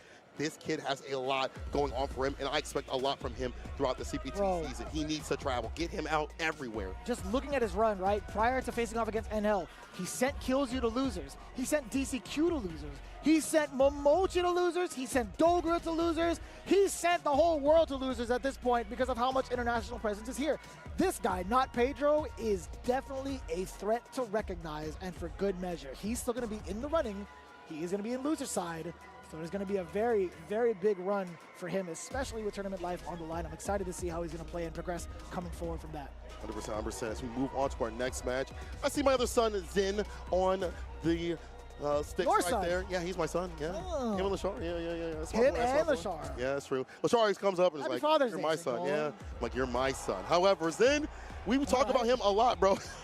I'm going to say it to him, too. Yeah, you might as well. He's got a lot of fathers. But I'll tell you one thing. Zin is that cat that is, it feels like he's psychic. He knows when you want to press, interrupts before you can press a button. He knows what you want to do before you do it. We've seen it so often, so much. We saw it with the DJ. Now we see it with the Bison play. And the reward for Bison is the bomb, right? When he's able to get that first interaction, it's a bomb and it's damage right after. However, he is going against someone that's trying to end your walk. It is ending Walker. I'm telling you, bro, he's hunting for that victory. He's gotten so close at Rebel Kumite. Over at Combo Breaker, he is right there. He's sniffing it. Damn. Yeah. Like that? Yeah. It's like, it smells so good. Victory smells good. But I bet it does. I wouldn't be able to relate, wouldn't be able to tell you. I'll tell you what. either. Here on the commentary desk. But Jen versus Ending Walker is what you can expect, as St. Cola prefaced it with. Let's take a look at their current records. Jen on the way over, looking at 6-0. He took down Juicy Joe, Big Bird, Sahara, Scrot Vermilion? Question mark? Unless that's someone else, my mistake.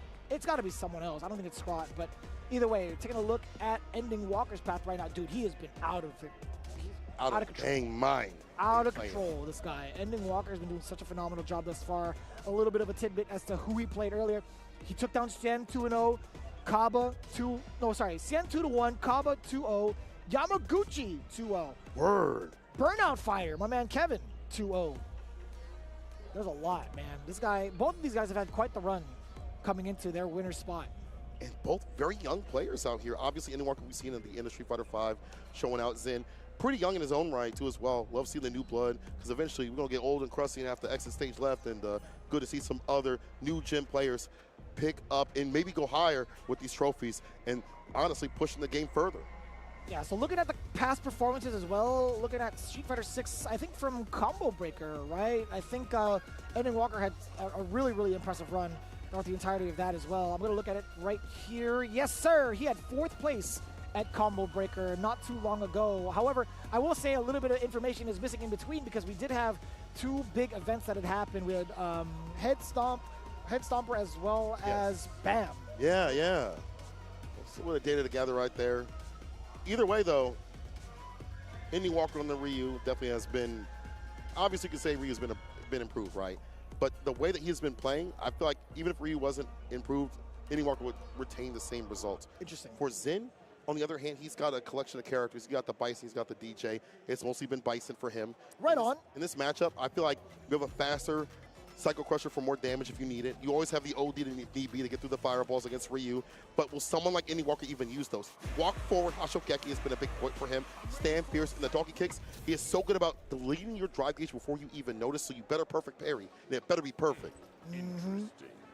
This will be a good fight. On official record, the last time they had met, over at least on Wikipedia from what I had seen, Zen faced off against Ending Walker. It was DJ versus Ed. It was Ending Walker who got that over him 3-1 over at last year's EVO. I see. EVO Vegas. Oh, man. Yeah, a little too early for him to have that Bison over there. He was like, I want to wait for the character to get fleshed out a little bit more, and now we're seeing it here. So scissor kick perfectly. I like that. Don't get light kick punished. Andy Walker has such a big lead and finds a punish against the medium. You're dead. Excellent display of the matchup thus far from Ending Walker. Two really big checks, right? That neutral jump to check the scissor kick, and also the counter poke to check the drive rush, crouching short upon block. Classic stuff. Oh. No overhead. Reversal at the very last moment, Indy Walker. Better off in the green. Forward fierce trade. You like that it's in. Gets the overhead this time, but no bomb was applied. Back this ender. Yes, sir, of course. A little bit of a safe counter poke from Ending Walker, throwing in that crouching jab, and now not fearing the bomb. He did manage to get a couple of mediums in, but no big conversion. The sweep, we'll definitely take that for the knockdown to initiate. However, Zen, as soon as that Hashogeki is blocked, he's going to be running shop, especially getting that chip after the cycle behind. Indy Walker definitely not going to spin no bar at the bottom and all the bust out. It would have been a waste. He was a one touch away from dying.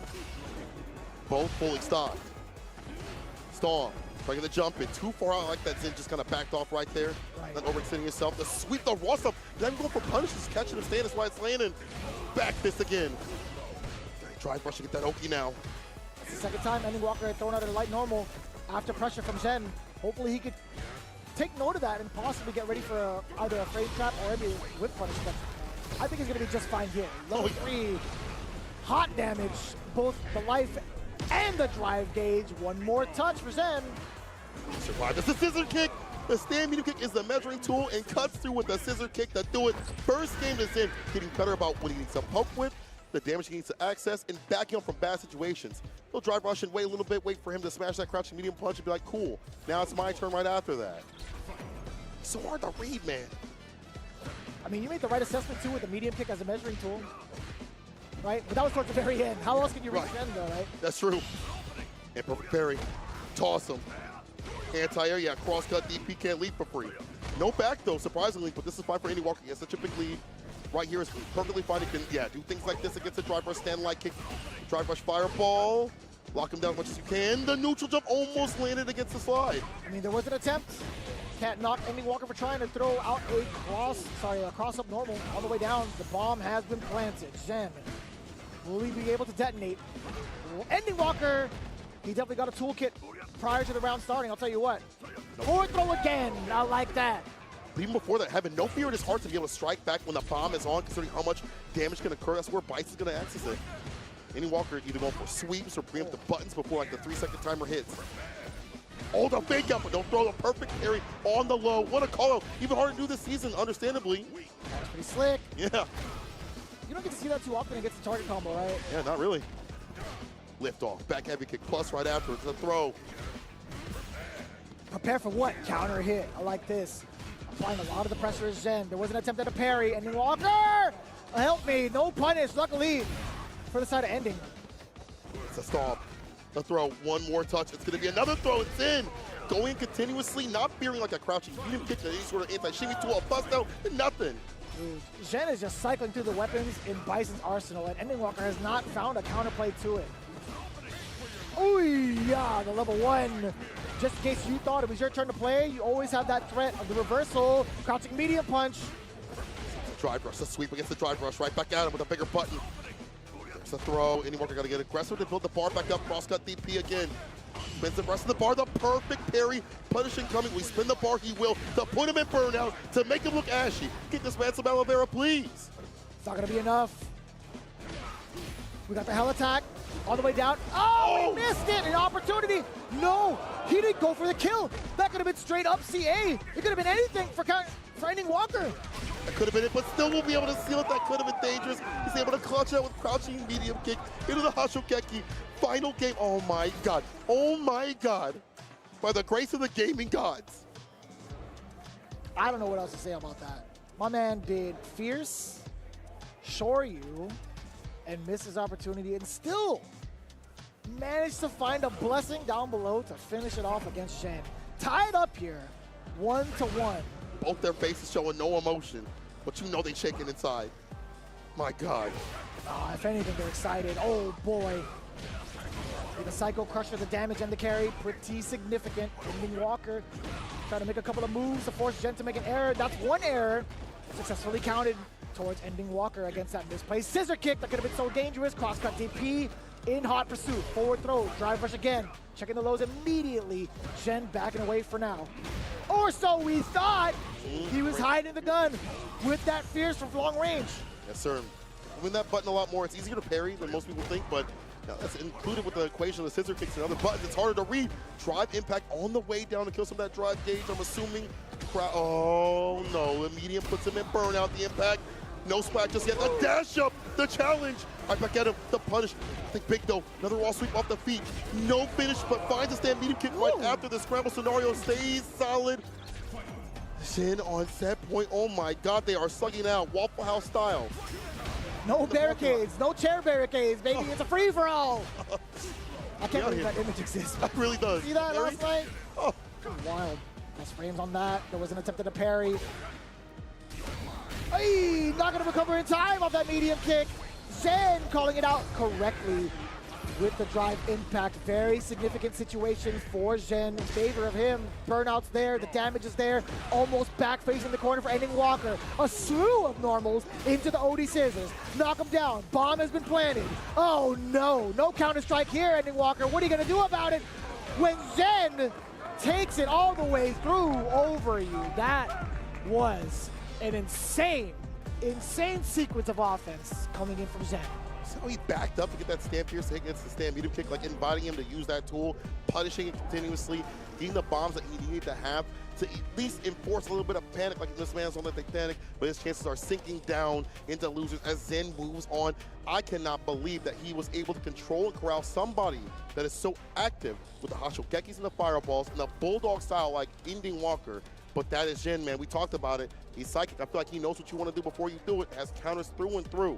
I mean, there were a lot of slugfests happening. There was a lot of exchanges of counter hits in benefit towards Zen, just kind of changing up his style, or at least changing up his timing. We saw a couple of times over where those counter hits just absolutely demolished Ending Walker in terms of like what button was thrown out from the side of Bison, right? It was a cancelable normal. Right. Majority of the time, Zen was able to get full conversion. We know how dangerous he can be with the mine on top. But again, him also picking and choosing his spots with what mediums to use from the side of Jen, even if it wasn't going to be into like big damage combos, towards the end specifically. Yeah. No medium kick punish, and then just hanging out with standing medium kick to get the counter hit. We knew that Ending Walker was trying to slug it out just in case.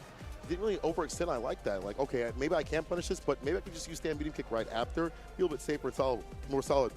We know that, that actually stand medium kick got nerfed, but in the way that he's using it, it's not a tool that's going to be with punish continuously. He's hiding it as the ruling tool, make sure, I'm at this distance, I can hit a button right after, or a closer. Very smart way to adjust to the nerfs that have happened to Bison, and that's why he is moving on. Zin, wow, that guy just, I don't even know how to even collect how he plays. I don't even know if he knows half the time. I'm like, hey man, why you do this? He's like, it just felt right. I'm like, all right, cool. You got that battle sense, I'm gonna let you rock, bro.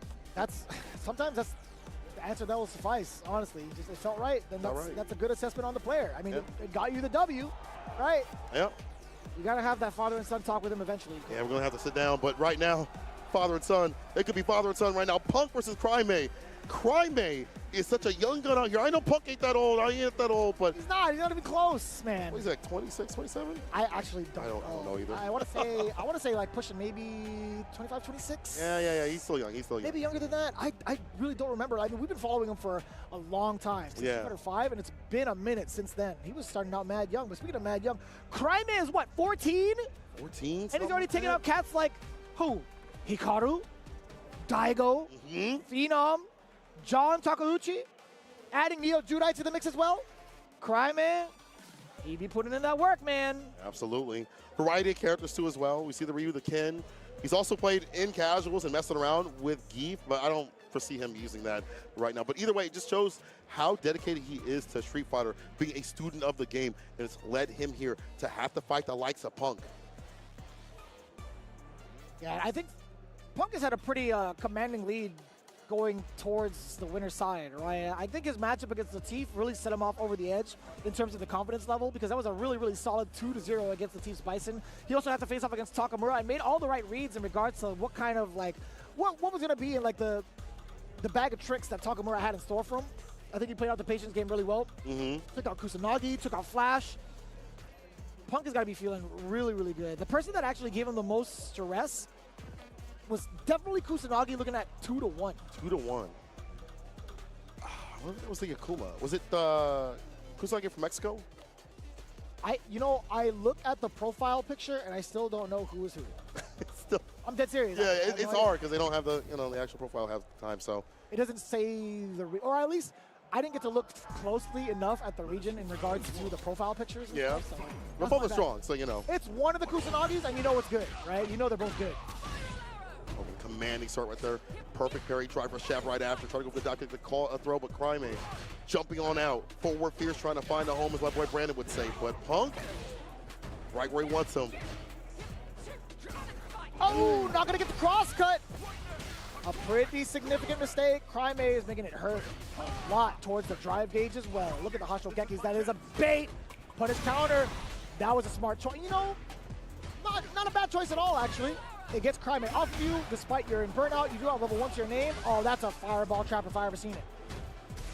Towards the corner, right back where we started. Hits the impact. Dinjin charge, static shock. Should be a wrap. Yes, sir. Hostile Geki right after that. Crime.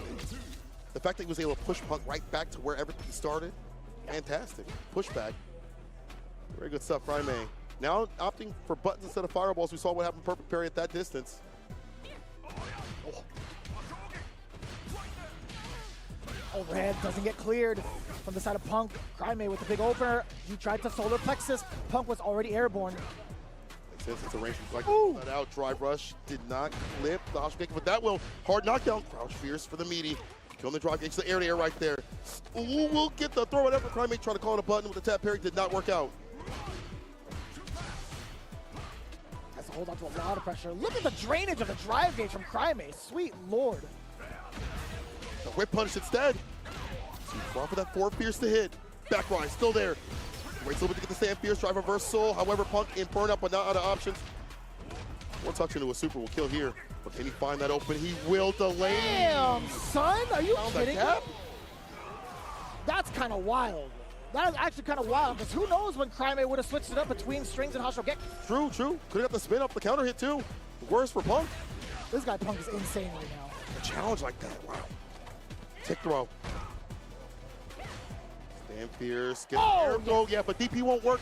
We'll go to the air with you. Cross cut DP. He's delaying the button after the drive rush stand fierce after plus frames.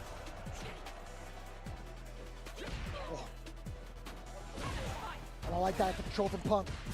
Wasn't going to be overzealous about the approach until the knockdown happened, and he did get that off clearing the anti-air against Crime. No big punish. I'll tell you what, though. The dive kick does more than enough to salvage that last whiffed button. We'll definitely take that.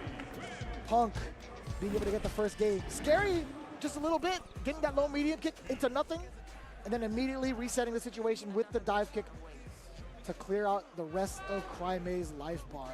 I'm enjoying the area that Punk's going for these dive kicks. Yes. Where a forward fierce might be a crouching medium kick, a stand medium to poke with as well. You're covering a lot of ranges and options at that area. And Punk, not the type that can usually go for dive kicks. When he shows out with it, it works out more often than not. Stays with the Ryu.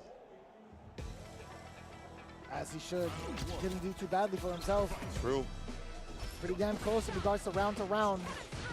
Crime now, he might be a little bit more cognizant of the dive kick spacing, but Punk, a little bit of a reset. The throw, preemptively checking the movement. A little awkward on the exchange. Crime, he's trying to clear some space for himself, right? The jumps. Ooh. Excellent reversal time. That was actually kind of wild. Uh-oh. Shugeki, drive rush, crouch fierce. Yeah, donkey kick. No stock up. Prime more the type, it seems, to not go for the Dingin charge. Ooh. Wants his Oki. The back throw. Prime, what's the control going to be like? Standing light kick to check. Overhead blocked. Counter hit as well, though. Prime pursuing with the crouching medium punch immediately afterwards. That fade out against the drive reversal. I got to say, that might have been a reaction. Yeah, I think so too. Prime coming a lot of options up there in the corner. Locking Punk down. What a space trap, but nothing really after that, though. However, better off the drive gauge, as he Hasho Gekis continuously and Punk blocks it out. It's forcing him to have the whole parry. Get the bar back, sweep off the feet. How are these hitting Punk? No anti-air, though. Hard to justify with the dive kicks that Punk's been using, right? Oh, just again. Crime might have tried to respond with an anti-air at that time. Back throw, wakes up with the crouching kick. No, shot it in! It actually hit! No way! I'm gonna send it to get my bar back as much as possible. What a play, and that puts Punk in burnout. And that brought a little bit of a smile to Punk's face. He approves, and he respects it. However, it's gonna be at the cost of a game. Crime putting it all on the line with that level 3. What a call out. And again, Punk not really mad at it. Yeah. As soon as he got hit, he definitely nice. smiled. He's like, you know what? You got me. Yeah. With the head shake and the smile. I'm telling you, man. He said, that's crazy, but it worked out. I'm with you. To have the timing to bust out like that, similar to how Punk has had with his reversals, immaculate. And the fact that he got the bar back, well-timed. Crime Punk going for the limit with that top base spot. A little check. A shoulder through raw. Crime was measuring the distance a little bit with light kick. Trying to force Punk to respond. At least he responds against the Hustle Kick like that. The sweep. They're getting him a lot of mileage throughout the seasons of Street Fighter 6. Anti-air. Not clearing the space. Parries, yes, nice and close with that drive rush jab right after counter conversion. Ooh, no cross cut. Very difficult angle. No anti-air. Again, very reasonable for Crime. Scared about the dive kicks, jump, things like that Kami can present. All jump-ins are a mix-up with this character. Yes, outside the distance with the heavy kick against a stand light kick. Finding better buttons in the mid-range. Do find the punish counter down below. Against the donkey. Crouching medium punch to start. Should be more than enough damage. Getting himself into match point with 2 bars to his name. Crime just about the same. And he nails it. Also getting the first anti-air in a while, I should say. Deep jump fierce as well. Little safe jump setup. Give the pressure on. Killing the drive gauge. What we're looking for there. Trying to get something to clip and hit with these lighter buttons and mediums as well. Oh. Yeah, Crime on the deficit with a drive gauge. He's not going to be too aggressive. However, if he keeps continuously blocking against Punk's onslaught, he will be finding himself into burnout sooner rather than later. And Punk, with the way he's been knocking him down and starting things off with the crouching heavy punch pressure, it could lead to that burnout. But now Crime finding time to get the aggression out. Another way to thread the needle. Punk finding that crouching jab. It's all aggression for Cammy now. Air to air. Yes, sir. That should be more than enough. Executes it proper. And speaking of executing, Cammy, the assassin, right on the neck. Bam! Punk, the god, being able to hang tight against the Hashokeki fake outs, the stand light kicks, being able to get the dive kicks when he needs to, be able to stop some of the things that Crime may love to do. The sweeps, the mediums, the drive rush buttons, all halted and all pressure from Punk right after. Very good stuff for him to route things back after that level 3 hit. Listen, most of us would have dropped to the controller and said, you got it, bro, but not Punk. He said, that was nice. Now I'll show you why I'm nicer. He gave him the little bro at the end. He's like, here, you could have player 2. Yeah, unplug it. Yeah. Yeah, you're playing, bro. Good job. No, I mean, shout out to Crime, man. I honestly think there were so many decisions to be made at the pace that Punk was playing. It's much easier to be from an observational standpoint to be like, yo, these anti-airs are not coming in from Crime. But Yeah. again, you had mentioned it clear and cut. It's difficult to discern how to approach Cammy as she's airborne. Yes. One false move, and you're going to get smoked.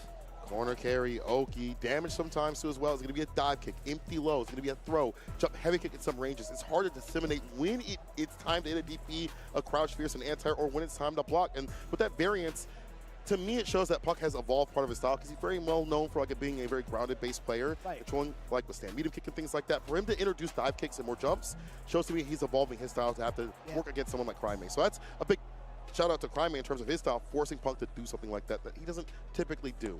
And Punk still retaining his his keen eye and observations towards what the offensive patterns have been like. I mean, Crime has done a great job of mixing, as you had mentioned, but him threading the needle with those crouch jabs have been so pivotal against the Hashogeki pressure that a lot of people have been trying to do all weekend, but end up being susceptible to it and getting bodied, essentially. So big ups to both players, man. Again, Crime is going to be continuing on into losers. However, it does establish our very first four competitors. Hello. It's the top 8, right? We have Lashar, Zen, NL, and Punk on the winner side of top 8. Wow, Punk the lone person from NA, the rest from the Asian region. And Lashar and Zen, two best friends having to go at it over winner side is going to be sick to see. But right now we need to see loser side. Kills you, Blaz. Hey. Wow, wow, wow. This is heartbreaking, man. I mean, it all has kind of been heartbreaking, but it also leads to some great action, I can't lie. Blaz having to fight his way through loser side, but Kills You has been on an absolute tear, as you mentioned. And again, one of the best in France and best in the world. You have to say it. Made his work at CPT. He's working out here too as well. Other side of the world, Chile, stand up for your boy. Blaz has been doing a phenomenal job representing his homeland and the Shoto army that is Ryu now. I think he's got to be one of the generals, right? Oh yeah, lead the charge. Oh, I like that. Back rise, back dash. Avoids the throw, gets the punish counter in the side switch off the Tatsu. Jump set up. Delays it a little bit. There was a reversal button. He could have committed, but that's fine though. Not so fine now. We're out of the corner. Ooh. I think Fireball, maybe? I didn't get to see how much he had taken off of that. I don't think he tried to parry, but either way. Big shimmy. Got the his super, yeah. Oh, is that going to be enough? Yeah, fierce into the charged uppercut. Getting the chip damage, kills you, getting first round. Ground game for him is insane too as well. Whip punishes the crouching medium kick. He waits for Blaz to initiate with a button and clips him right after. Walk-up throw, strolls on in with the confidence. Fast jump, heavy kick, but this time Blaz delays. No anti-air, a medium right after. A Tatsu to leave the corner. We've seen this movie before, but it Kills You be able to get outside the corner again. Damn, that's a lot of time to punish counter the hell out of that bad boy. I guess so. Jesus. Some anti-donkey kick tech. Damn, also, okay. Being able to clear out that dive kick. Blaz showing the great example of how to at least stop the dive kick temporarily. Oh, the jump out is everything for Kills You. With the amount of meter he has, it should be lights out. Jump out, light kick against the forward heavy kick. You want to get that follow-up extension into not having to use that switch bar at the bottom to kill, but Kills You aware of what Ryu wants to do. He's seen the things that have gone on with this character, the forward heavy kick, the better connection. He understands the donkey kick and the pressure that could happen, but round start with a low, drive rush right after, stocks it with a Denjin. Again, Blaz, more of the type to hit that Denjin often. Damn. That was sick. Right back at you. All of the kicks, so violent from both ends, right? Don't do it again, right? Oos! Fierce instead. Big fist. Oos! There we go. So we wanted before the forward heavy kick. Man, Blaz has been going strike, strike, strike the whole time against Kills You. Kills You just so reluctant to throw out a reversal, and I understand why, man. No conversion off of the single hit. There How it he gets it, off of the counter hit as well. Kills You, moving on in there, forward throw. It's a fake out the entire time. Counter hit. OD, sure you can reversal, drive rush, snap. There's no overhead this time. And Blaz switch it up a bit. Oh, punish the heavy. Now Kills You initiate a little bit too much, and Blaz taking advantage. Oh, being able to snipe out that fireball at a moment's notice, that Kills You. And the burnout intact. Are you gonna seek it in? You tried it. Blaz willing to spend it. Believes. The bar at the bottom, I understand why. Crouching to kick into no Hashogeki just yet. What do you do now? Kills You. Look at that 4 bars. A single hit conversion can kill Blaz. Oh, the perfect parry against the DA. The shit Hashogeki for the win. This made it the just parry. Right when he got his meter back, Cola. The perfect calculation. No doubt about it. The check hit the bank. He said, I'm cashing out. Blaz Kills You, final game between the two. Back throw, I like that. Switch it up. We've seen button, as you mentioned, strike, strike, strike. Get those grips in there. Back throw again. Kills You now. trying to keep the control against Blas, standing roundhouse, the exchange, solar plexus, now plus Blas. He's chipping away the drive gauge, trying to fake out kills you, and he does so successfully, baiting out a normal, running into the solar plexus. Burnout is now intact for kills you, Blas. This is his chance to strike, but what's the approach for his donkey kick? Has to hold that. Kills you, getting closer to the corner, dashing up right back into the space, clears out the corner for himself with the jump out. Get that bar back with the quickness as he advances, blocks out the forward fears, back in the green. Could drive rush if he wants to. Maybe TK OD dive kick if he wants to as well if he feels like a button is coming. Gonna spin it right there. The spiral arrow ender, drive rush, crouch fears. No counter conversion just yet. Kills he does get the throw right after though. Walk up throw again. Watch out for a reversal. He might do it. Back dash. Kills you thought about it. He backs away. The Shark is ready to strike. Drive rush, crouch kick. Back throw. You're in burnout though. You're in burnout. You don't even care. Blas don't even care. He's in burnout and he still wants them to get the throw. Blas on set point. Are you for real right now? How do you read this cat? I'm telling you, it's so hard. Well, when punching against a stand fears. Stocks up. Static shock, baby. No way, son. We look at the main screen right now. Y'all can't see us. We look at the main screen. We gotta see this energy. Oh, you get the Raiko. Genjin no longer on the table. Blas looking a little bit dry. There's one conversion off of kills you. Spending one bar. The damage is there, but we're looking for the carry primarily. Additional advantage, not the damage. Definitely right up. Just parry. Imperfect parry, I should be saying. 4 fierce for the plus frames. Trying to find that advancement. 4 fierce again. Kill the drop. The interruption against the solar plexus. That was plus and you pressed. But it worked out. Forward heavy kick. Tatsu. Back to mid screen. We tech. The throw does not connect. Bar back at the bottom. He's almost at level 3. Oh my God, he cleared it with the jump, Saint. He cleared it with the jump. Level 3's gotta be in, right? Oh, of course. We spin to win, and that's the end. And yo, we're gonna get final game, final round. It comes down to this, but I'll tell you one thing. You look at the bar at the bottom. You know what Ryu can do.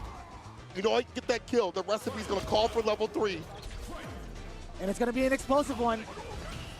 Drive rush fireball to check the reactions, but here comes the spin knuckle. Kills you. Off to a great start. Drive reversal, get off of me. Blas looking a little bit dry. He's got 3 bars to his name, but the drive gauge looking rather spared. He's gonna be in burnout. Give me that bar! There it Give me is. that damage! Level 3 coming in hot. Shin Shoryuken! Meaty fireball after this. Will he go for it or drive rush up? Or I guess he can't. He doesn't have any bar. Hashikeki to get a little bit of a fake out. Oh, the walk up throw though kills you with that same sort of energy. Blas almost back in the green. He's there. Attack. Got the bar back. Gets the low. The Hashikeki, the spin, the crouch fierce. Nothing after that. Trying to go for the throw right after, but he gets nothing at all. I don't know what happened after that combo, to be honest with you. I thought he would go for a little bit more damage. He opted for a potential reset. Couldn't tell you. Fireballs, nice and close for some variance. Stand fierce to the fireball. Back dashes. Would love to whip punish that heavy kick button. Can he get it though? Slide exchange from both off of the trade-off. Drive rush on in there. Forward throw now. Blas gonna walk up into the space. Kills you, tries to check first. Does get the throw. Killing moments coming in real The soon. dive kick? Are you kidding me? No, the perfect parry on the low. The just parry. Oh no. Get back into it. We get level 3. He does. He does on the very end. Kills you, gets the CA at the very last moment to get the kill. Locked on and locked in kills you. What a just parry.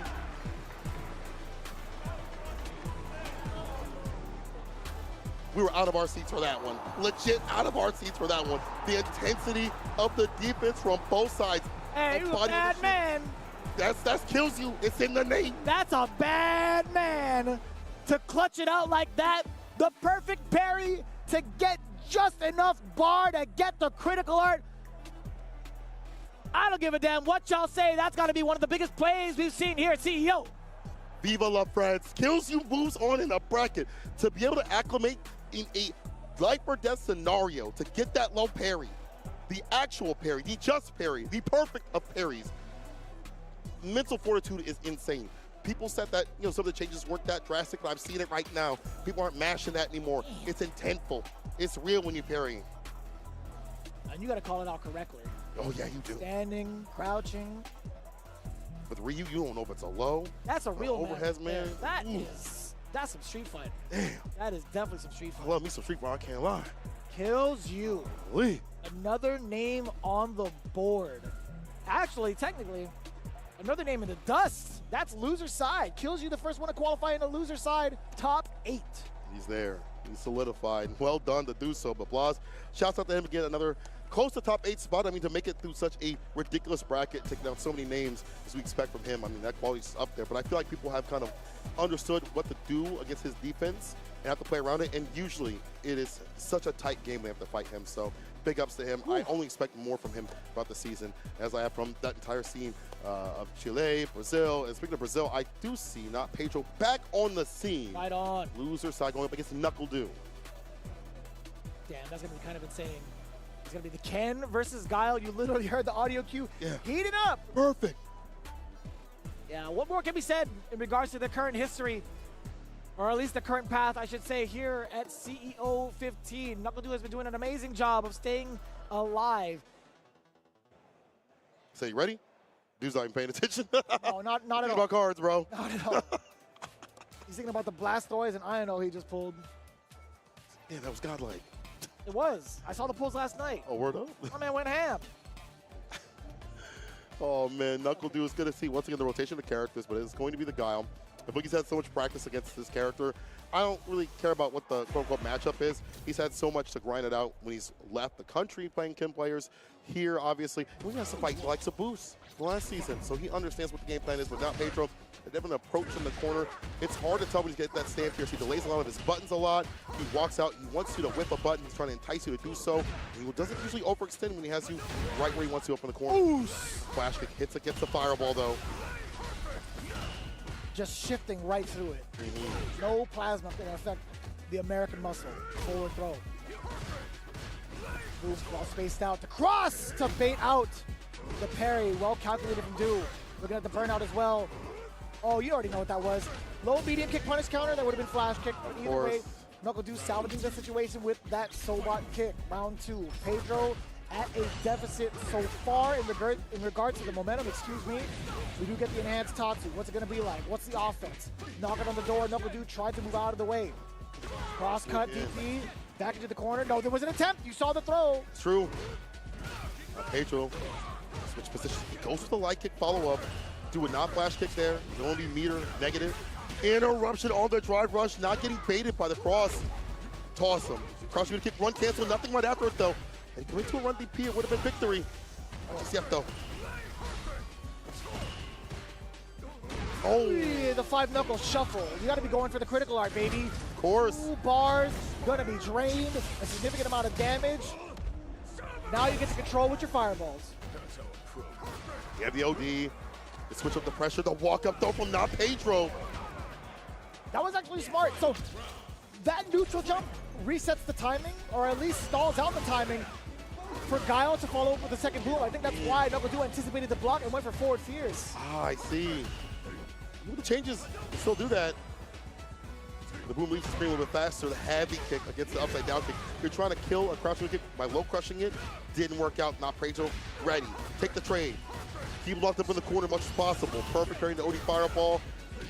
Oh, that stand light kick. There's so much advantage off of that. It's going to be stand fierce trade, stand medium combo. Drive rush back throw here from Knuckle Dew. A lot of booms being chucked. Pedro, does he have the tenacity to parry them all correctly? I'll tell you what, he withstood the storm, got the counter hit. Now, looking at level 3, finding the opening. Knuckle Dew overextending just a tad bit. Enough to get counter hit with that crouching jab connecting into the crouching medium. Hence why you see Not Pedro getting the first W. Keeps it nice and compact. CQC, you see. Nice and close with your parry and drive rush up. Take the turn back like an OD fireball. Do not get in full range because the Sonic moves continuously. Flash kicks if he wants it. He's been able to get in there expertly and again, baiting out normals that he needs to bait out. I feel like Pedro's starting to understand the game plan. Knuckle Dew locks in with the Guile, and it makes sense. I feel like the other characters don't fight as effectively as Guile does, and his style that he likes to corral, control the characters. You need to have the Guile, I feel. Oh, too far out. Punishes. Sweet target combo for the punish. Into the flash kick. Love seeing that as a whip punish. Oh, you thought you could grab him right in front of you. The run stop bait. Pedro actually running it all the way. The Miracle Mile with the standing heavy punch.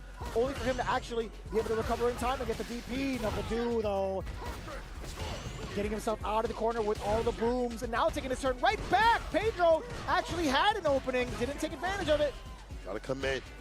Target combo right after would have been great. So like a run DP, possibly. Would have, could have, should at this point. Gonna be victory here for Du. Round on for his side of things. That's what you want as Guile. You want to have that lead. It'll come to you. Jump in round, start reading the boom timing. And that's Tatsu, full corner carry.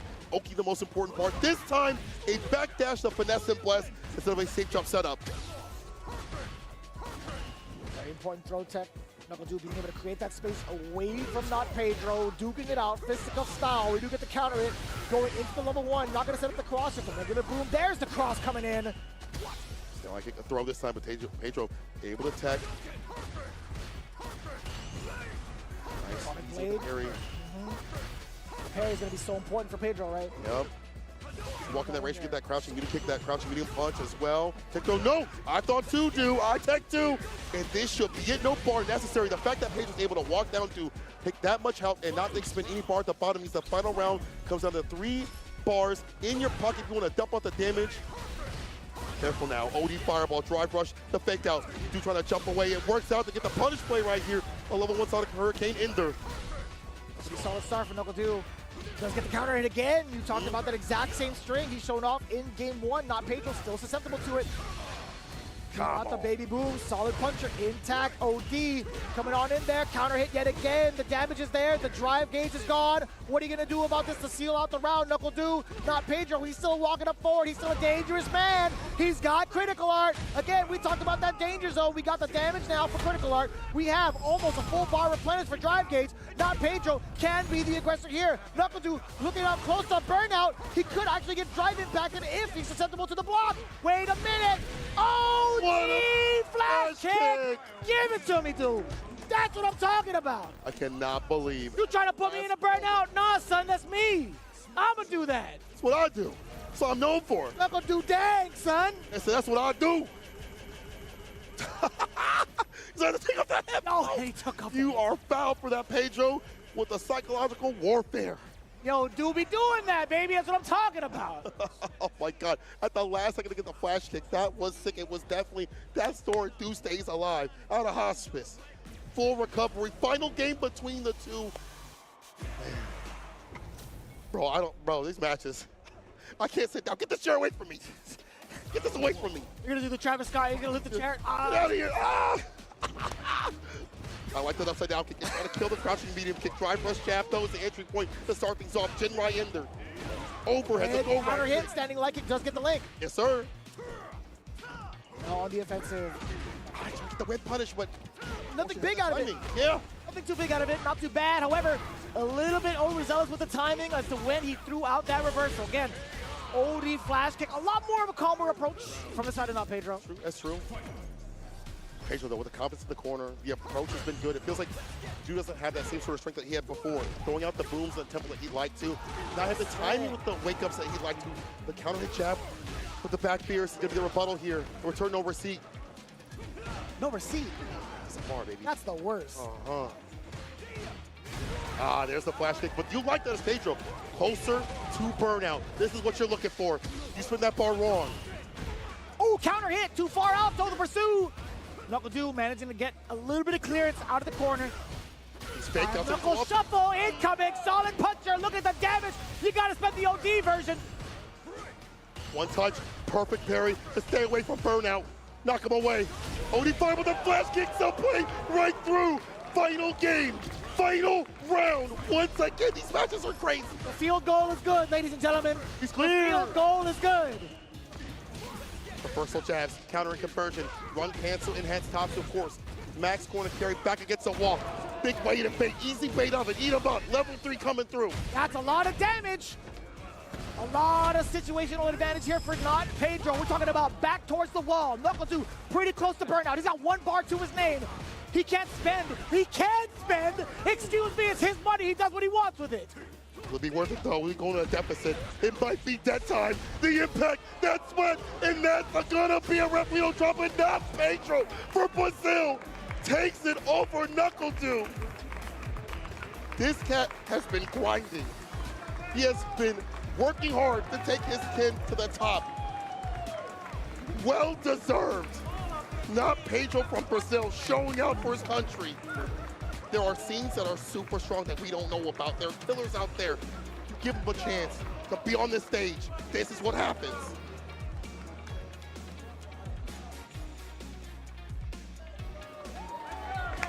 You gotta give it up for him. You gotta give it up for him. Insane play on the Ken. The fairy just too much. Even do with the respect. Respect given where it is earned, not Pedro making a stamp in history, representing Brazil here at CEO 15, making it into top 8. I'm at a loss for words. The way that he played that Ken was so great. Hitting the brakes every so often, you can't figure out this man's tempo in the mid-screen with the drive rush. It was so hard for Du, who was historically really good on the bust outs, the OD flash kicks. Making you go in a burnout at the very end, making him spend that money when he don't usually do that, is something that takes a lot of pressure to put on him. Rare, maybe 4 or 5 players in this universe could do so, and Pedro's added to the list. God dang. Some good Street Fighter, man. That is great Street Fighter. Man, I love this season. I've been loving 6, but this season has been godlike. It's been godlike to see this offline action for people from around the world, real world warriors out here. That's what happens when you get the CPT, the points. What's Talk to on the him. line, man? This is the real deal. Talk to him. Obviously, online is fantastic. To start things off, it feeds into itself, and we get moments like this. Hey, don't break the table, man. I'm sorry. Bro, y'all don't understand, man. This is like before the pandemic. Like, you saw all He these was players about to going around. karate-size this table in half. Yo, production's like, please stop that. Please stop that. Where's Steve? So, yeah, exactly that. Something- Kuma level 3? Yeah. Oh, yeah, table crashing. We had to put a little bit of comedic relief, honestly, because Yeah. there was a lot of emotions running high from both ends, right? Knuckle Doom making some really, really courageous reads, and it paying off. Yeah, we definitely almost threw the seats. But we were away. standing up the whole time. It's impossible to be sitting down during this action, man. It's just too good. The intensity, the gameplay, the decision-making, minute decision-making to make it this far for defense and offense with the changes. It's only been a week and a half for this patch. These players are out here at the limit, testing what has occurred. It's new. It's a new area for them. It's funny because I feel like CEO has been cursed with that Yeah, majority of the Jabali. time for like a lot of different games. But I'll tell you what, it's been an absolute blessing. Sorry, to Jabali, see- this is hype. To see everybody adjust the way that they have been adjusting, and it ends up with results like these. Speaking of which, we got more results to kind of give to you here for the loser side, the top 8, Ryukichi and Ending Walker. What a duo to talk about, especially when it comes to the loser side, because both of these guys can easily be within the winners, within top 3. That's true. I mean, Ryukichi, second at Evo Japan, considering the pedigree that's been out there. For him to get that top spot, only losing to Mena RD is incredible. Even before that, he has been cooking up the competition. I think the first time I really saw him show out was like a Rebel Kumite qualifier for the New York edition. And he was able to fly out to New York, and maybe not have the results that he wanted to, but leading up to that, I was like, this guy is someone to watch. And look at what's happening here. Trying to qualify for top 8 has been in a lot of places, in a lot of top spots with that Ken, so kicking it with that character. Other side of things, someone that's hungry for a W, has been hungry for that, is Ending Walker. Absolutely right. I mean, that guy's so close to getting that W over at Kumite, as we've mentioned so many times, with so many top 8s, just a few moments, a few clutch decisions away, and he knows it. He's been talking about it. This could be his time. We've talked about the journey that Ending Walker had both in the CEO as well as his past accolades. Most recently with Ryukichi, he also traveled over to Combo Breaker, didn't see the kind of success that he's seeing currently. He placed within top 96 over at Combo Breaker. The other official CPT ranking he had, obviously we talked about Evo Japan. But right now, it's time. Loser side. Game 1. Ending Walker, Ryukichi, Battle of the Shotos. Wise to the game plan of the fireballs. That's going to help out the neutral if you're Ryu. Ryukichi with the perfect parry in the corner. Carry right after. You'll love to see it. Once again, nice and close. Now the OD fireball up with the drive gauge. Ooh, and a slight delay too. That was very, very delayed from the side of Ryukichi to get that bait out of Ending Walker. She's trying to walk him down. No whip punish. Whip late on the troll right there with the stand medium kick. Ending Walker getting knocked down, that new buff. Able to tech, though not able to connect. Nice stuff. OD fireball going to be perfect parried as well. Ooh, but that I feel like is now a setup. Like you want to press the button right after. Ryukichi slams the stand medium kick at the perfect range. Anti-air.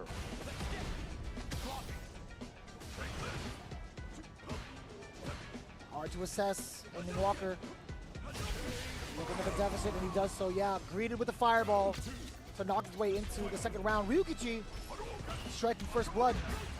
Punish on the Hashogeki is really, really far out there. Ryukichi absolutely ready for it. Again, the momentum all to the side from that enhanced Tatsu. The control with the roundhouse, checking with the low medium kick in case Ending Walker tried to actually live up to the name and walk up. At the end of that walk, the walk short. Chain of jabs, trying to go for the Jin ride. Spaced out. He wants him to press a button, I'm not sure. Walking back, walks right back into the throw. The confidence, whipping in the knife, but he's plus on whipping, gets it, then he's Ryukichi with a perfect. Both characters just looking at each other like, Huh? damn. Yeah, right. Right at the same time. Oh man, sharing the brain cell, but it's Ryukichi better off. First game to him. Conversion. No big deal though. Interrupts, but he didn't go for a button. He thought the throw was gonna come through. Would work out for him. He was close enough. Not like that, bro. Oh, the uppercut. Being able to claim some space away from Ending Walker to set up, and he does so successfully, baiting out that solar plexus. A lot of the ranges that Ending Walker attempted to strike at have not really come into place the way he wants to. However, you got to keep striking. You got to hit eventually, which he does. Now, what do you do to keep Ryukichi on his feet? Wow. I was going to say off his feet, but... Oos. Dunked it. Check the turn on the -2. Drive impact again. Ryukichi spent all that bar. Don't let it be for nothing. Ryukichi, lower on drive gauge. Ending Walker building that bar back up as he's getting chipped out. That's fine. Back in the green and back with the OD Hashogeki. My man screamed out, ha! Ah! From the bows. All right. Throw? No, we walk back. Hard to do that this season, obviously, with the changes that have occurred. Can't just crouch him with a kick and drive rush up. I can walk outside that pressure. Oh. Jinrai. And again, back-to-back Jin Rise. Knocking on the door, guess what? Crouching heavy punch. Coming on through, excuse me, hello, Shippu Jinrai. Immediately afterwards, a delay on the crouching medium. Spend the rest of that bar. Oh! I don't know about all that, fella. All right, caught in the corner. Ending Walker with some drive gauge to his name. I like that Ryukichi's trying to advance and kill some of that drive gauge so he can get the impact. But if you do that, I got that level 1 to react. I feel like Ryukichi, it's so hard to impact him in general. He's got bar. I feel like I've always seen him react to an impact with the quickness, set point. Right. Wow. And even so, like, Ending Walker didn't even have enough juice in the tank to even try to withstand any sort of hit. So him going for that drive impact in that situation was kind of a rough draw. I don't think that would have worked out for him regardless. Well, DPF for the trade conversion. Chain of lights, but we find a gap. We toss right out of that. Up and over, back throw. Ryukichi in full control yet again. I don't know, man. Ending Walker's looking rather different. Kind of out of the comfort zone that he was usually in, getting himself into the top 8. Ryukichi has just been so dominant. Can't find an initiator. Can't find any way to open him up. The fireballs haven't worked out. And that forward fear is too far at the distance. But the drop, Ryukichi. That was your game to win. Oh, Sweet, wait. don't let it be you. Oh, Don't let it be wait. you. Not the one touch. He'll take that trade. Whatever it takes. Ryukichi 2-0 over Ending Walker. The 4 fierce of fireballs. All those not working out. Ryukichi taking the W. I was like, where did he go? But it's the emotion that he has right now, knowing that he's able to qualify for top 8 for even more points, close to that CPT qualification. Ryukichi. Excellent display of patience. Excellent display of understanding how Ending Walker wants to play. It's been very, very difficult for Ending Walker to find the mark with a plethora of different actions that he had taken. He's been very keen with trying to get the Hashogeki started. He's gotten whiff punish for that. Yes. Solar plexus, more often than not, I think I've seen just off the top of my head, 3 of them get severely punished, countered by Ryukichi. I agree. He did not want to even try to contest a normal as Ending Walker had walked up. We've seen how many paces Ryukichi had taken back just before it's Ending Walker to get antsy. So much patience from the side of him. And it's for damn good reason, man. He knows full well Ending Walker would be the one to strike first. I think also, like, we're starting to get used to, like, what Ryu wants to do in terms of initiating the openings, right? Even Ending Walker has said this himself. Ryu can double up the damage, but before, the initiators were kind of hard to land. Now you have forward heavy kick. Forward fierce has always been really good. And the fireball pressure, people are getting better about perfect pairing. Punching the forward heavy kick, or forward medium punch, excuse me. Fort Fierce, excuse me. I'm everywhere right now. But they're getting better about dealing with Ryu once it be at the effective ranges. And Ryu Kichi has been playing a million Ryus. I'm sure he plays Yas and other Ryu players that are out there. So he understands the game plan at a basic level and then implements it against Indie Walker and then rides momentum from there. So top 8 for him, where he's been continuously. This guy's got to be in contention for one of the best 10 players, if not one of the best players in the world at this point. Yeah, dude, there was a lot of emotion riding on that match for him, right? I mean, you would see him kind of like almost break down in tears. I'm sure a couple probably have been shed on that stage for good reason. Ryu Kichi's performance overall, you know the nerves are settling in. He had some pretty significant drops off of the Jinrai, tried to end it with an uppercut, missed that. Yeah, off the OD. A couple of other drops, he had missed that as well. But it didn't lead to any severe punishes, if I'm not mistaken. You're right, you're right. I didn't think like there was much from Indie Walker when those mistakes happened. Maybe didn't expect them to happen or what have you, but either way, I feel like that also leads into Ryu Kichi being in the lead more consistently. If those mistakes were to happen, he was still going to be in the lead regardless, so he'd been just fine. Ryu Kichi moving on in that bracket, and so are we. Oh my God. Yo, our final match to get ourselves in the top 8, it's going to be Cryman versus Xian. What's up, man? He looked right at me. He's like, oh, what? Like, hey, what's up? I felt like he sounded, I assumed he thought maybe he was in trouble because I said his name rather loud. Oh, he was like, what, me? And he's like, huh? He definitely looked over. He's like, huh? I'm sorry. My bad. He's a nice dude. He's a nice dude. But not when he plays DJ or Kim. This guy is super aggressive and super about that continuous harassment, especially up in the corner, especially when we've seen him with the Kim previously, which I'm happy that he developed that character. I thought he stopped playing her completely because I've only seen him like dabble with her online a little bit. But it looks like it's a full character for him to select in some of these matchups. I don't know if we'll see it in this one, though. Maybe DJ to start things off. Yeah, I'm going to cheat over a little bit. All right, all right. Yeah, it's going to be the DJ. So, yeah. Yeah. Yeah. All right, the season 1, DJ. I hear the Ryu, of course. Going to be the choice, obviously, for Cryman. And it's time. Man, We're about to find out. I'm sorry, I wish we had more matches, brother. Oh, we will. It's so intense. I guess we will Literally later on. We got to take a little break after all this happens, but our final match for that top 8.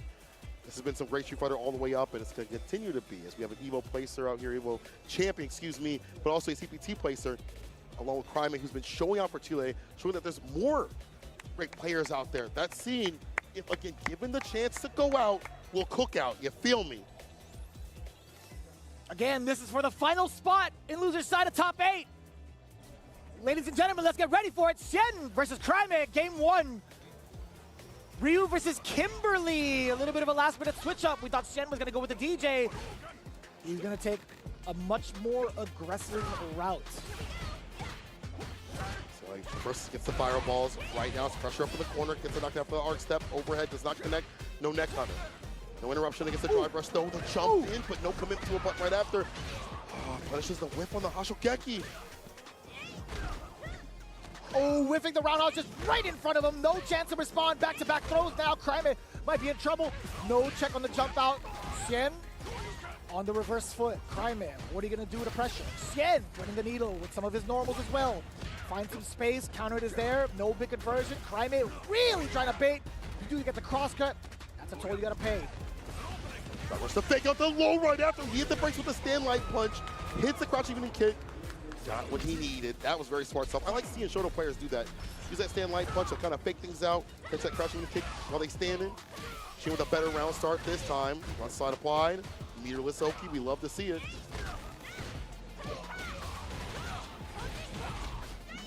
Set up the can. Right in front of him. Block strings continue. A lot of damage to the drive in.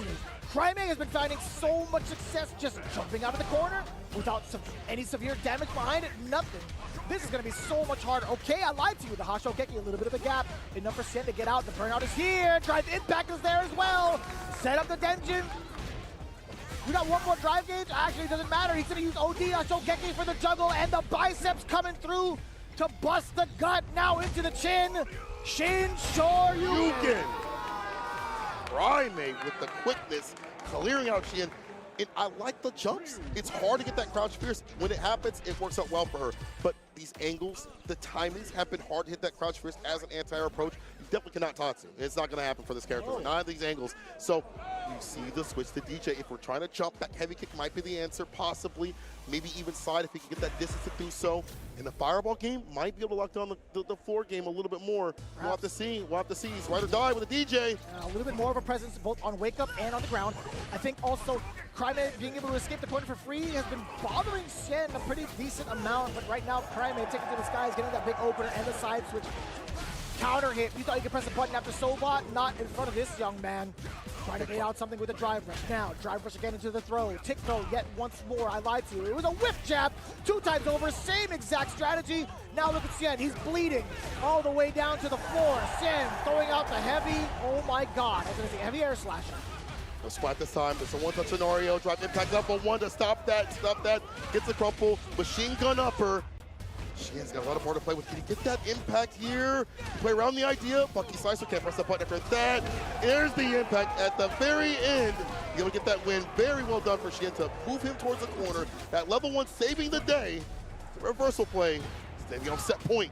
What am I talking about when it comes to aggression? Aggressive characters like Kimberly. Shen is playing just as aggressive with DJ. Active with it. Makes sense with the buttons to drive rush being hella fast. Fireballs to fake out, a need shot. Nah, get that out of here. DP's it away. Swats the shot.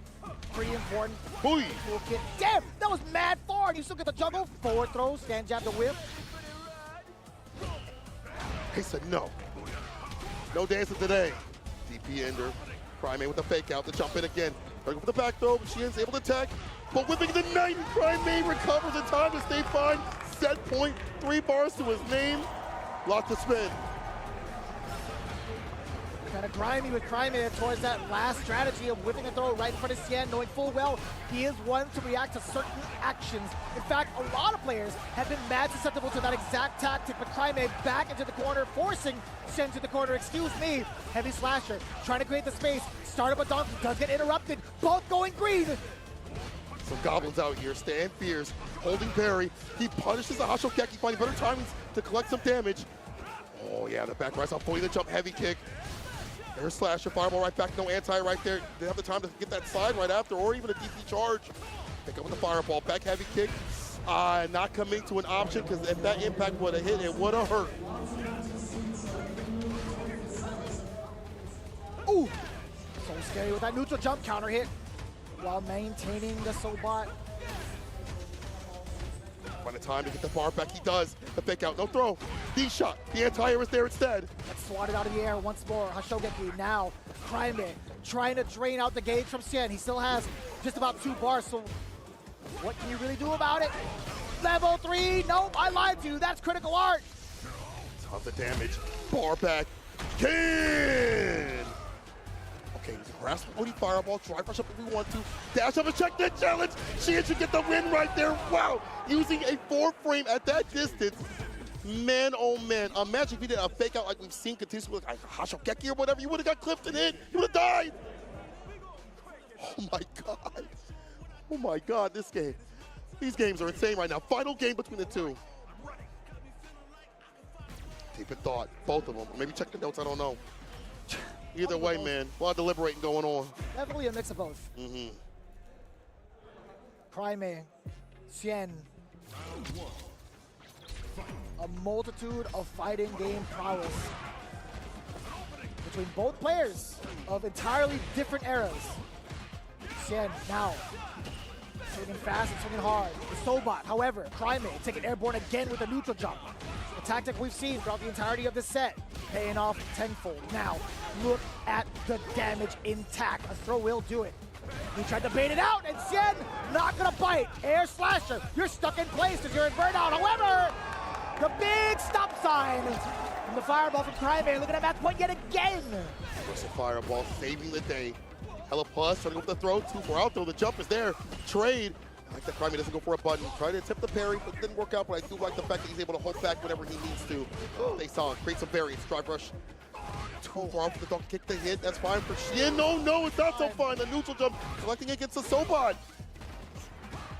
Second time that Cryme has utilized that exact tactic, kind of treating it like a bison scissor kick. Almost the same thing, right? Shen, not good enough. You're not going to clear out that space. Crouching media punch 2 times over to link into itself. We find the level 3, and we also find the burnout on top of it. Cryme, is he gonna be in trouble? The damage is equalized. First medium, yeah, goes for the medium step throw right there. Strike throw. Funky Slicer, hella plus to jump in.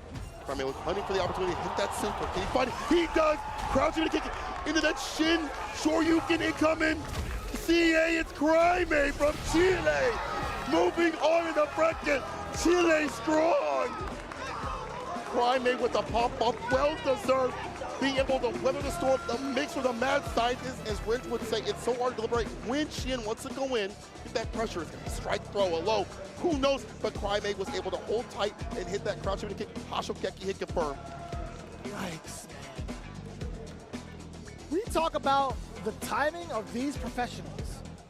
Cryme having the instinct to throw out the crouching medium kick, converting into the Hashokeki, and then confirming into the critical art. Are you kidding me? Cryme getting into the top 8, representing Chile at the age of 14. Way to go, young man, way to go. Our final candidate into top 8, ladies and gentlemen. What a journey. Wow.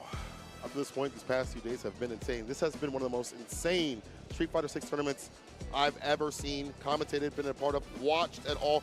The depth of these pools was from the get-go has been a while, and we do get to see the brackets of how things ended up for our top 8. Let's take a look at that right now. We started with Lashar and Jin, a friendly team kill, but not so friendly out here. In versus Punk right after that. In losers, Killzu versus Ryukichi, and to end things off, not Pedro versus Cryme. A somewhat team kill, some would say, in terms of countryman, but still, fantastic action is going to be happening real soon. I cannot believe our top 8 is filled up with a lot of competitors that we have seen and not seen, but it goes to show the grind that's been going on with all these players out here. Man, the diversity is absolutely insane in terms of international presence. The only repeat we have here is South Korea between Lashar and NL. In terms of the character selection, it's pretty stacked, actually. Let me see this one more time. We got what? A couple of Kens, a couple of Camis. Okay. We have two, we got what? Akuma. We also have Mai. A Bison. And a Bison. Yeah. That's not bad. That's not bad. That's I not like bad that. at all. I like that. I like that. Pretty good spread. I like also seeing that some of these players have stuck with some of these characters that have gotten altered in ways that other people have dropped for. It's still finding success or finding ways to maneuver around. And it's good to see that variance, and also good to see people acclimate to the parry changes that have happened too as well. So with all that being said, this is our top 8 that will be coming soon.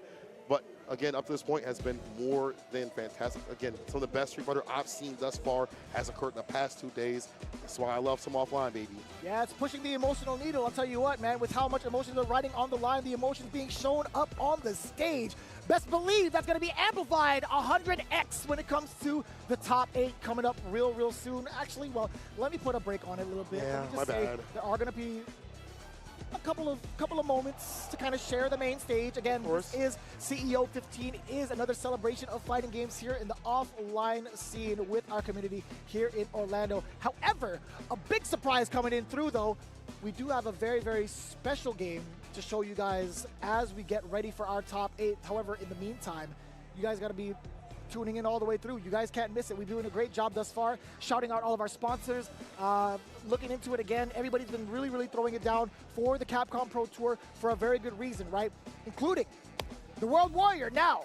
Going to be happening real soon. The registration is open over at capcom.us/WW25 for the full scheduling, all of the information needed, including the regional finals pricing, especially how to earn that coveted ticket to Capcom Cup 12. Looking at it right now, first place with $2,000, all the way down to 8th place with $300. Again, not a bad incentive at all, being able to play for free at the comfort of your own setup. Again, capcom.us/WW25. Shouts out to all the support that you've mentioned. You know, Vitrix out here can unlock 10% off VitrixPro.com. And shouts out to them coming through. These beautiful sticks that have been engraved already. We're holding them up. They've got the leverless Pro FS.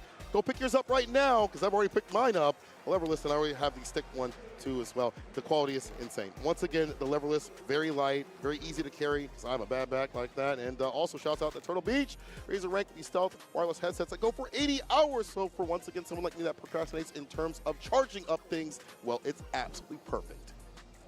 It's wild to see how they come full circle and representing us here in the CPT, right, man? We got a lot of stuff on this desk. It's so tempting to just not, you know, some. We'll leave with something. Yeah, we better leave with something. I'll tell you what, though. What we can't leave you with is a ton to look forward to in the future of not only just the top 8, but the future of like generations to come in regards to all the talent here in Street Fighter 6, man. There is such a wide array of talent from all over the world at a multitude of different ages. It's actually completely wild. And again, some of those cats are rocking this equipment. It's also really damn cool. But again, Victrix being a very, very pivotal part of the Capcom Pro Tour, making sure to meet every need of a pro and also casual player. Turtle Beach rocking it out at the very, very beginning when it comes to gaming in general. So big shout out to them coming full circle here now at the Capcom Pro Tour. In the meantime, again, you guys have been tuning in to a very, very wild top 24. I think it's about time to send it off, if I'm not mistaken, right? I do believe so. I do believe so. So thank you so much for watching, supporting. If you're watching at home or in the venue, thank you so much for enjoying this great CPT action. We're back at CEO. We're back in Orlando, baby, and I hope you join us next year. But until top 8, I gotta say thank you so much, brother, for joining me on the comms and the ones and twos with you. It's always a pleasure, always a treat. You too. And until next time, people, stay safe. We will see you in the streets. Peace.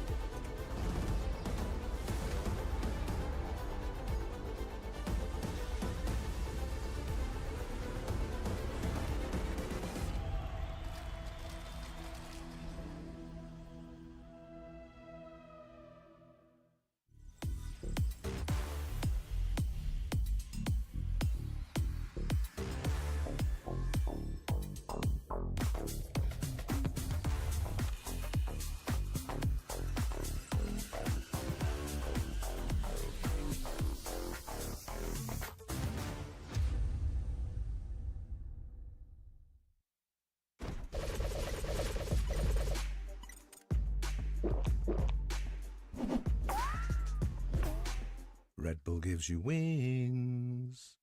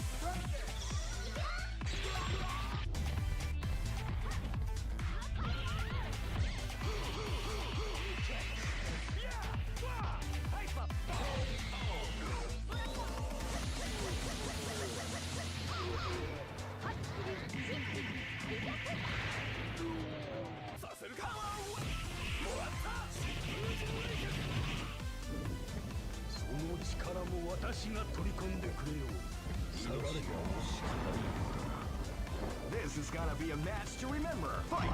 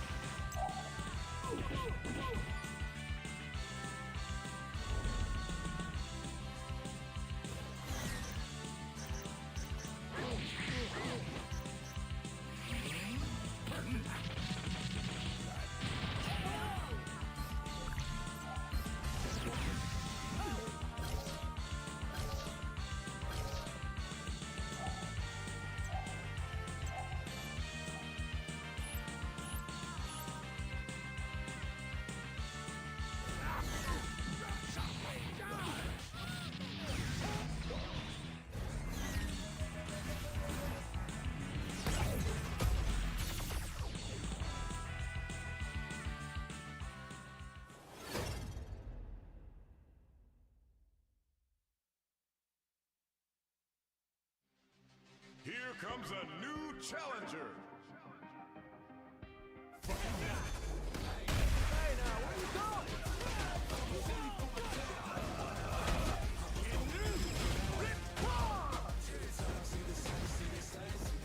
World Tour. Fighting ground.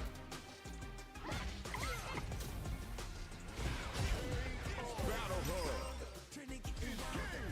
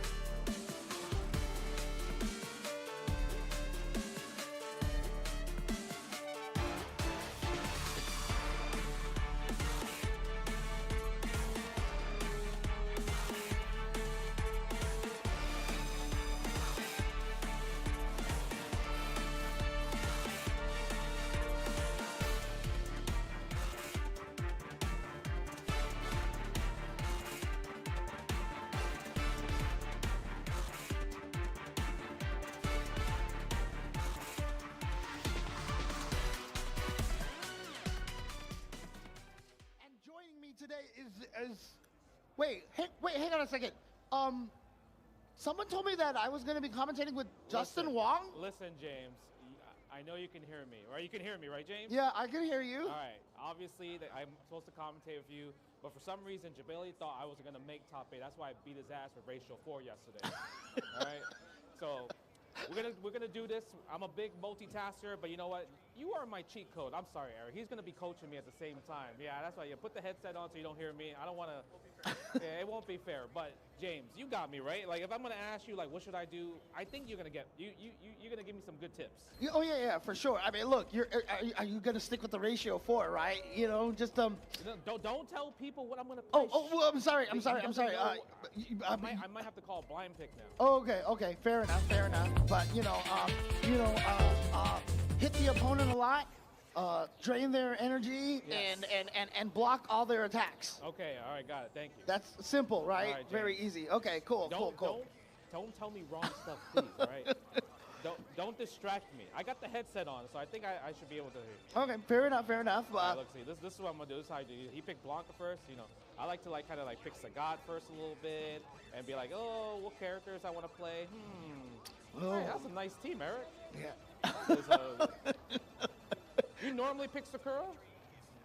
You normally pick Sakura? Yeah. Okay, I just want to make sure because I don't like the counter pick right there. I see Sakura as that's a nice counter pick. Okay, all right, good stuff, all right, man. Good luck to you, bro. Going up against Eric Turbo. This is one of his specialty games. One of the strongest players, currently playing a lot in the CVS2 scene. We saw him in the Capcom Fighting Collection 2 collection earlier.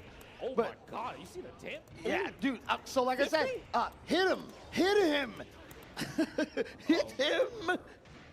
him on the head. Roundhouse. Dude, why is it doing so much damage?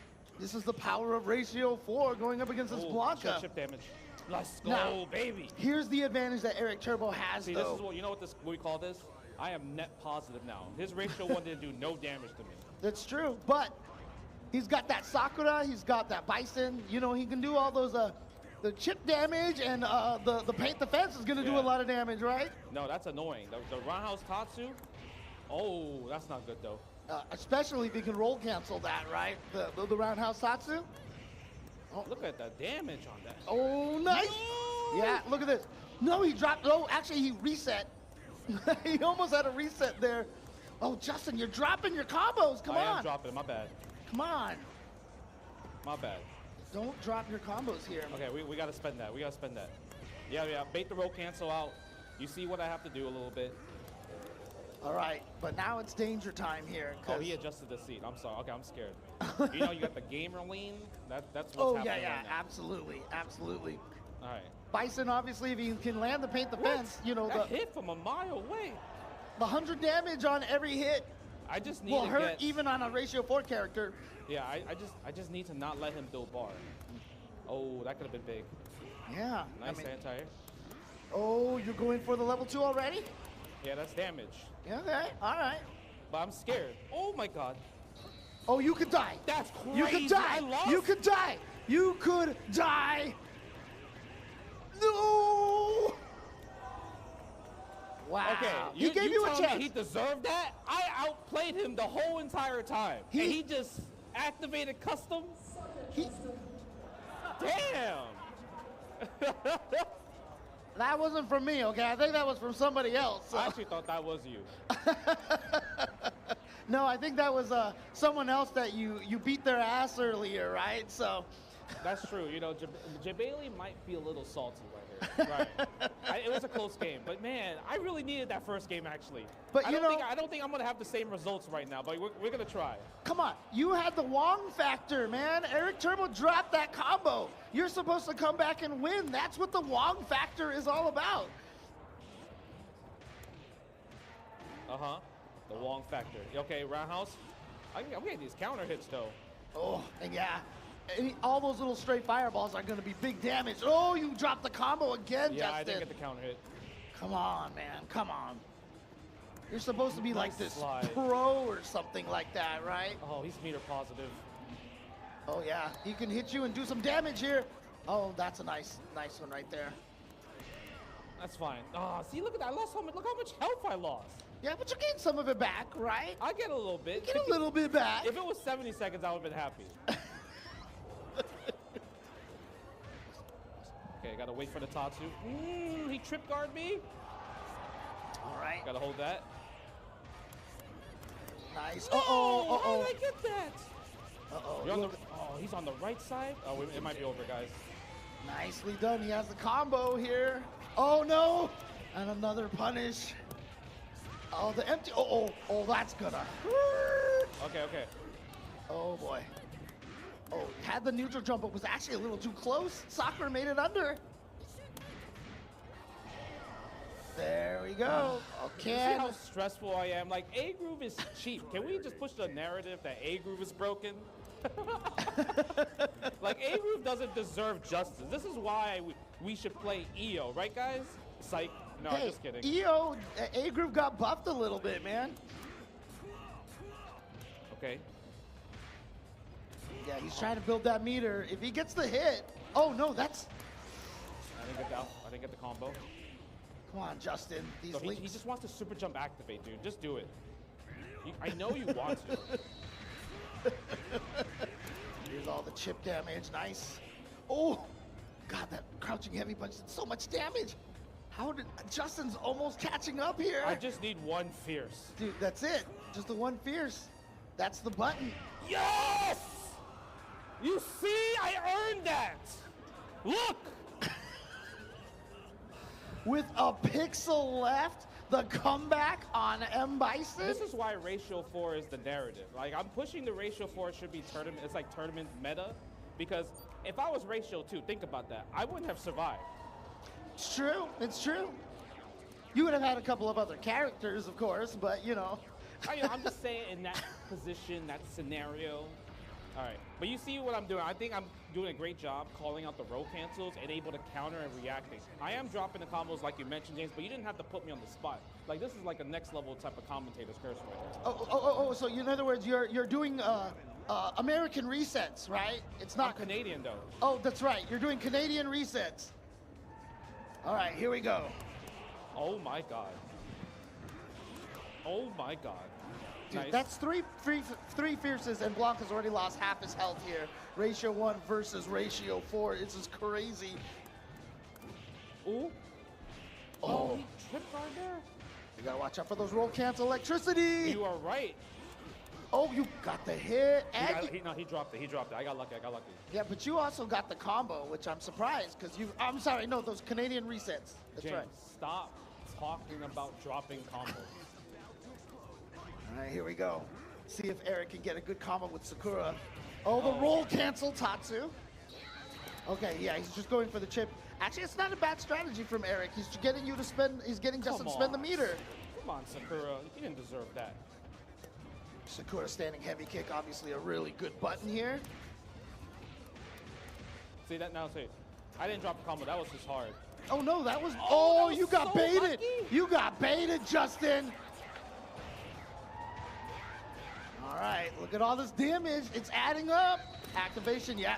Getting you to spend that meter again. So he's not going to have the meter to go for the super. Actually, he had the level 1. Okay. All right. Come on, Justin. You got to watch out for the... Nice. Oh, nice. You Nice. got to watch out for those roll cancel Tatsus, right? Oh, dude, what did I just tell you?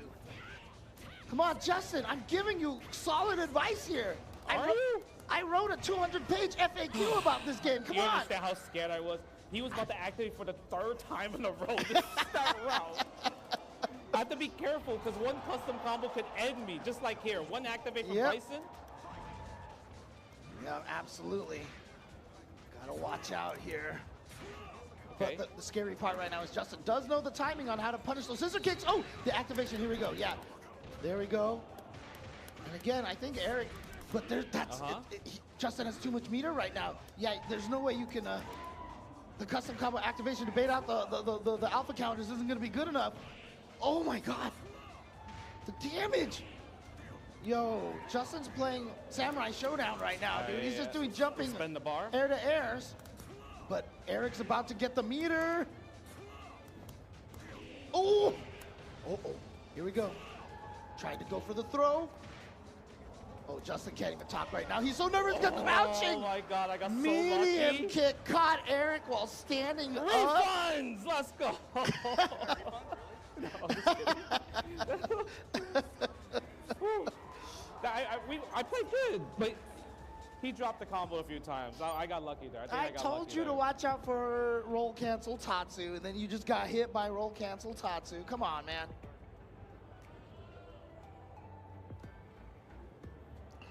All right, James. I'm gonna come back and join you. We can talk about it professionally. I don't know why they got me doing double duty here. You know. It's because you know why? Because you're a casual tryhard, right? That's just what it is. So. Oh man. So Justin, yeah, trying to ruin some lives over here. You know, ratio for Sagatting everybody here. You gotta tell me though, right? I mean, I think my advice was legit, right? I was like, watch out for the roll cancel Tatsu. You got hit by roll cancel Tatsu, and then I said, just hit him a lot, and you hit him a lot. I hit him a few times. Yeah, exactly. It worked out. But I think the hardest part about Eric Turbo's like just getting around it. He's really good at like building bar, getting the custom. Because he's like, okay, if I'm gonna play this ratio 4, he wants to get like Sakura and Bison, and anytime he gets the one hit, obviously the damage will scale all of like one hit pixels and everything. Right. But that does a lot of damage against ratio 4. Even though they have more health, it equally almost does the same damage compared to when you're hitting like a ratio 2, right? Because it's all gonna scale at the same amount. Yeah, the minimum scaling is 100 damage, no matter what ratio they are. Yeah. And so even though they have a little bit more health, Bison is all about quantity, not quality, I guess you can call it. Sure, you know? sure. So it's just, you know, if you can get it right, if you have the purest paint defense, it's 5, 5, 5, 5, 5, 5. And so, yeah, against a ratio 1, against a ratio 4, it's doing the same amount of damage. Sure. And same thing could be stated for Sakura with a custom combo. Like, there was a few times where he did land the custom, he dropped it though, but I would say it's harder to do it on the 2P side. I mean, it's probably going to depend on the player, right? Yeah, it depends on the player. Everyone has kind of like their standard picks on like which side they do it better on. I do it better on 2P side, but I think I heard people tell me they prefer 1P side. Right. Yeah, exactly. Right? So it just depends on the person. And like, I mean, back in the day,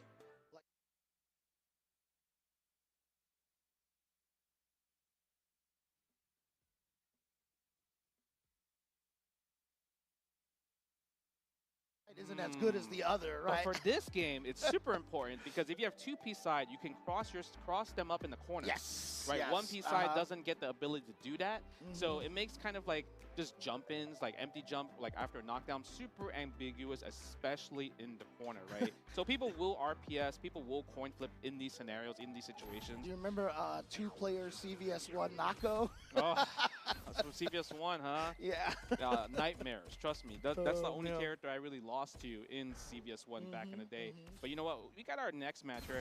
Moz, probably the greatest player of all time when it comes down to CVS2.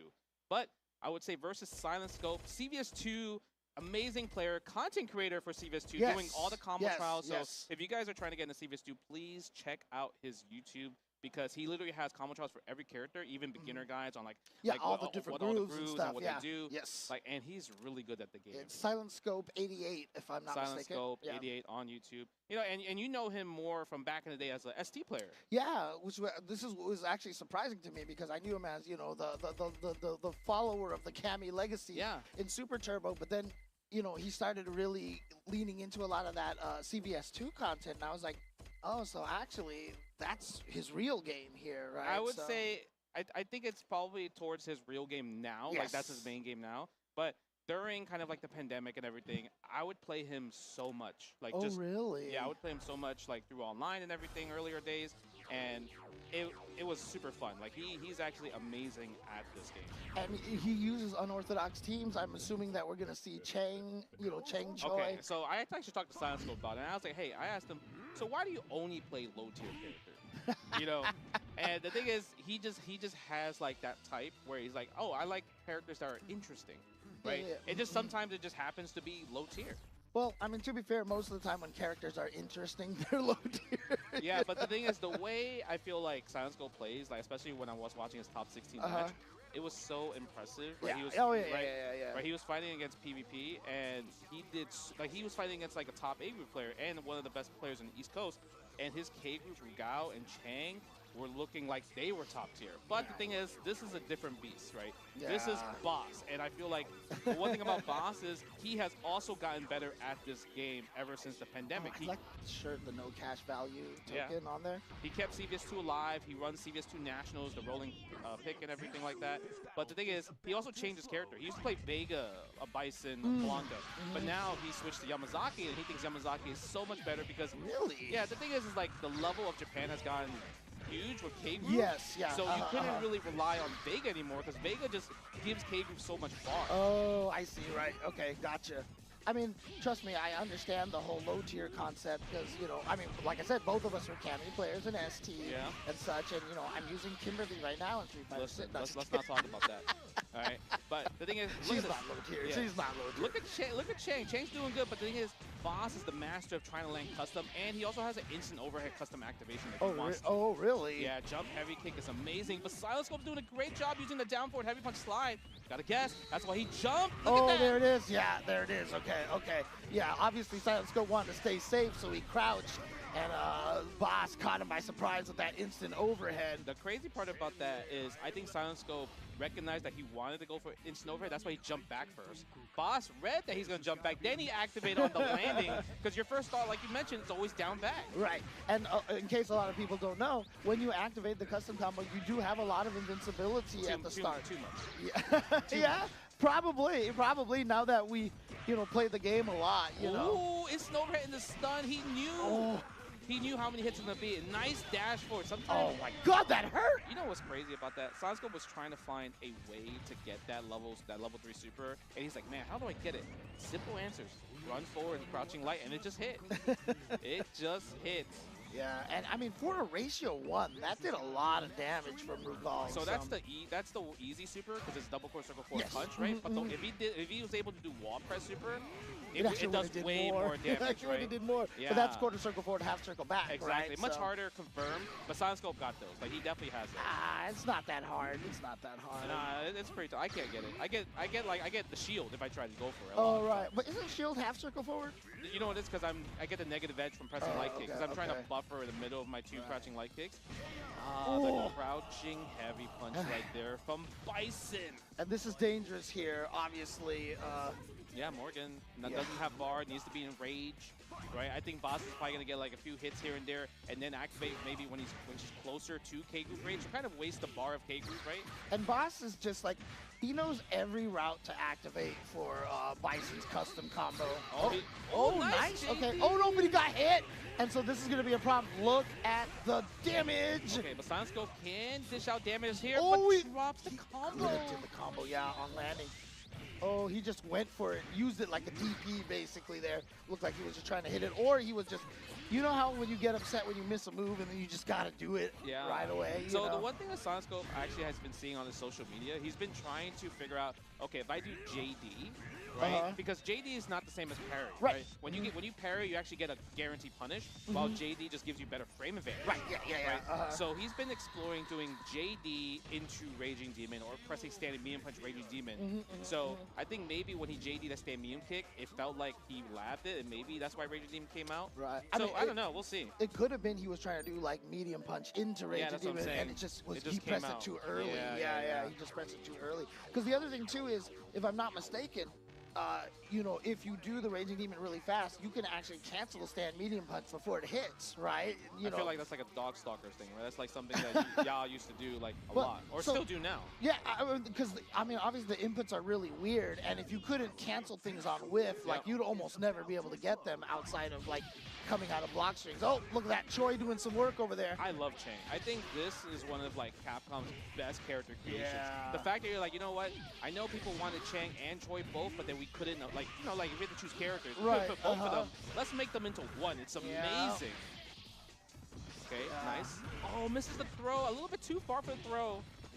Oh, nice. Okay. Yeah, it just feels like Chang versus Yamazaki is like a hard matchup, just because standing heavy kicks a thing, jumping medium kicks really hard to anti. Oh my god, and then the stun still. Oh no, it didn't kill. No, I'm surprised Boss went for crouch medium kick. Yeah. If he did stand heavy punch into the combo, it probably would have killed. Ah, yeah, got him before Choi reached him.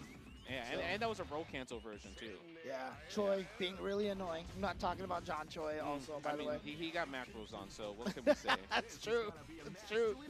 Yeah, this is going to be tough. Boss has so much life, 60% of his health, just rolling. He's going to be able to react to a lot of things that Rugao does. Okay, that's nice here. Goes for the empty low, but then, oh no, anti. Oh, he tried.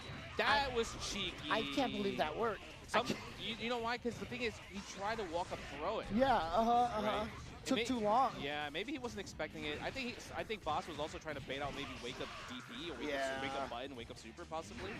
Yeah, I mean, that's not a bait. That's not a legit bait that you're going to use a lot of time. You're going to try to do the counter, and if it fails, you might as well try to, you know, custom in that situation. Yeah, that jump heavy kick, instant overhead. I don't think the jump heavy kick is universal for all the characters. Don't quote me on that, because I feel like Morgan ducks so low that jump heavy kick might not work. Oh, right. It's not like a Rio, Rio jumping heavy kick overheads everybody. Oh, like especially in the hop jump. Yeah. Nice jumping back, recognizes not to try to Oh take no, the mix. got in. And that's the thing too. Yamazaki is kind of a low jump as well. Yeah, I'm telling you, Boss put this character on the map. That's so crazy. Yeah. Because he has every tool. He has a command throw. He has his long range move, standing heavy kick, jumping medium kick, standing medium punch, crouch heavy punch, I feel like he doesn't have the greatest custom combo, but I don't think that matters. Boss is using him as a battery. Oh no. Right? Actually, like, before Boss touched his character, I would say you were 100% right that he has no great custom combos, but Boss has created amazing custom combos. He created mid-screen combos and corner combos, and also ways to combo customs after like something hits. Whoa, Yeah, okay. So he actually has a lot of Yama tech on A. Nice, yeah, that's gonna be, oh, misses the scissor kick. I'm surprised he didn't press it, but that's gonna do it. Custom jab into paint the fence. You know what's kind of crazy about Paint the Fence? That was discovered like day one when it was when it was like at the arcade. That's the crazy part. It wasn't something that took like weeks or months. It was a day one thing that people found. And it's just been so good ever since then. And it's funny because both games that came out around that era, Paint the Fence on day one, Air Hyper Viper Beam on day one, right?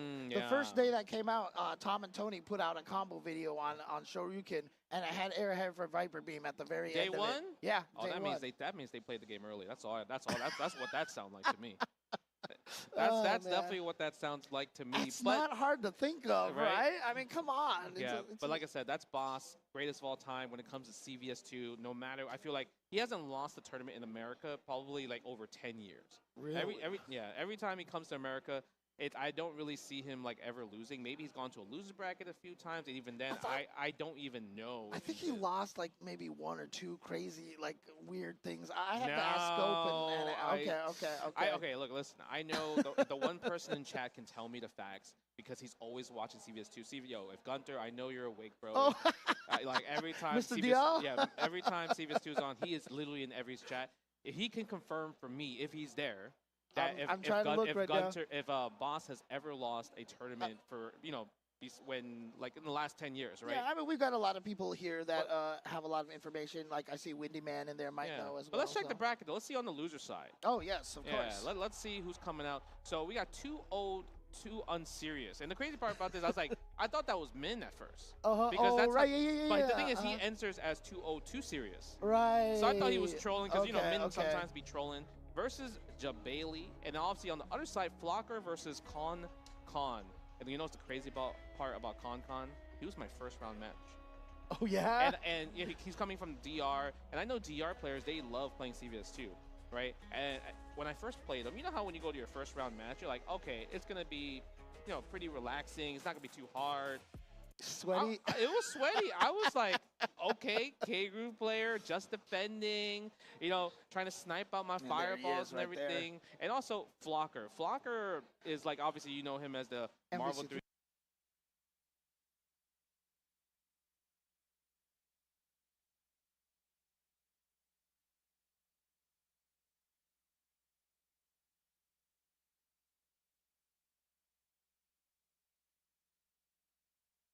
know what, I'm going to stop. Because, you know, he is legit a very, very good fighting game player. He is. He is. Has, I would say, like above average, like fundamentals. And the thing is, it's up to you if you are better than him when it comes down to that. Right, yeah. Right, because he's going to rely on his normals. He's going to rely on his foots, you know. So, and he does a great job with that, especially in this game. I would say this is his best game out of every game he plays. Yeah, This or Street Fighter 4. Yeah, and he genuinely loves this game a lot. I mean, why is it here? I mean, like I said, it's here at CEO, $2,000 pop bonus and everything like that. Yep, right? on the big screen He got here, Capcom yeah, to help support it as well too. So it's really awesome, actually. Yeah. And